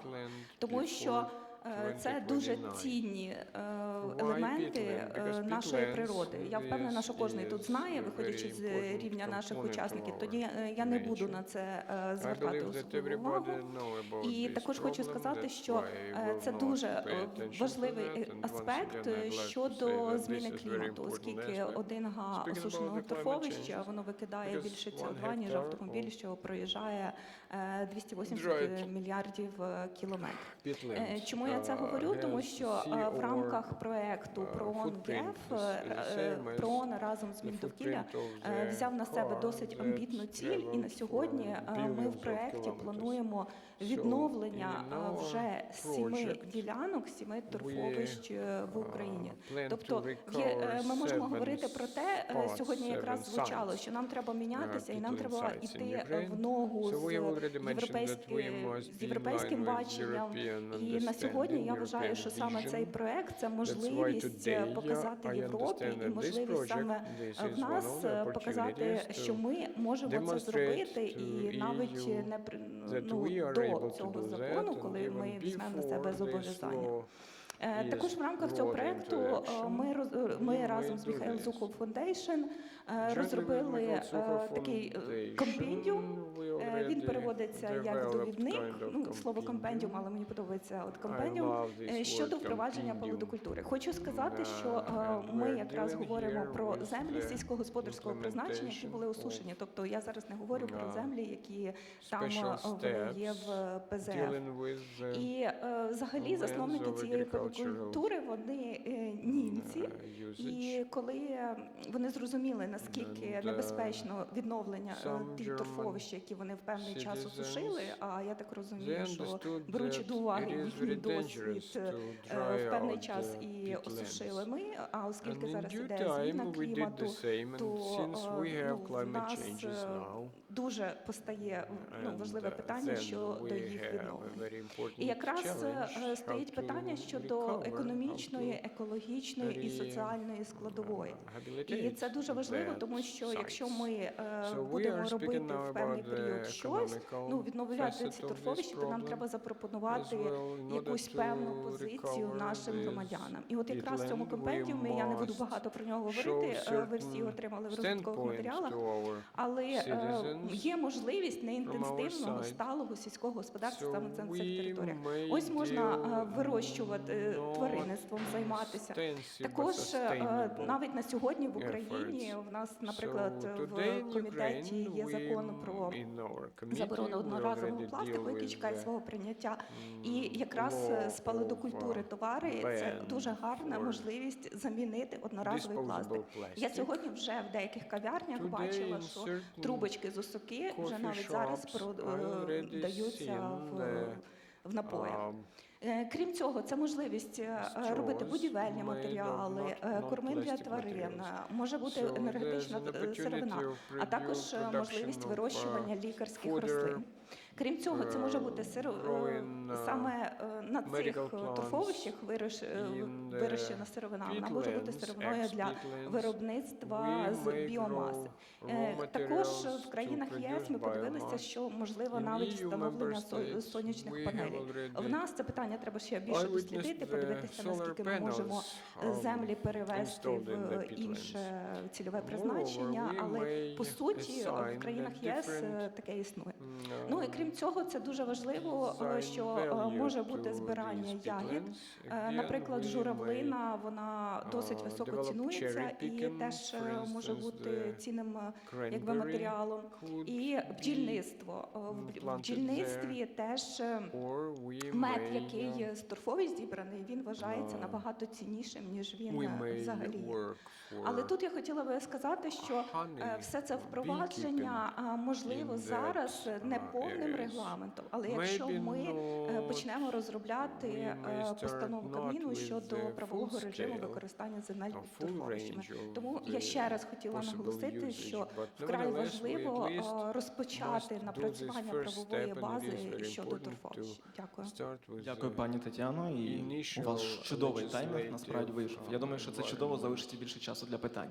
Тут хотів подякувати вам, пані Тетяно, за те, що ви ще підхопили основні тези і, власне, той посил, який нам задала пані Ірина, закінчуючи і закриваючи попередню сесію.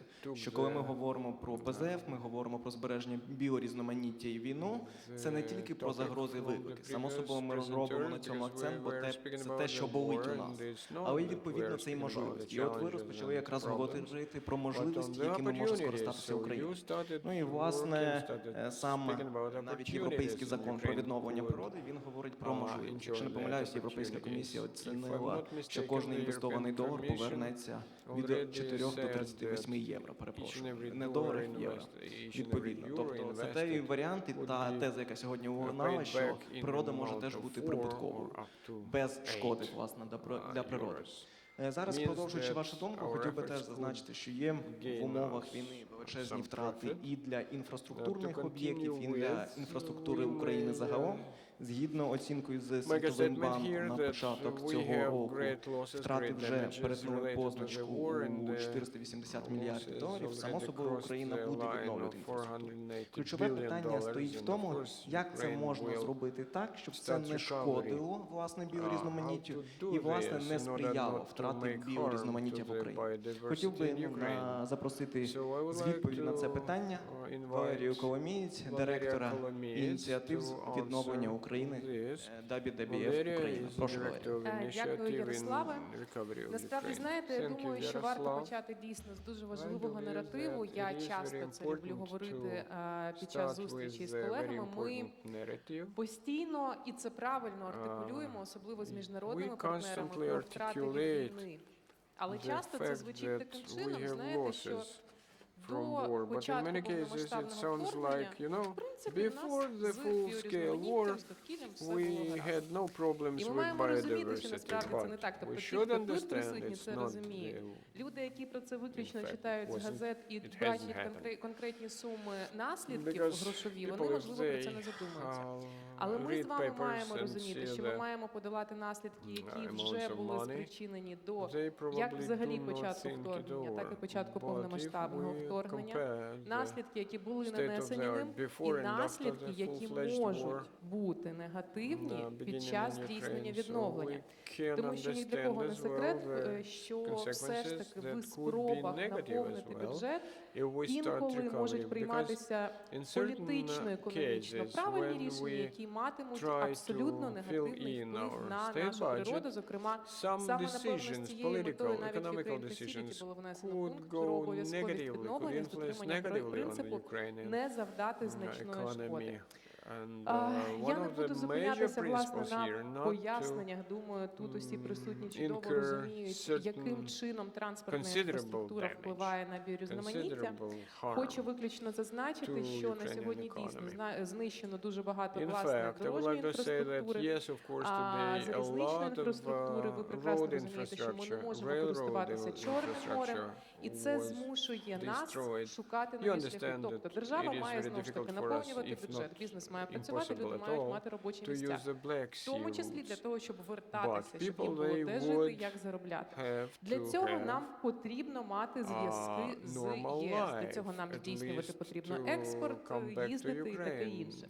В зв'язку з цим очевидно, що на сьогоднішній момент і в подальші роки найбільший тиск буде і зараз здійснюється на автомобільні дороги і транспортно-залізничне сполучення. Тому, власне, важливо зосередитись на цьому, оскільки наші колеги, які займаються, власне, розбудовою транспортної інфраструктури, націлені для того, щоб будувати, укріплювати і мати ці сполучення.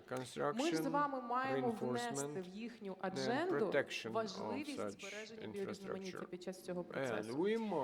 Тут, власне, я навела кілька прикладів того, що вже було зроблено. Наприклад, було розроблено державний стандарт стандарт автомобільні дороги, переходи через об'єкти тваринного світу, тобто як в принципі можна будувати переходи. Це класно, але не обов'язково. Ну, тобто стандарт є, він може лежати, може не використовуватись. Також ключові екологічні коридори починають мапуватися, методики розроблятися. Зокрема, наприклад, навколо об'їзної дороги навколо міста Львова так само було під час проєктування взяти до уваги рекомендації, що стосувалися, власне, яким чином можна убезпечити біорізноманіття в цьому процесі. Тут я навела ті приклади, до участі в яких були дотичні мої колеги з WWF. Якщо ви знаєте якісь подібні приклади, я буду дуже вдячна, якщо поділитесь, тому що там нижче не видно. Але на сьогоднішній момент ДЮНЕП, ми спільно з Міністерством захисту довкілля та Міністерством інфраструктури здійснюємо фіналізацію проєкту, який, ми сподіваємось, буде фінансовано ЖЕФ, так само як попередній представлений колегою проєкт, який, власне, націлений на інтеграцію збереження біорізноманіття в будівництво, реконструкцію лінійної транспортної інфраструктури. Що це означає? Що спільно з іншими міжнародними партнерами, з авторами з України, ми, власне, хочемо як ці напрацювання, так в тому числі в кооперації з колегами з інших ініціатив, проєктів, все ж таки напрацювати механізми, які дозволять нам під час перебудови, відновлення нашої як дорожньої інфраструктури, коли ми говоримо про автомобільні шляхи, так в тому числі і залізничні шляхи, враховувати, яким чином планувальники, виконавці зможуть при цьому не шкодити біорізноманіттю. Сам проект, він на сьогоднішній момент охоплює насправді кілька країн. Це Малайзія, Україна, Непал, Філіппіни, Суринам. Кожна з цих країн, вона зосереджена на своєму об'єкті. Хтось, наприклад, зосереджений на портах, на річковому, морському, морській інфраструктурі. Ми, відповідно, зосереджені, власне, на транспортній лінійній інфраструктурі. І на сьогоднішній момент ми якраз очікуємо в березні місяці вже остаточного рішення з приводу подальшого етапу реалізації цього проєкту. А в чому взагалі зміст і чому саме ЖЕФ разом з іншими партнерами займається екологізацією, з озелененням транспортної інфраструктури? Сенс в тому, що так, ми маємо, звісно, виконувати певні міжнародні зобов'язання, але одночасно з тим ми маємо надати інструменти нашим планувальникам, тим, хто приймає політичні економічні рішення, яким, власне, чином можна будувати, уникаючи конкретні, наприклад, не те, щоб розміщення, а уникаючи чутливі території, які можуть, власне, як розміщення цих об'єктів може зашкодити збереженню біорізноманіття. Ми говоримо не тільки там про дикі види, ми насправді говоримо ще про тварин, про ліси і інші об'єкти. І так само тут є така ціль, як визначення та підтримка екологічних послуг і досягнення балансу між транспортною інфраструктурою та вже підтримкою існуючих активів. Знаєте, в попередній презентації мені дуже сподобалось якраз те, наскільки колеги вже розробили, в тому числі показують людям результат, який люди отримають, коли буде реалізовано цей проект. Ми на сьогоднішньому етапі ще не дійшли до того, щоб досліджувати ці речі, але так само розуміємо, що дуже важливим аспектом є та історія, коли ми не просто будемо розповідати, о, знаєте, ми тут зберігаємо, не знаю, тваринок, які бігають в лісі, ми будемо будувати екопереходи, і в результаті ці тваринки зможуть одне до одного бігати, розмножатися, і, в принципі, все буде добре. Часто, на жаль, для пересічної людини це може бути не цікаво. Це цікаво нам з вами. Ми розуміємо наслідки цієї історії. І тому досить важливим якраз є цей аспект, аби пояснювати людям, який наслідок це буде мати, починаючи від того впливу на їхнє здоров'я, здоров'я їхніх дітей, так само і на те, яким чином економічно і соціально це можуть бути вигідні речі. тому числі збереження біорізноманіття і будівництво тих самих переходів. Ми взагалі плануємо на сьогоднішній момент, власне, на трасі Київ-Чоп вже визначили конкретні території, на основі яких фактично як пілотно будемо досліджувати, яким чином можна мапувати переміщення тварин, яким чином, власне, які нам потрібні дані для цього, яка інформація потрібна для цього, які нам необхідні складники, аби порахувати і вирахувати, де в конкретних місцях в подальшому при будівництві доріг і трас необхідно, власне, будувати ці біопереходи. І таким чином ми напрацюємо не лише законодавчу базу, тому що внести зміни до закону для того, що це дійсно важливо і потрібно, це не така велика проблема, а напрацюємо механіку на конкретному прикладі, на конкретному відрізку дороги, яка дозволить як розробити конкретні механізми, так і в подальшому вже впроваджувати їх планувальникам, які насправді залучені до цього процесу вже навіть на етапі розробки нашої проектної заявки. Ми бачимо, що в результаті, і ми говоримо не про проект, а загалом, що має зробити держава, для того, аби все ж таки в цей процес було включено аспект збереження біорізноманіття. Ми маємо гармонізувати своє законодавство з законодавством ЄС. Ми маємо розуміти, що просторове планування відбудови – це не лише інфраструктура Львівна, це будинки, це енергетика і т.д. і т.п. Воно має включати необхідність захисту і збереження як довкілля, так і біорізноманіття. І так само ми розуміємо, що якраз ці інноваційні підходи, ці інноваційні підходи, вони, власне, дозволять надати людям, які будуть виконувати, з яких ми будемо вимагати виконувати в рамках своїх проєктів, я надіюсь, інших подібних проєктів, ці всі зобов'язання, вони, власне, матимуть цей інструментарій, який дозволить підходити до цього не чисто формально, а і в тому числі мати можливість дійсно отримувати результат, який буде очевидний і відчутний для всіх. Дякую, Валерія. Чудовий таймінг, хвилина хвилинку. Секунду в секунду. Я хотів звернути увагу на останню твою рекомендацію, що комунікація з громадянами і з людьми щодо необхідності. Тому, повертаючись, коли там була теза, що люди не знають, навіщо це їм потрібно, я хотів сказати, це якраз і проблема. Тобто людям це потрібно, вони просто не знають, що це потрібно. Я думаю, що ми дуже часто не усвідомлюємо, наскільки, наприклад, в інфраструктурних об'єктах відіграє та чи інша річ для нашої безпеки. До 22-го року, напевно, ніхто так не усвідомив, як важливе освітлення на дорогах. З моментами проблеми з енергосистемою, локдаунами, відсутністю світла в 22-му році, і згідно статистики Нацполіції, кількість аварій збільшилась значно, при тому, що зберігалася комендантська година. Відповідно, це стосується питання екокоридорів і тому подібне. Власне, все це уможливо не тільки зберегти біорізноманіття, а власне і підвищити рівень безпеки громадян, а так значить і навантаження на соціальну систему нашої держави. Власне, продовжуючи розмову, хотів би перейти до наступного доповідача, хотів би представити Василя Костюшина. Ні, все правильно. Василь Костюшкін. Вже не можуть поділити пульт до керування екрану. Хотів би запросити до слова Василя Костюшина, координатор проєкту підтримки ранніх заходів щодо глобальної рамкової програми збереження біорізноманіття в Україні. Ну і, пане Василю, хотів би вам задати, власне, таке питання. Сьогодні вже неодноразово всі спікери і організатори апелювали до рамкової угоди по біорізноманіттю, відповідно всі згадували 30/30 і інші компоненти. Відповідно, зараз проходить КОП-16, де Україна в ідеалі повинна була би прозвітувати свої оновлені цілі в межах стратегії. От хотілося б почути, сьогодні ваша колега пані Тетяна вже зробила анонс, що ПРООН активно працює над цим і над стратегією з біорізноманіття. Хотілося б почути, на якому етапі розробки зараз перебуває процес. Дякую.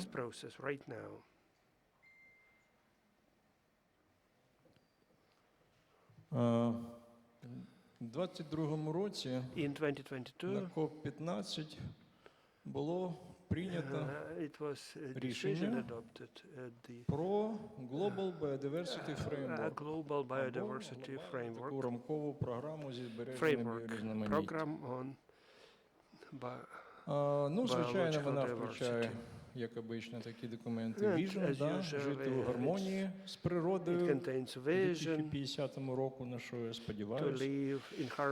Таке буде. Там є глобальні цілі, але головне це 23 Global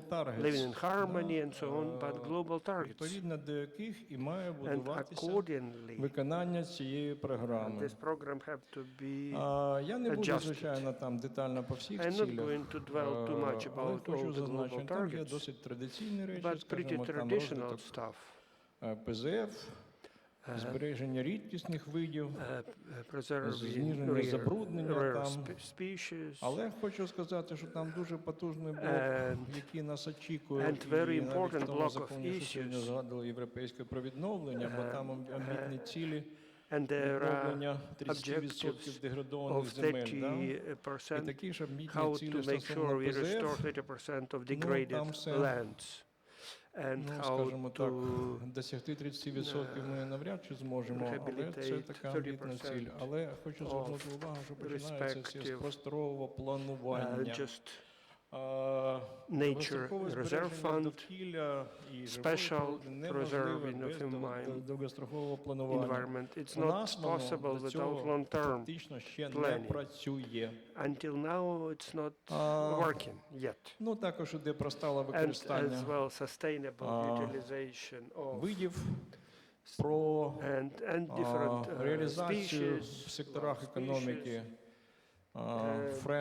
environmentally friendly practices should be applied. Збереження генетичних ресурсів. І є більш широкі речі, скажімо, там посилення інтеграції, збереження біорізноманіття в сферу політики, або якось заставити бізнес, або стимулювати бізнес, враховувати цей вплив на біорізноманіття. Ну, звичайно, питання біобезпеки, тому що активно розвиваються біотехнології, ми бачимо це на прикладі генетично модифіцірованих рослин, які досить поширені genetically modified ключове питання – це збільшення фінансування, не тільки за рахунок там госбюджетів, а всіх джерел фінансування, аналіз цього, таке інше. Ну і більш такі, скажімо, важливі, але досить нові для нас речі, там гендерна безпека, гендерна рівність, там, ну і таке інше. Я думаю, що ми не будемо все занурюватись. Значить, рік тому Джеф профінансував проєкт Early Action Support. Це підтримка яких первичних дій на виконання Global Biodiversity Framework. В цьому проєкті 69 країн, в тому числі Україна. Including Ukraine is part of the project. Якби головна ціль проєкту була це адаптація існуючих стратегій збереження біорізноманіття до Global Biodiversity Framework. Багато країн такі стратегії мають. Ми не маємо такої стратегії. Тобто нам потрібно не аналіз та адаптація національної стратегії, нам потрібно її писати. Точно так же аналіз та адаптація систем моніторингу. Ми сьогодні казали, що в нас практично немає системи моніторингу біорізноманіття. Я потім трохи до цього повернусь. Тобто важко аналізувати того, чого немає. Ну і також аналіз існуючої екологічної політики, огляд фінансування. І це головні завдання цього проєкту. В рамках проєкту, відповідно до процедур UNDP, було обрано 20 експертів, і вони почали аналізувати ситуацію, починаючи з, відповідно до цих 23 цілей. Зараз ми на стані, коли ми вже фактично закінчили аналіз існуючої ситуації. І намагаємося сформувати національні цілі і план дій. Ну і відповідно потім система індикаторів, що дуже непросто, тому що у нас немає системи моніторингу, а якщо навіть індикатори пропонуються на глобальному рівні, а у вас немає системи збору такої інформації, то що писати, це така загадка. Ми сподіваємося, що до кінця року перший драфт буде сформований і потім буде вже переданий на обговорення, на зауваження, на якісь коментарі. І в наступному році цей документ буде передано, вже, я так розумію, на узгодження, якщо все буде по плану. Тут є декілька корисних посилань, кому цікаво, скажімо. Там є по кожній цілі детальна інформація, скажімо, до індикаторів, до завдань, таке інше. Подивитись по національних планах, а це по проєкту. Ну, в цілому в мене все про цю ситуацію, але декілька загальних коментарів. Я вже досить довго в охороні природи, мабуть, занадто довго, не знаю. Тому враження від сьогоднішнього засідання, як його назвати одним словом, дежавю. Тому що абсолютно про все те ж саме. Ми говорили 30-40 років тому, але було багато молодих ентузіастів, і я тоді ще був молодим ентузіастом. I used to be young enthusiastic, and I can see new generation just coming, and 90% of all this stuff have been discussed 30 years ago. Unfortunately, it's not implemented too fast. It's very important to focus on practical results. У нас немає моніторингу біорізноманіття. Biodiversity monitoring is not something that we have. Кадастру тваринного світу, який загубили, мав причетність до створення третього видання червоної книги, четвертого ми ще й не маємо, хоча мали вже 5 років мати. І кожного року те ж саме питання. Відсутність реальних даних про стан видів. От сьогодні ми казали про транспорт, а у нас немає даних, як транспортні магістралі впливають на тваринний світ. От їх немає просто, може за окремим виключенням. У нас немає даних про стан червонокнижних. У нас нет моніторингу системи ПЗФ, ми навіть не знаємо, що охороняє система ПЗФ, всі наші там 7%. От не знаємо, яку вони роль відіграють для навіть видів червоної книги. І питання не в тому, щоб написати методики, або там ще раз пхнути науковців, давайте дані, вони не можуть.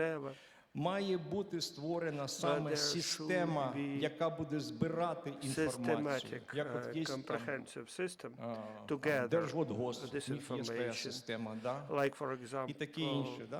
Такої системи для біорізноманіття немає. Якщо вони створити, оці всі наші стратегії, наші закони, наші плани, вони нічого не варті, тому що ми не можемо оцінити їх результативність, як ми не знаємо, що вона охороняє ПЗФ зараз. І куди ми вкладаємо в гроші, які результати. Але це якось нікому не цікаво, тому що коли ніхто не питає про результати, то немає відповідальних за погані результати. Тобто я хотів, щоб ми перейшли більш практичну площину з якимись конкретними результатами. Дякую за увагу. Дякую, пане Василю. Абсолютно система взагалі проблема для України, що в нас немає аудиту. Тут йде питання не тільки питання сфери охорони природи, а взагалі різних сфер. Відповідно, від якої точки у нас по багатьом напрямкам ми знаємо, і ми не знаємо, від чого ми рухаємо. Зрозуміло, що чому у нас така ситуація, є суб'єктивні такі об'єктивні чинники, але це, напевно, питання окремого обговорення. Зараз би хотів би перейти до нашого наступного спікера, Якова Дідуха, академіка Національної академії наук України, завідуючого відділу геоботаніки та екології Інституту ботаніки імені Холодного Національної академії наук України. Ну і з питанням щодо наукового підходу до вирішення проблеми втрати біорізноманіття. Прошу, пане Якове. Дякую. Я дякую за запрошення, але хотів би почати не з своєї доповіді, а зробити певний висновок з того, що ми сьогодні почули, чи проблеми. Пане Якове, ви маєте можливість, але 10 хвилин є 10 хвилин. Всі закони, структура, вся політика у нас антропоцентрична. І сьогодні ці відношення антропоцентричні і екологічні, вони входять в конфлікт. Нам треба намагатись перевести це в нормальне, в такі відношення. От ви бачите, погодження, податки на землю, reach an agreement, land tax, and whatever. Антропоцентрично. А екологія – це залишковий принцип. Тому такі зібрання, вони є дуже доцільні, і хочеться, щоб вони були частіше. І вже ми відчуваємо, що є певна екологічні організації, які виходять на високий рівень, це великий плюс, я хочу за це подякувати. А тепер я перейду до своєї доповіді. У мене 3 питання. Біотопічна концепція збереження біорізноманіття, удосконалення структури заповідних об'єктів в контексті збереження і європейський зелений курс «Смарагдова мережа». Я починаю з біотопічної концепції, з збереження біорізноманіття. Чому? Тому що створення заповідних об'єктів 30-15%. Для чого? Для того, щоб зберегти біорізноманіття. А навіщо нам біорізноманіття? Тому що зникнення видів, популяцій, ценозів – це індикатори зміни довкілля. These are environmental indicators. Масштаби змін довкілля з другої половини ХХ століття, як ви знаєте, настільки швидкі, що природа не встигає адаптуватися, знижується біорізноманіття, руйнується структура природних екосистем, функціональні процеси. І людська цивілізація стала тою геофізичною силою, яка змінює все це. І людина впливає на всі ці планетарні процеси, несе відповідальність, і суспільство необхідно дбати про наступних поколінь. Ну, Генеральна асамблея, ви знаєте, було прийнято відповідні рішення. Є навіть день біологічного різноманіття 22 травня. В світовому масштабі вже оцінено ці наслідки. І це пов'язано з втратами місць існування, збалансоване використання забруднення змін клімату, поширення інвазивних видів. Що для України? Для України це інтенсивне антропогенне знищення природних екосистем, яке сотні і тисячі років було. Це воєнні дії сьогодні, це зміна клімату, це інвазія чужорідних видів, патогенні різні фактори і інші зовнішні фактори. Втрати біорізноманіття відбуваються на регіональному рівні через фрагментацію біотопів, на ландшафтному через зміни умов існування, на топологічному гомонізації ценозів, коли адвентивні види йдуть, і там наші види всі зникають. І на локальному це деструкція структури біотопів. Ну, в основі у нас дослідження є біотоп. Це така екосистема топологічної розмірності, елементарна система, яка функціонує, це об'єкт класифікації, порівняння, картування, це дуже важливо, але поняття такого в законодавчій сфері не існує, тому ми повинні зробити все, щоб розуміння біотопу ввести в законодавчу сферу. Сьогодні нами розроблена класифікація біотопів в Україні для лісової, лісостепової зон, степової, гірського Криму. Є національний каталог біотопів України, атлас. Тут Куземко сидить, яка це залишився тільки Карпати. Only Carpathian І mountains are наступне still завдання – це there, завершити waiting розробку for us. класифікації And we need біотопів на to європейських finalize підходах, biotope classifications, категоризації, to зоологічного have значення, catalog оцінки and екосистемних assessment послуг, of ecosystem введення їх до services, Держгеокадастру, картування і implementing створення and такої keying червоної книги into біотопів, як geocadastre червона книга system видів, яка дійсно працює, на red яку book звертають of увагу. species that will be really operational. Сьогодні ми працюємо And над today проблемами we are оцінки working on змін assessment біорізноманіття, of зокрема під впливом biovariety клімату. assessment Нами була and розроблена changes відповідна on the методика basis of climate фітоіндикації, changes. і за основою And we цієї have методики developed нам було methodology встановлено, on the basis що of при methodology. підвищенні температури When на 2 градуси goes уже up by the factor біля of plus 2 50% degrees Celsius, рідкісних about видів 50% of rare можуть species втратити may свої оселища. lose their habitat. Якщо говорити And про in рослинні case we talk угруповання, about то plants там цей and groups of показник plants 2,5 indicator Тобто це та they межа, need за якою 2.5 природа degrees. зазнає When руйнівних the сил, nature і це дуже will серйозно, на це ми повинні get звернути this увагу. destruction І це один із impact, аспектів наших and this is one досліджень. of the aspects of our study. Наступне And next питання, thing, ми whatever розробили we are показники dealing чи with, we характеристики, have як developed будуть змінюватися characteristics and популяції indicators, видів how population of рідкісних інших species, при of rare species will температури change при 1-2-3 when градуси. we Якщо вони have виходять за певні межі, значить цей temperature вид increased може by factor зникнути. of 1 degree Сьогодні Celsius, then 2 наукова degrees, then основа 3 degrees. збереження So біорізноманіття і scientific впливом клімату і basis інших for факторів вже biovariety є preservation. науковцями And розроблено. it has been developed. Ну і тут ви бачите от here показники, you see як можуть the змінитися indicators, при telling підвищенні us температур певні how види. could change Це їх зміна, це їх certain ризик втрати. species could Таким change, чином це зроблено для influenced видів by the червоної changes of the книги. temperature. So we do it. Натомість, for коли the дивитись change на in адвентивні red види, book. то навпаки, You підвищення were speaking about the температури ми advent можемо of оцінити, наскільки species. швидко We вони may будуть understand to поширюватись, what і це extent теж they will be говорить replicated, нам про those загрозу species, адвентивних with видів. the Таким increase чином, of наука temperature. сьогодні може Here we дуже have a danger багато of вже adventive про це сказати. species. So Є цілий ряд проблем, we have a chain сьогодні of говорили, problems, and конфліктних today we have проблем. already От, mentioned зокрема, them. That's природоохоронцями conflicting і problems. Specifically, we are speaking about the лісівничою сферою, скажімо так. environmental Ну, здавалося, лісівники, ну хто як не вони повинні бути природоохоронці? Виявляється, ні. От, вони намагаються обліснювати наші степи, а природа діє, функціонує за законами термодинаміки. Ви бачите, основа енергетична основа в лісах, в біомасі, а в ґрунтах мало енергії. В степах навпаки. Лісники намагаються перевернути цю піраміду.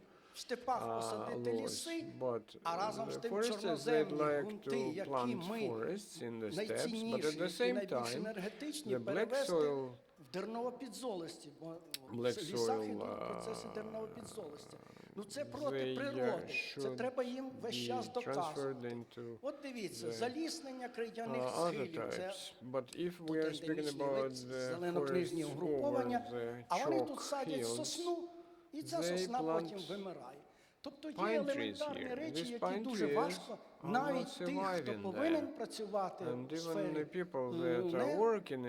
сфері, важко довести. Наступний блок – це категорії заповідних об'єктів, і наша категоризація.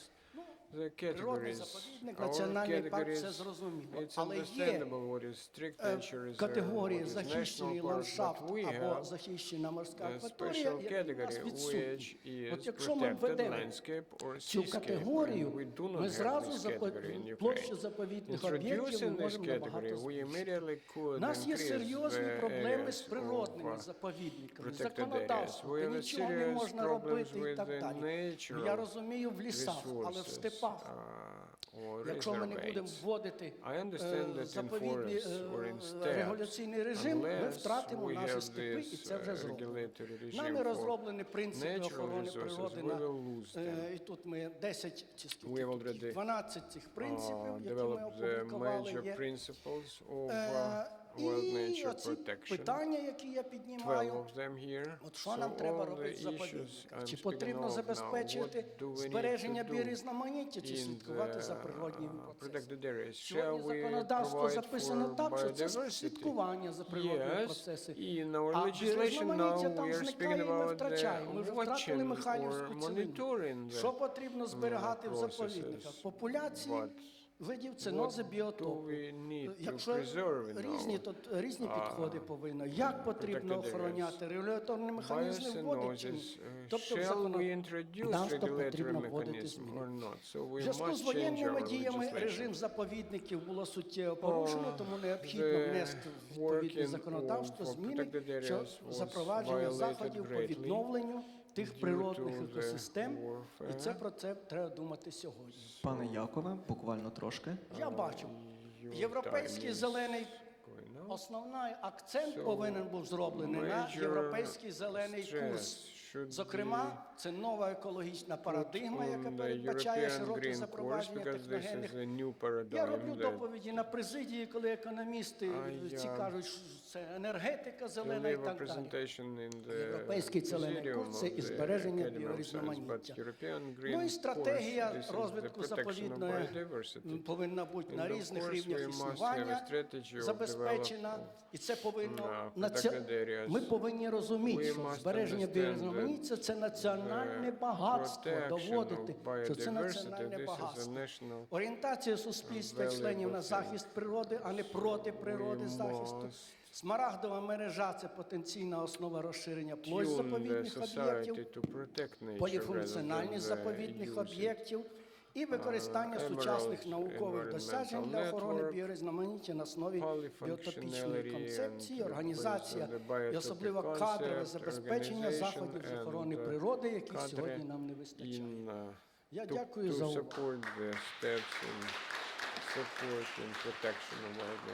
Дякую, пане Якове. І зараз переходимо до останнього. Ні, ще у нас є один спікер. Я вже розумію, що якраз до обіду всі були вже втомлені, питань було по мінімуму, тут якраз під час обіду вже домовлялися за те, хто задасть питання. Я бачу там, і надамо всім можливість. Зараз би хотів би запросити останнього спікера. Організатори повідомили, що буде дещо змін на спікера. Відповідно, буде представляти і виступати керівник міжнародної організації Telos Conservation, Angus, are you with us? Angus буде онлайн. Hello. Let's wait a minute because we hear you, but we don't see you. Okay, I can wait. Can you see my presentation? We see your presentation, but we don't see you. It's okay? I guess it might be okay unless I can share both. But people online see you. People online will see me. Okay.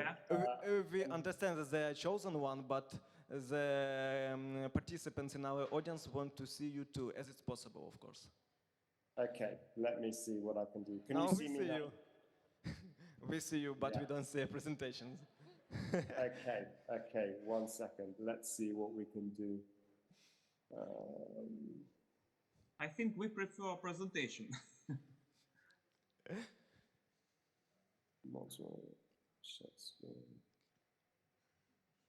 If there are no options, I think we can skip it. Okay, maybe a small question before you start. Angus, today we discussed different issues about frameworks, about legislation, about scientific approaches, and almost everywhere we appeal to finance and funds.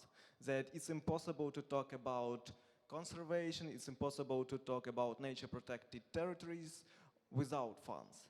And as I know, partially your report is related with this. So we want to hear how we can engage additional funds to recover nature in Ukraine. Please, Angus, floor is yours. First of all, thank you. It's really a pleasure to be speaking here.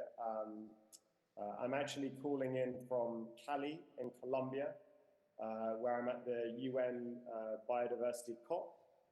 And so I'm engaged in exactly the question that you have just posed. I've been at the conference for the last 2 days.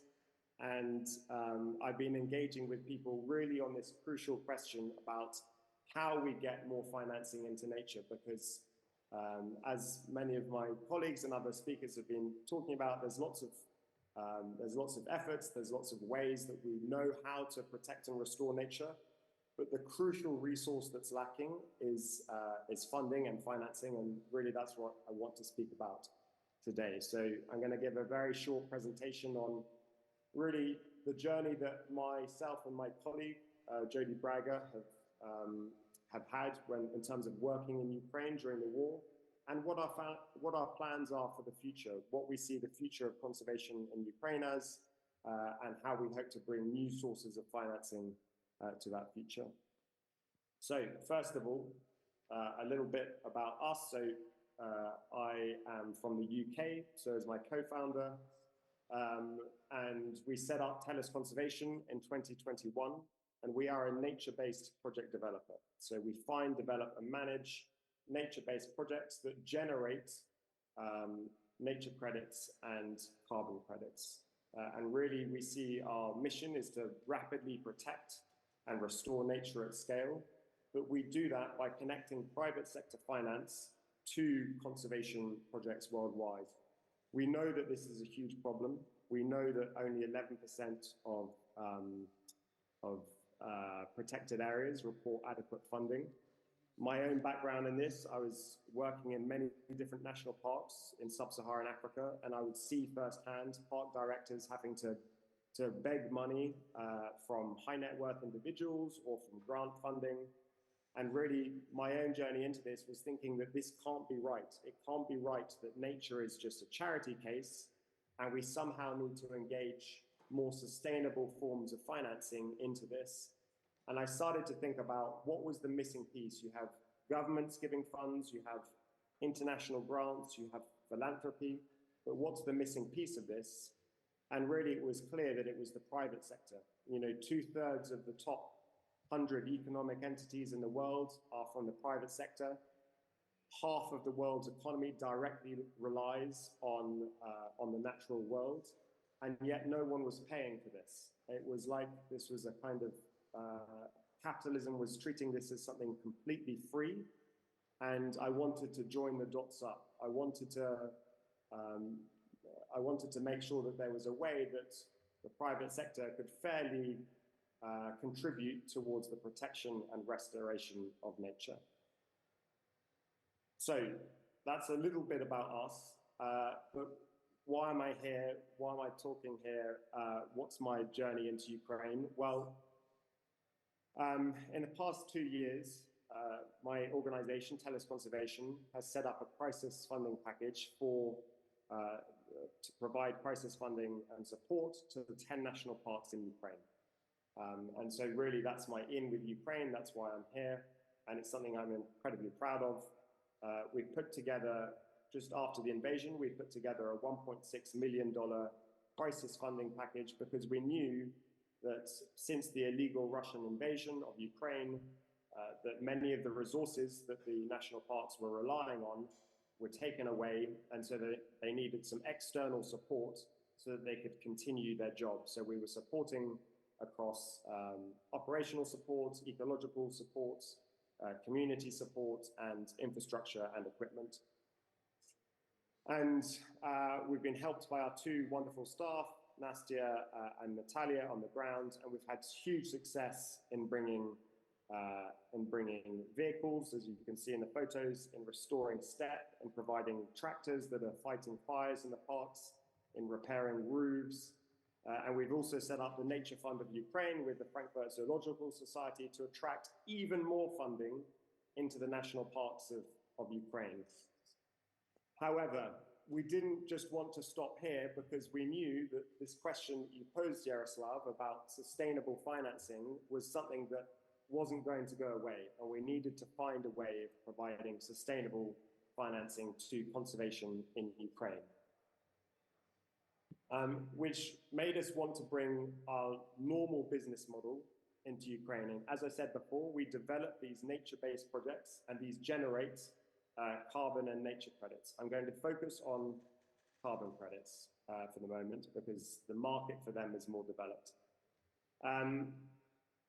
Really, we have a vision to develop these nature-based carbon projects in Ukraine, which will have action on the ground in terms of protecting and restoring vital ecosystems, but it will also provide a source of revenue to the government through the sale of these carbon credits, and a source of revenue to national parks and other conservation organizations who are doing this conservation work on the ground.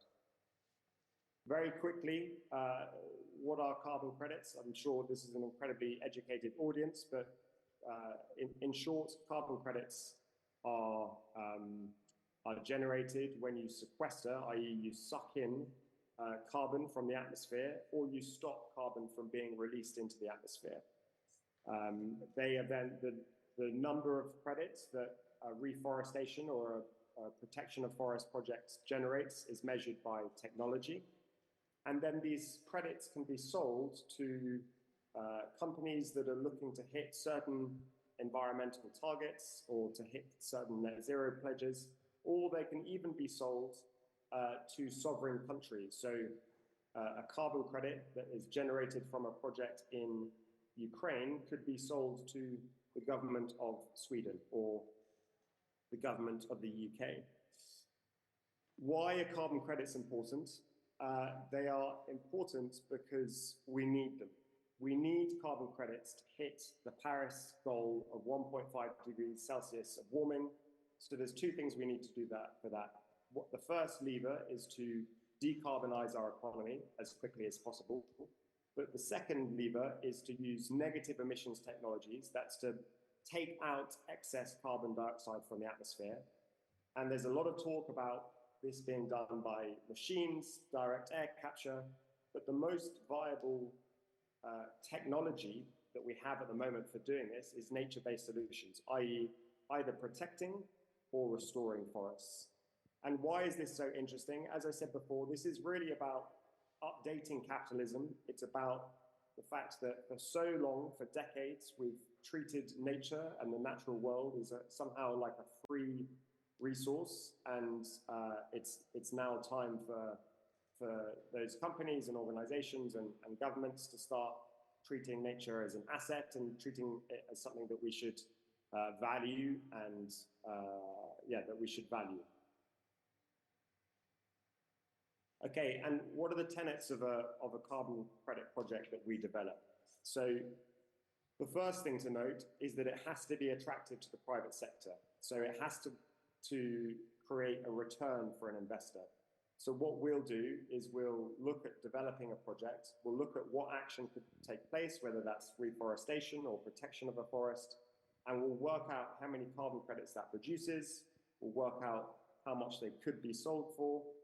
And from that, you can work out, given the costs of the project, you can work out what a return could be for an investor who invests in such a carbon credit project.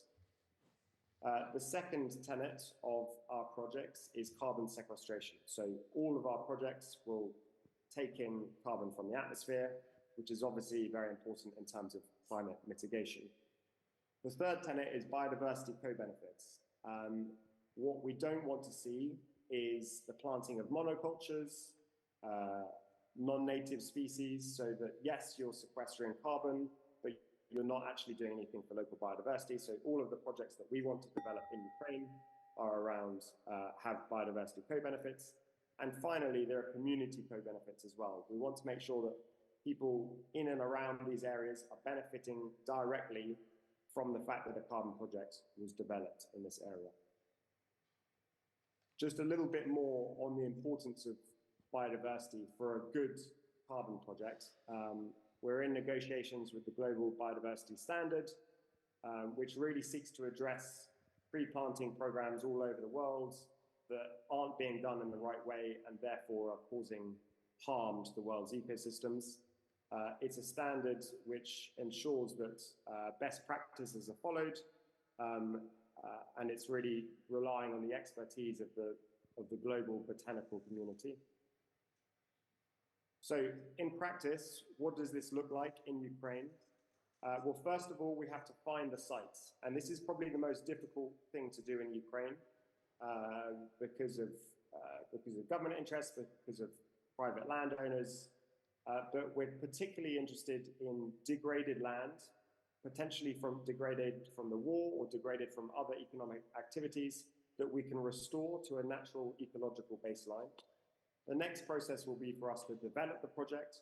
So we'll do site visits, we'll use remote sensing technology to understand what potential there could be in developing a carbon project in this site. And finally, we will implement it. TELUS Conservation is a UK organization. We will always look to work with local partners. And luckily in Ukraine, we are blessed, whether it's park staff or local conservation organizations, we know that there's a whole wealth of experience when it comes to operationalizing a project on the ground. I really want to conclude by, first of all, saying that our involvement, both myself and my co-founder Jodie's involvement in Ukraine has been honestly the privilege of our life. It has been a privilege to get to know this incredible country. It's been a privilege to try and help in whatever way we can to protect your incredible biodiversity and natural resources. And finally, just to say that, as an organization and as individuals, we want to be in this for the long haul. We really see that as part of Ukraine's green recovery, there's a huge scope for bringing in this private sector finance to help protect and restore that nature that has been damaged so much during the war.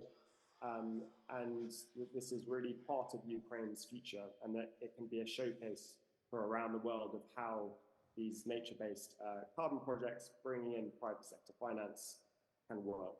So thank you very much. Thank you. Thank you, Angus, for your speech, for your support for Ukraine, and stay with us, because now we will start the session Q&A, and maybe some of our participants want to address some question to you.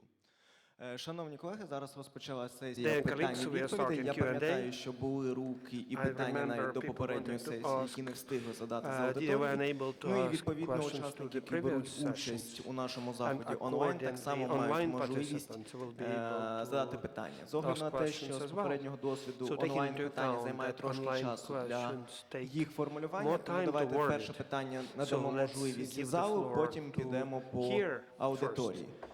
У мене під час перерви, пам'ятаю, що обіцяв вам надати слово. Прошу. Дуже дякую. Це, власне, не питання, це коментар, мабуть, все-таки більш доречно до попередньої секції. Анна Куземко, Інститут ботаніки імені Холодного НАН України. Я би хотіла підняти таке питання, яке, можливо, під час нашого сьогоднішнього зібрання не дуже так голосно прозвучало. Питання замінованих територій як ресурсу для створення об'єктів ПЗФ. Ну, вже прозвучало, що Україна сьогодні є, напевно, найбільш замінованою територією країною в світі, і треба з цими територіями щось робити. І от є така ідея все-таки створювати якісь об'єкти, напевно, це має бути якась особлива категорія, якісь постмілітарні чи території відновлення, але менше з тим, щось з цим робити треба.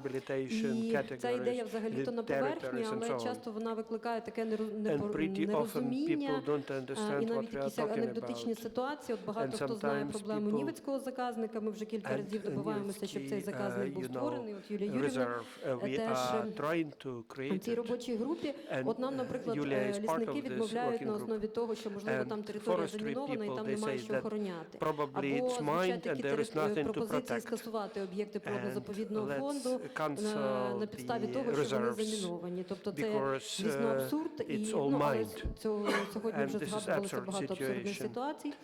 От, тому моя пропозиція все-таки, щоб це було включено і до наших сьогоднішніх рішень, і щоб це була якась така консолідована позиція стосовно таких територій, стосовно їхнього майбутнього, і стосовно можливості також виконати оті вимоги євроінтеграційні щодо досягнення 15 або навіть 30%. Тому я сподіваюся, що вона буде підтримана на різних рівнях. Дякую. Дякую вам. Чи хотів би хтось, можливо, зі спікерів відреагувати? Насправді проблема справді дуже величезна і питання пріоритизації. Можна питання до Анни?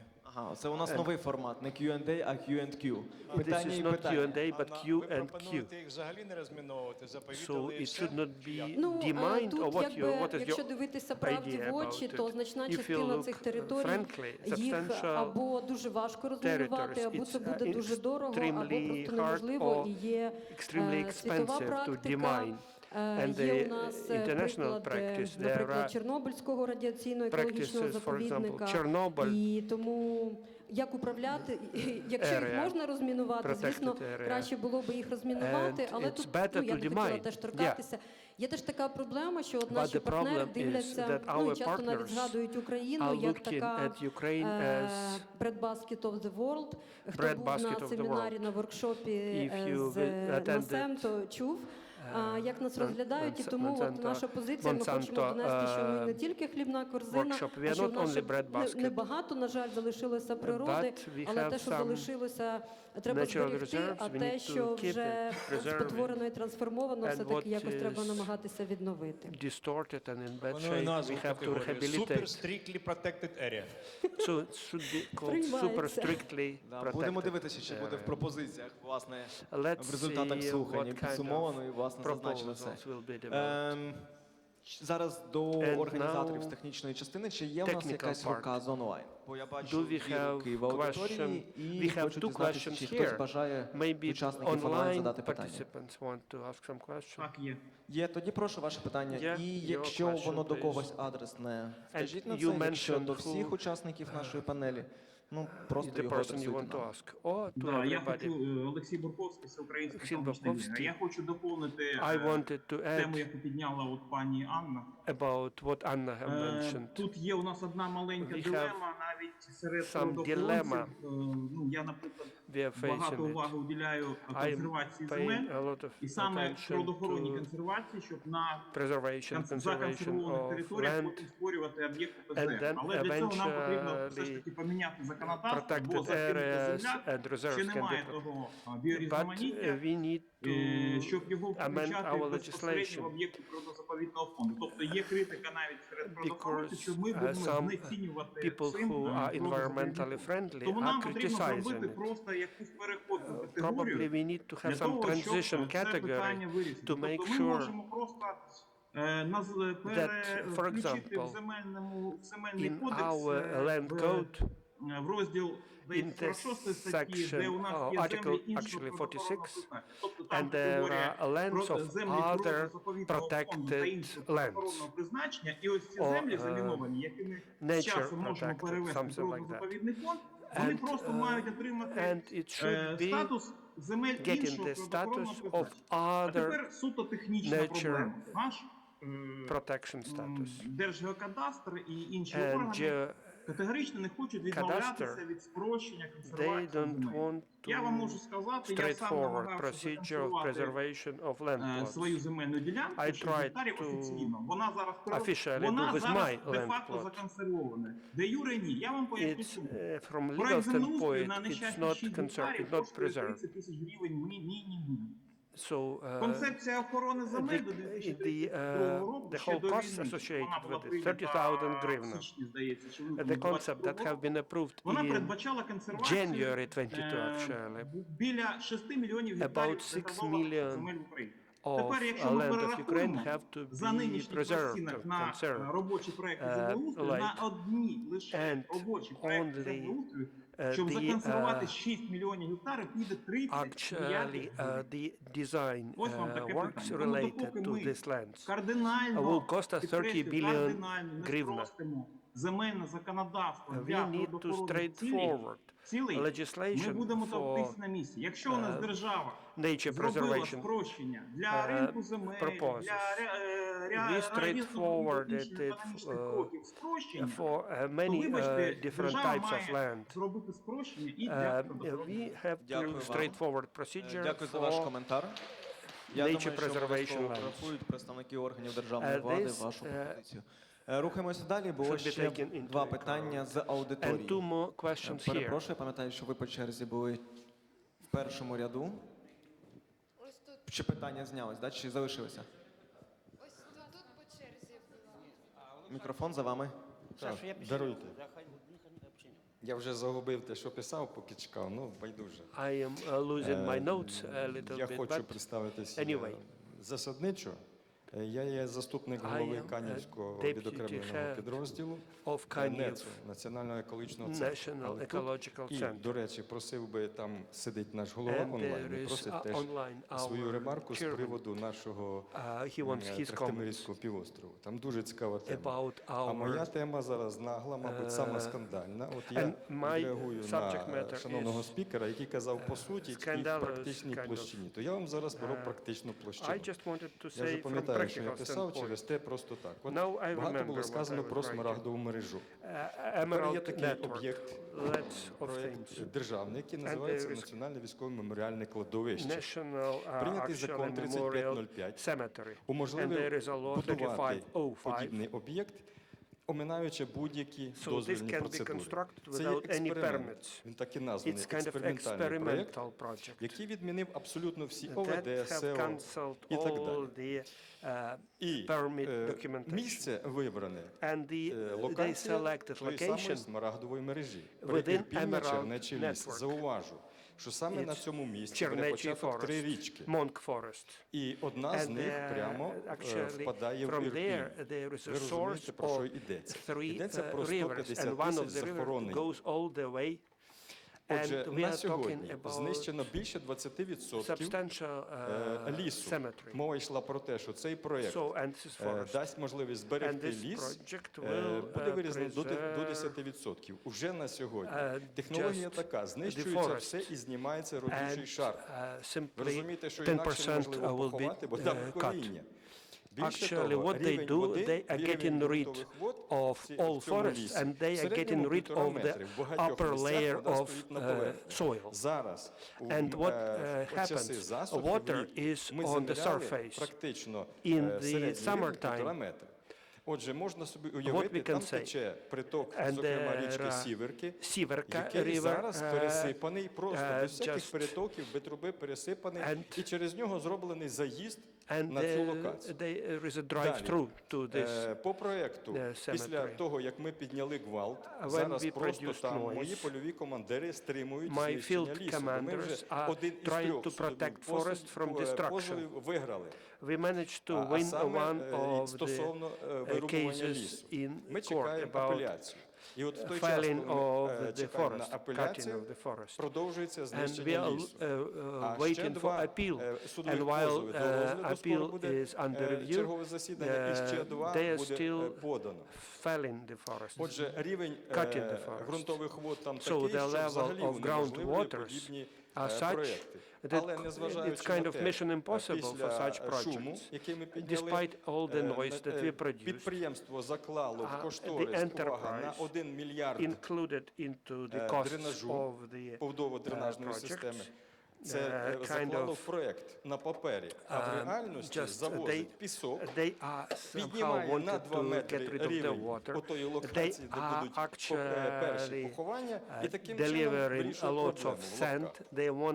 І далі по тексту. Я вже не кажу про те, що цей приірпіння Чернечий ліс, те, що названо смарагдової мережі, вони кажуть, немає закону, ми кажемо, чекайте, ми з цього приводу вже писали в Венський комітет, і виграли з цього приводу саме оцю першу судовий позов. То адвокати, а яких у нас 4, відкоментували так, що те, що в нас законодавчо це не врегульовано, не означає, що в нас немає закону. Бо Україна є підписанням Бернської конвенції, цього достатньо. Давайте перестанемо бути дітьми. Якщо ми підписали, то ми мусимо виконувати. І те, що у нас всередині законодавчого поля такий гармидер, не означає, що ми маємо право цим займати. Дякую. Так, тепер стосовно... Якщо можна дуже коротенько, тому що у нас обмежений час, власне, це основна проблема. Наше протистояння продовжується, громада налаштована надзвичайно радикально, ми просимо сприяння, зокрема у комітету, для того, щоб це не переросло у більш радикальні дії. І далі я би просив Дмитрові Іванову дати слово, який чекає онлайн. Дуже дякую. Добре, дякую. Я дивлюсь, у нас одна рука в залі і дві руки онлайн. Ми зафіксували цю кількість. Власне, на цих питаннях ми сьогодні і поставимо крапочку. Прошу до всіх зараз, хто буде озвучувати свою позицію або питання, вкладатися в 1,5 хвилини, не більше. Прошу онлайн. Першу руку. Мені погано видно. Пане Дмитро, здається, ви. Давайте вам слово. Прошу. Ваші 1,5 хвилини. Колеги, першим там на черзі Олексій Василюк. Давайте будемо чесними, хай він виступить ядерним. Окей, давайте єдине, щоб вкладатися, щоб встигнути, щоб встигли всі 1,5 хвилинки. Давайте вам надав слово, тому прошу. Доброго дня ще раз. Отже, дивіться, дякую Олександру Давиденку, який допоміг мені взяти слово. Я нагадаю, що Борис Індиченко, голова спеціалізованої екологічної прокуратури, нагадав вам про проблему захисту території Тихомирського півострова, про те, що ще з 10-го року не виконано указ президента про створення, про надання Канівському природному заповіднику ділянки на Тихомирському півострові, там приблизно близько 5,5 тисяч гектарів. Отже, я вам, може більшість людей в залі і в комітеті немає жодної гадки, що насправді у нас є унікальна проблема. На цій території з 2000 року існує приватний регіональний ландшафтний парк. Це єдиний в Україні приватний регіональний ландшафтний парк. Загляніть в законодавство, закон про природно-заповідний фонд було змінено в 99-му році Верховною Радою, яка дозволила існування регіональних ландшафтних парків під приватним управлінням. Єдиний цей приватний ландшафтний парк створений був Ігорем Бакаєм, відомим персонажем з часів влади Кучми. Цей регіональний ландшафтний парк існує досі. Він на даний момент не виконує жодних функцій природних, наукових і всяких інших. Він номінально існує. У нього є приватне керівництво, яке не виконує жодних функцій. Натомість ця територія, яка мала би бути передана або Канівському природному заповіднику, вона не може бути зараз передана Канівському природному заповіднику, бо Канівський природний заповідник не є юридичною особою. Він є складовою частиною юридичної Київського національного університету, якому він підпорядкований. На жаль, Київський національний університет років 12 тому ліквідував Канівський природний заповідник як юридичну особу, що суперечить закону про природно-заповідний фонд. Тобто ця територія Трахтимирівського півострова, територія абсолютно унікальна, яка з точки зору вчених. І ось пан Дідух підтвердить, що ця територія унікальна справді, і вона заслуговує на збереження. Більше того, зараз йдеться про те, що ця територія Трахтимирівського півострова і Канівського природного заповідного, Канівських гір, як природної ділянки, має бути захищена статусом внесення в список всесвітньої спадщини ЮНЕСКО. Насправді вона абсолютно безгосподарна, вона не має нормального господаря, вона руйнується різними господарями, вона руйнується в тому числі і лісогосподарській. Ідея створення і компроміс рішення всіх юридичних проблем створення національного парку Середньодніпровський, яка була запропонована біологами ще в 2015 році, вона ігнорується Черкаською обласною адміністрацією багато років і намагаються всі місцеві влади робити все для того, щоб національний парк території не був створений.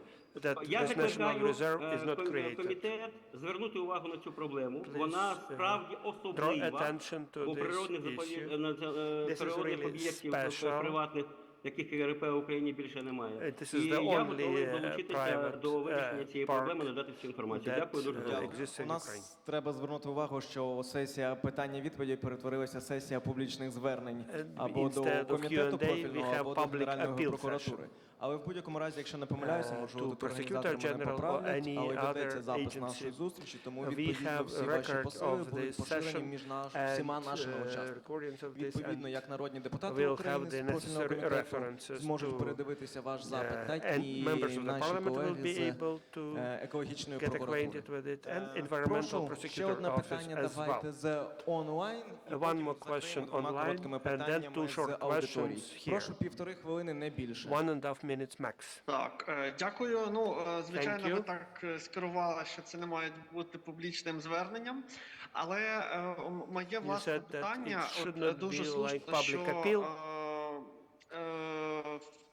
є запис, і цей запис зможуть передивитися учасники, але моє, швидше навіть звернення організаційне, а не питання, щоб цей запис також побачили обласні державні адміністрації, департаменти екології. Чимало представників ентузіастів, яких ми добре знаємо з обласних департаментів, дивляться зараз онлайн, але не всі, тому що, наприклад, ми знаємо точно, що питання природно-заповідного фонду має дуже різне розуміння в різних областях. Наприклад, ми подаємо клопотання про створення ПЗФ в Миколаївській області, щороку створюється по кілька об'єктів. Подаємо клопотання в Вінницькій області, Чернівецькій, категорична відмова по всьому факту, категорична відмова по всьому принципова, а Сумська область тепер навіть відповідає на звернення про створення нових ПЗФ. Для чого нам створювати нові? В зв'язку з посиленням державного кордону нам тепер треба скасовувати існуючі. Я думаю, що учасники слухань точно мають з гумором поставитись до ідеї скасовувати існуючі об'єкти замість створювати.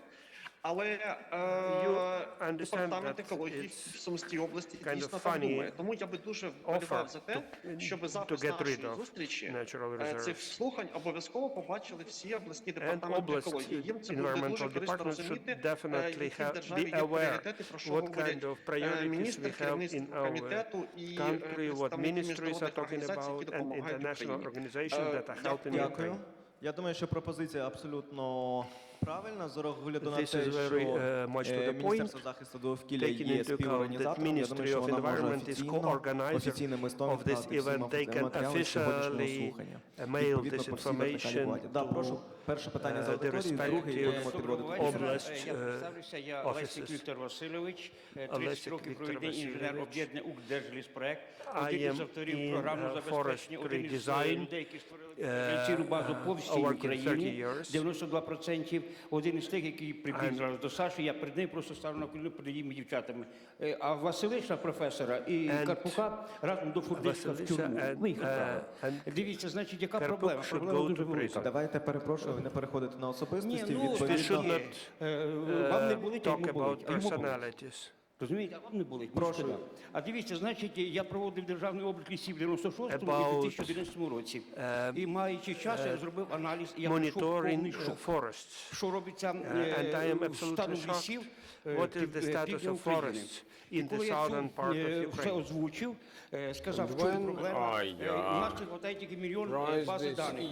Це південь і схід, це лісові полоси і зарослі оці неудобні. Це не проблема їх протаксувати. Далі, по Херсонській області, лісі впали 7%. Південь і схід там просто жах.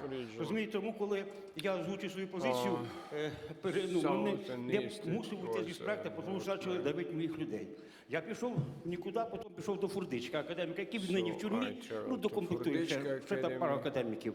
Розумієте, я там дійсно працював. Я заробив багато грошей для інституту і зробив багато хорошої роботи, я там багато мав аспірантів. Той же Василюк, це всі дисертації за останні 10 років, таблиці зроблені мною з бази даних. Розумієте, унікальна база даних розроблена. Флешка, я вам можу її скинути. Люба інформація, яка вас цікавить по лісах, немає проблем. Її ніхто не хоче бачити. З базою даних працює 2-3 чоловіки, всього-навсього. Вчора я це озвучив у Львові і озвучую зараз. Робіть висновок, час.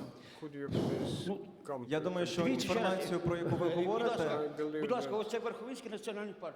Включіть, що зараз робиться там. Поїдьте, чого я поїхав туди, а чого ви не поїхали туди. Добре. Включіть, будь ласка, що робиться зараз в Верховинському, знищуються ліси народним депутатам. Якщо у вас є інформація, ми будемо вам вдячні, якщо ви поширите її на пошту учасників і організаторів сьогоднішніх слухань, і ми їх обов'язково вивчимо. Дякую, будь ласка. Перепрошую, ліміт часу. Дякую. І крайнє запитання. Коротеньке питання, буквально 1,5 хвилини, і прошу чиї коментарі, і на цьому ставимо крапку. 1 minute, please, and the comment. Боже, дякуємо за такі палкі дискусії, таких об'єднаних сил сьогодні українського народу. Я думаю, що такі слухання відкриті, врахують усі рекомендації, тому даємо такий уже від небайдужих сил сьогодні, які дбають про європейське майбутнє природоохоронних територій України. Комітету Верховної Ради треба привести законодавство і правовідносини власності відповідно волі і долі українського народу. Обов'язково завести в реєстрацію акт декларації про державний суверенітет як єдиних документів, які можуть спасти цю ситуацію, про яку сьогодні так палко говорили захисники природоохоронних територій України. І так, я сьогодні можу направити, я Олійник Людмила, очолюю якраз штаб території людяності Сумської територіальної громади, і в мене є мандат наказу про це заявити і опублікувати. І будуть у Верховної Ради направлені відповідний документ, так що долучайтесь до цього документу. Дякую. Дякую вам. Хотів би подякувати всім учасникам за вашу активність і небайдужність, і, звичайно, подякувати нашим спікерам за те, що власне свою позицію представили свої напрацювання. Ну і зараз будемо рухатись по нашому порядку денному, ми дещо відстаємо по графіку, і, напевно, я одразу передам слово пані Юлії, щоб прискорити трошки процес. Всім спікерам ще раз дякую. Шановні колеги, дякую щиро. З великою повагою до кожної думки, до тих проблемних кейсів, про які ми на початку говорили. Я дуже прошу, щоб ви всю інформацію, яка є, ви можете офіційно, з повідомленням, всі офіційні записи, всі матеріали, всі презентації, всі фотографії будуть надіслані всім учасникам. Вони в відкритому доступі, всі проблемні кейси в відкритому доступі. І я розумію, що зараз не дуже всім болить. Ми починали з цього. Ми живемо в цьому. Хто, як ні самі практики, які розробляли, робили, розбираються в всіх процесах, зможуть рекомендувати нам далі рухатись. І це абсолютно вірно. Ми максимально зараз, знову ж таки, комітет і має контролюючі функції для того, щоб підіймати питання найболючіші. Ми дуже хочемо допомогти вирішити те, що болить, чесне слово. Я просто як приклад. У 22-му році, 10 листопада, ми проводили слухання. Якраз, ви знаєте, розгар повномасштабного вторгнення. І я згадую, в 14-му році Олексій згадував, що я сама з Донбасу родом. Я пам'ятаю, як все починалося в 14-му. Ми всі з вами відчували, як боліла і горіла якраз повномасштабне вторгнення в кожній родині, в кожній душі. І ми вирішили у 22-му якраз 10 листопада провести слухання. Як результат, одразу через десь 2 тижні з таким самим назвом ми провели слухання Національної асамблеї Франції. Ми почали піднімати питання щодо екоциду на рівні міжнародної спільноти. В грудні 22-го року президент представив формулу миру, серед яких пункт екологічна безпека і питання протидії екоциду. Зустрічі з європарламентарями, включення в резолюцію про трибунал, environmental crime, злочини проти довкілля, далі залучення міжнародної спільноти, резолюції ПАРЄ і міжнародна організація, яка перша вигнала Росію зі всіх своїх органів. Тобто це міжнародні кроки, які, знаєте, як ком. Мені дуже хочеться, щоб після цих слухань це був як ком, ми набирали в оці проблемні кейси, щоб ми відкривали болючі рани, які реально болять. І я, повірте, мені відгукується кожна проблема. Тому що мені дійсно хочеться, я за освітою еколог, я маю науковий ступінь, кандидат біологічних наук зі спеціальністю екологія. Я дуже глибоко розумію, про що ви кажете. Звісно, я вклоняюсь перед вашим досвідом, тому що я маю трохи інший досвід, і мені дуже хочеться бути корисною вам на парламентському рівні. антропоцентрична модель, декомунізація довкілля, все мені дуже відгукується, тому що ми в парламенті дуже багато говоримо. Я чула про те, що, знаєш, Юлія, екологія – це наука для багатих. Треба мати екологів, адвокаторів в кожній фракції. Ми дуже хочемо вирішувати ці проблеми на державному рівні. Ми дуже хочемо, щоб в політичних рішеннях питання збереження біорізноманіття, створення ефективної мережі природоохоронних територій, роль природоохоронців на національному рівні була з повагою і з можливістю, і фінансової підтримки, і всіх інших. Що ми пропонуємо, колеги? Нам дуже важливо, щоб за результатами цих слухань був документ. Для цього ми до 11 листопада чекаємо в письмовій формі те, що ви зазначили, повірте, всі ваші презентації, ви також маєте доступ до них, будете мати офіційно. Ми все фіксуємо в проєкті рішення. Як відбувається це в Верховній Раді? Всі пропозиції, вони аналізуються, включаються в проєкт рішення. Далі проєкт рішення розглядається на засіданні комітету. Приймається рішення і надсилаються відповідно всіх ЦОВи, до яких звертаємося, або інституції, організації, до яких звертаємося, надсилаються. Що надважливо? Законодавче врегулювання. Законопроект по території смарагдової мережі, він дійсно йде дуже складно. Ми намагались його провести в парламент, навіть дійшли до президента, і президент вніс його на розгляд в екологічний день. На жаль, ми не набрали відповідну кількість голосів і зрозуміли, що це потребує додаткової комунікації, узгодження. Як ми будемо рухатись? Ми зараз дуже хочемо, щоб і представники європейських інституцій, яких ми хочемо залучати в цей процес, і проблемні 7 у нас проблемних таких блоків, які ми хочемо розглядати з окремими групами організацій громадських, представників асоціацій, які надсилали відповідні прокомунікувати. Це один з найскладніших законопроєктів. Але про промзабруднення ми також пройшли. Це такий рекордсмен по кількості неприйняття в Верховній Раді. Ми пройшли, і я щиро вірю, що ми по території смарагдової мережі пройдемо і приймемо про довкілевій європейській версії. Про законопроект про зменшення податку на землю. Зі свого боку, ми офіційно звернемося в податковий комітет, де знаходиться законопроєкт. Особисто підійду до голови комітету для того, щоб зрозуміти позицію станом на зараз комітету, можливо, навіть провести міжкомітетську зустріч для докомунікування, до глибшого розуміння важливості прийняття цього законопроекту. Це болить всім керівникам, всім, розумієте? Тому що ми розуміємо, наскільки складно зараз приймаються такі рішення, але мають інші комітети, які не дотичні розуміти глибину всієї проблеми. Про екоконтроль, так, йде процес, рухається міністерство, залучені всі можливі інституції. Ми сподіваємося, що найближчим часом законопроект в другому читанні буде прийнятий.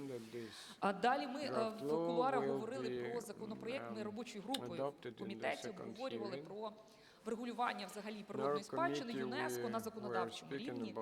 Ми отримали експертизи, ми зараз піднімемо і знову повернемось до цього питання, і зміни в закон України про природозаповідний фонд, там 46 стаття згадувалась.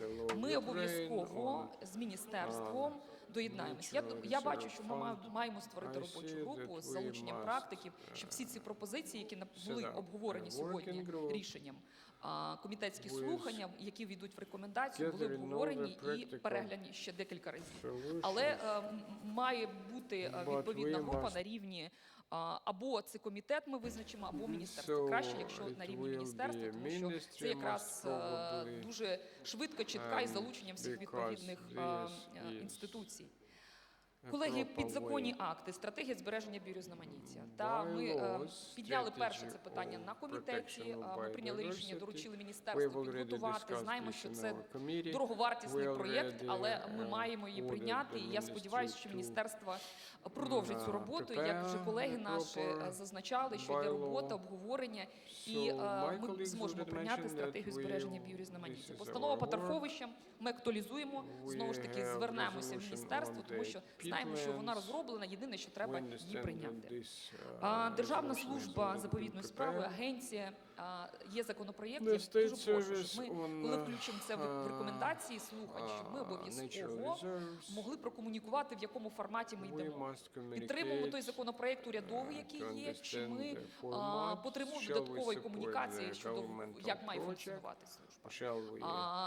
Мінфін залучені всі процеси для того, щоб вони могли нам дати, і ми могли дати фінансове обґрунтування цієї інституції. Можливо, ідеально би було дійсно залучення міжнародних коштів задля функціонування цієї інституції на початкових етапах з перехідними положенням. Треба буде переглянути, але в якому форматі. Це як державна служба, як агенція, це треба обговорювати і знову ж таки рухати це питання. Повірте, в парламенті дуже складно комунікується в створення нових органів. Але якщо ми дамо просто залізобетонні аргументи, що це має бути, що це євроінтеграційні зобов'язання, в парламенті зараз в порядку денного законопроєкти, які направлені на імплементацію євроінтеграційних, подаються з позначкою євроінтеграції. Тому важливо рухатись цим шляхом і дати ці аргументи, де колеги просто максимально підтримують. Максимально на вашому боці, на нашому спільному боці готові в цьому напрямку працювати. Те ж саме по моніторингу біорізноманіття. Закон України про моніторинг був прийнятий, тому тут величезна кількість підзаконних актів. Вони напрацьовуються, вони рухаються, але знову ж таки ми потребуємо, знаєте, більшої комунікації. Чому ці слухання потрібні? Я прям бачила, як емоційно ми можемо в будь-який момент, як болить сильно. Але я думаю, що нам треба просто це проговорити спільно, і ми, я думаю, продовжимо з вами дискусію на різних майданчиках. Зарплати, тарифна сітка. Якщо подивитись справки в бюджет, я щорічно, коли йде бюджетний процес, вношу правки збільшення заробітної плати працівників природоохоронного. Ну так, я взяла на себе це зобов'язання. Деякі роки ковідні навіть в першому читанні було прийматися, в другому читанні, на жаль, не приймалась, але я думаю, що якраз підняття цього питання на найвищому рівні дозволить нам достукатись і змінити цю ситуацію, але здебільшого я думаю, що нам варто ще про це частіше говорити в різних адвокаційних поїздках в Європейську комісію, щоб ми могли отримати відповідне фінансування на підтримку цього напрямка, тому що це основа стратегії збереження біорізноманіття з європейської зеленої угоди, з європейського зеленого курсу, Green Deal. Тому тут я бачу ще міжнародний трек і адвокація на цьому рівні. Земельні питання – це дуже складно, я вам скажу, я бачу, що з аграрним комітетом у нас дуже багато дискусій, вони продовжуються, будуть продовжуватись. Наш складні розділи в переговорному процесі, але ми маємо сісти і вирішити, тому що якщо ми не врегулюємо ці питання, особливо якраз земельні питання для природоохоронних цілей, то буде дуже складно. Колеги, далі, що зняти мораторій на перевірки екологічної інспекції. Ви чули, спеціалізована екологічна прокуратура чітко нам сказала, що збільшилась кількість порушень. І ми маємо, знову ж таки, звернутися до уряду, щоб ми переглянули цей процес, особливо якраз це пов'язане із законопроєктом про екологічний контроль, ми маємо це врегулювати. Державна програма розвитку природозаповідного фонду, це дуже важливо, про це варто говорити, знову ж таки, і зробити драфт цієї програми і включенням всіх важливих. Але знову таки, тут Telos Conservation, Франкфуртське зоологічне товариство. Це такі просто неймовірні приклади підтримки, але все-таки держава має переглянути ці програми і знайти можливості підтримки. Збільшення території ПЗФ, створення ПЗФ на окупованих територіях, заміновані території. Це має обов'язково бути відображено в нашому проєкті рішення.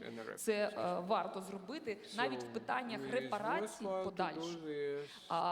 Ті шкоду, яка агресор наносить, Російська Федерація наносить Україні, коли це, знову ж таки, території, особливо природоохоронного значення, навіть і відшкодування буде більше, але про це, я думаю, що треба говорити і далі рухатись. Освітні програми, взагалі екологічна освіта, повірте, ми маємо робочу групу і концепцію екологічної освіти хочемо.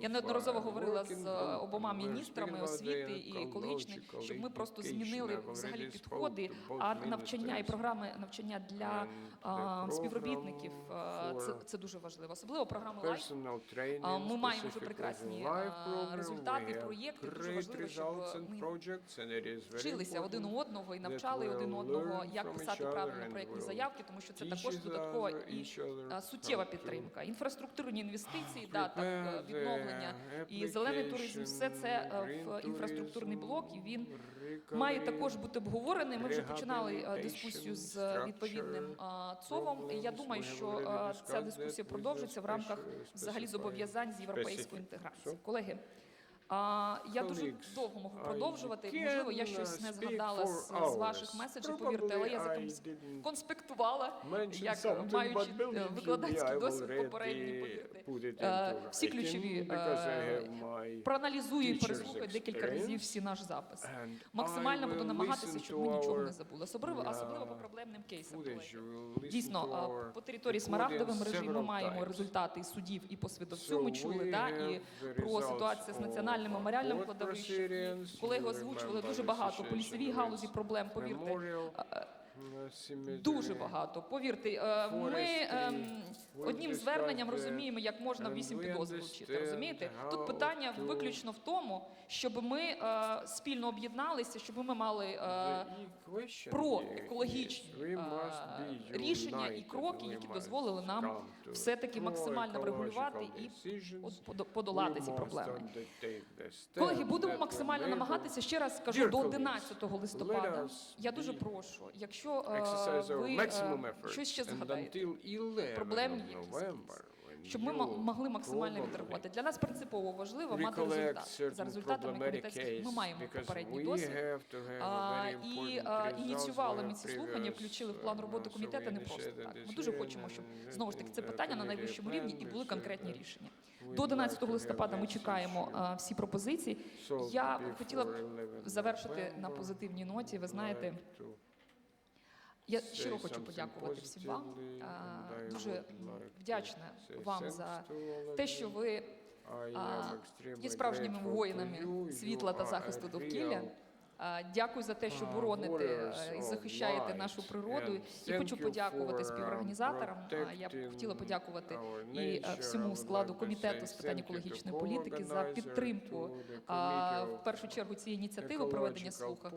Дякую нашому секретаріату за організацію роботи, проведення слухань. Дякую нашій команді за неймовірну підготовку і дякую Міністерству захисту довкілля та природних ресурсів. Дякую програмі розвитку Організації Об'єднаних Націй за фінансову підтримку реалізації цієї ініціативи, Джеф, Українською природоохоронною групою, WWF Ukraine, за те, що ви виступили співорганізаторами, за експертну, максимальну підтримку.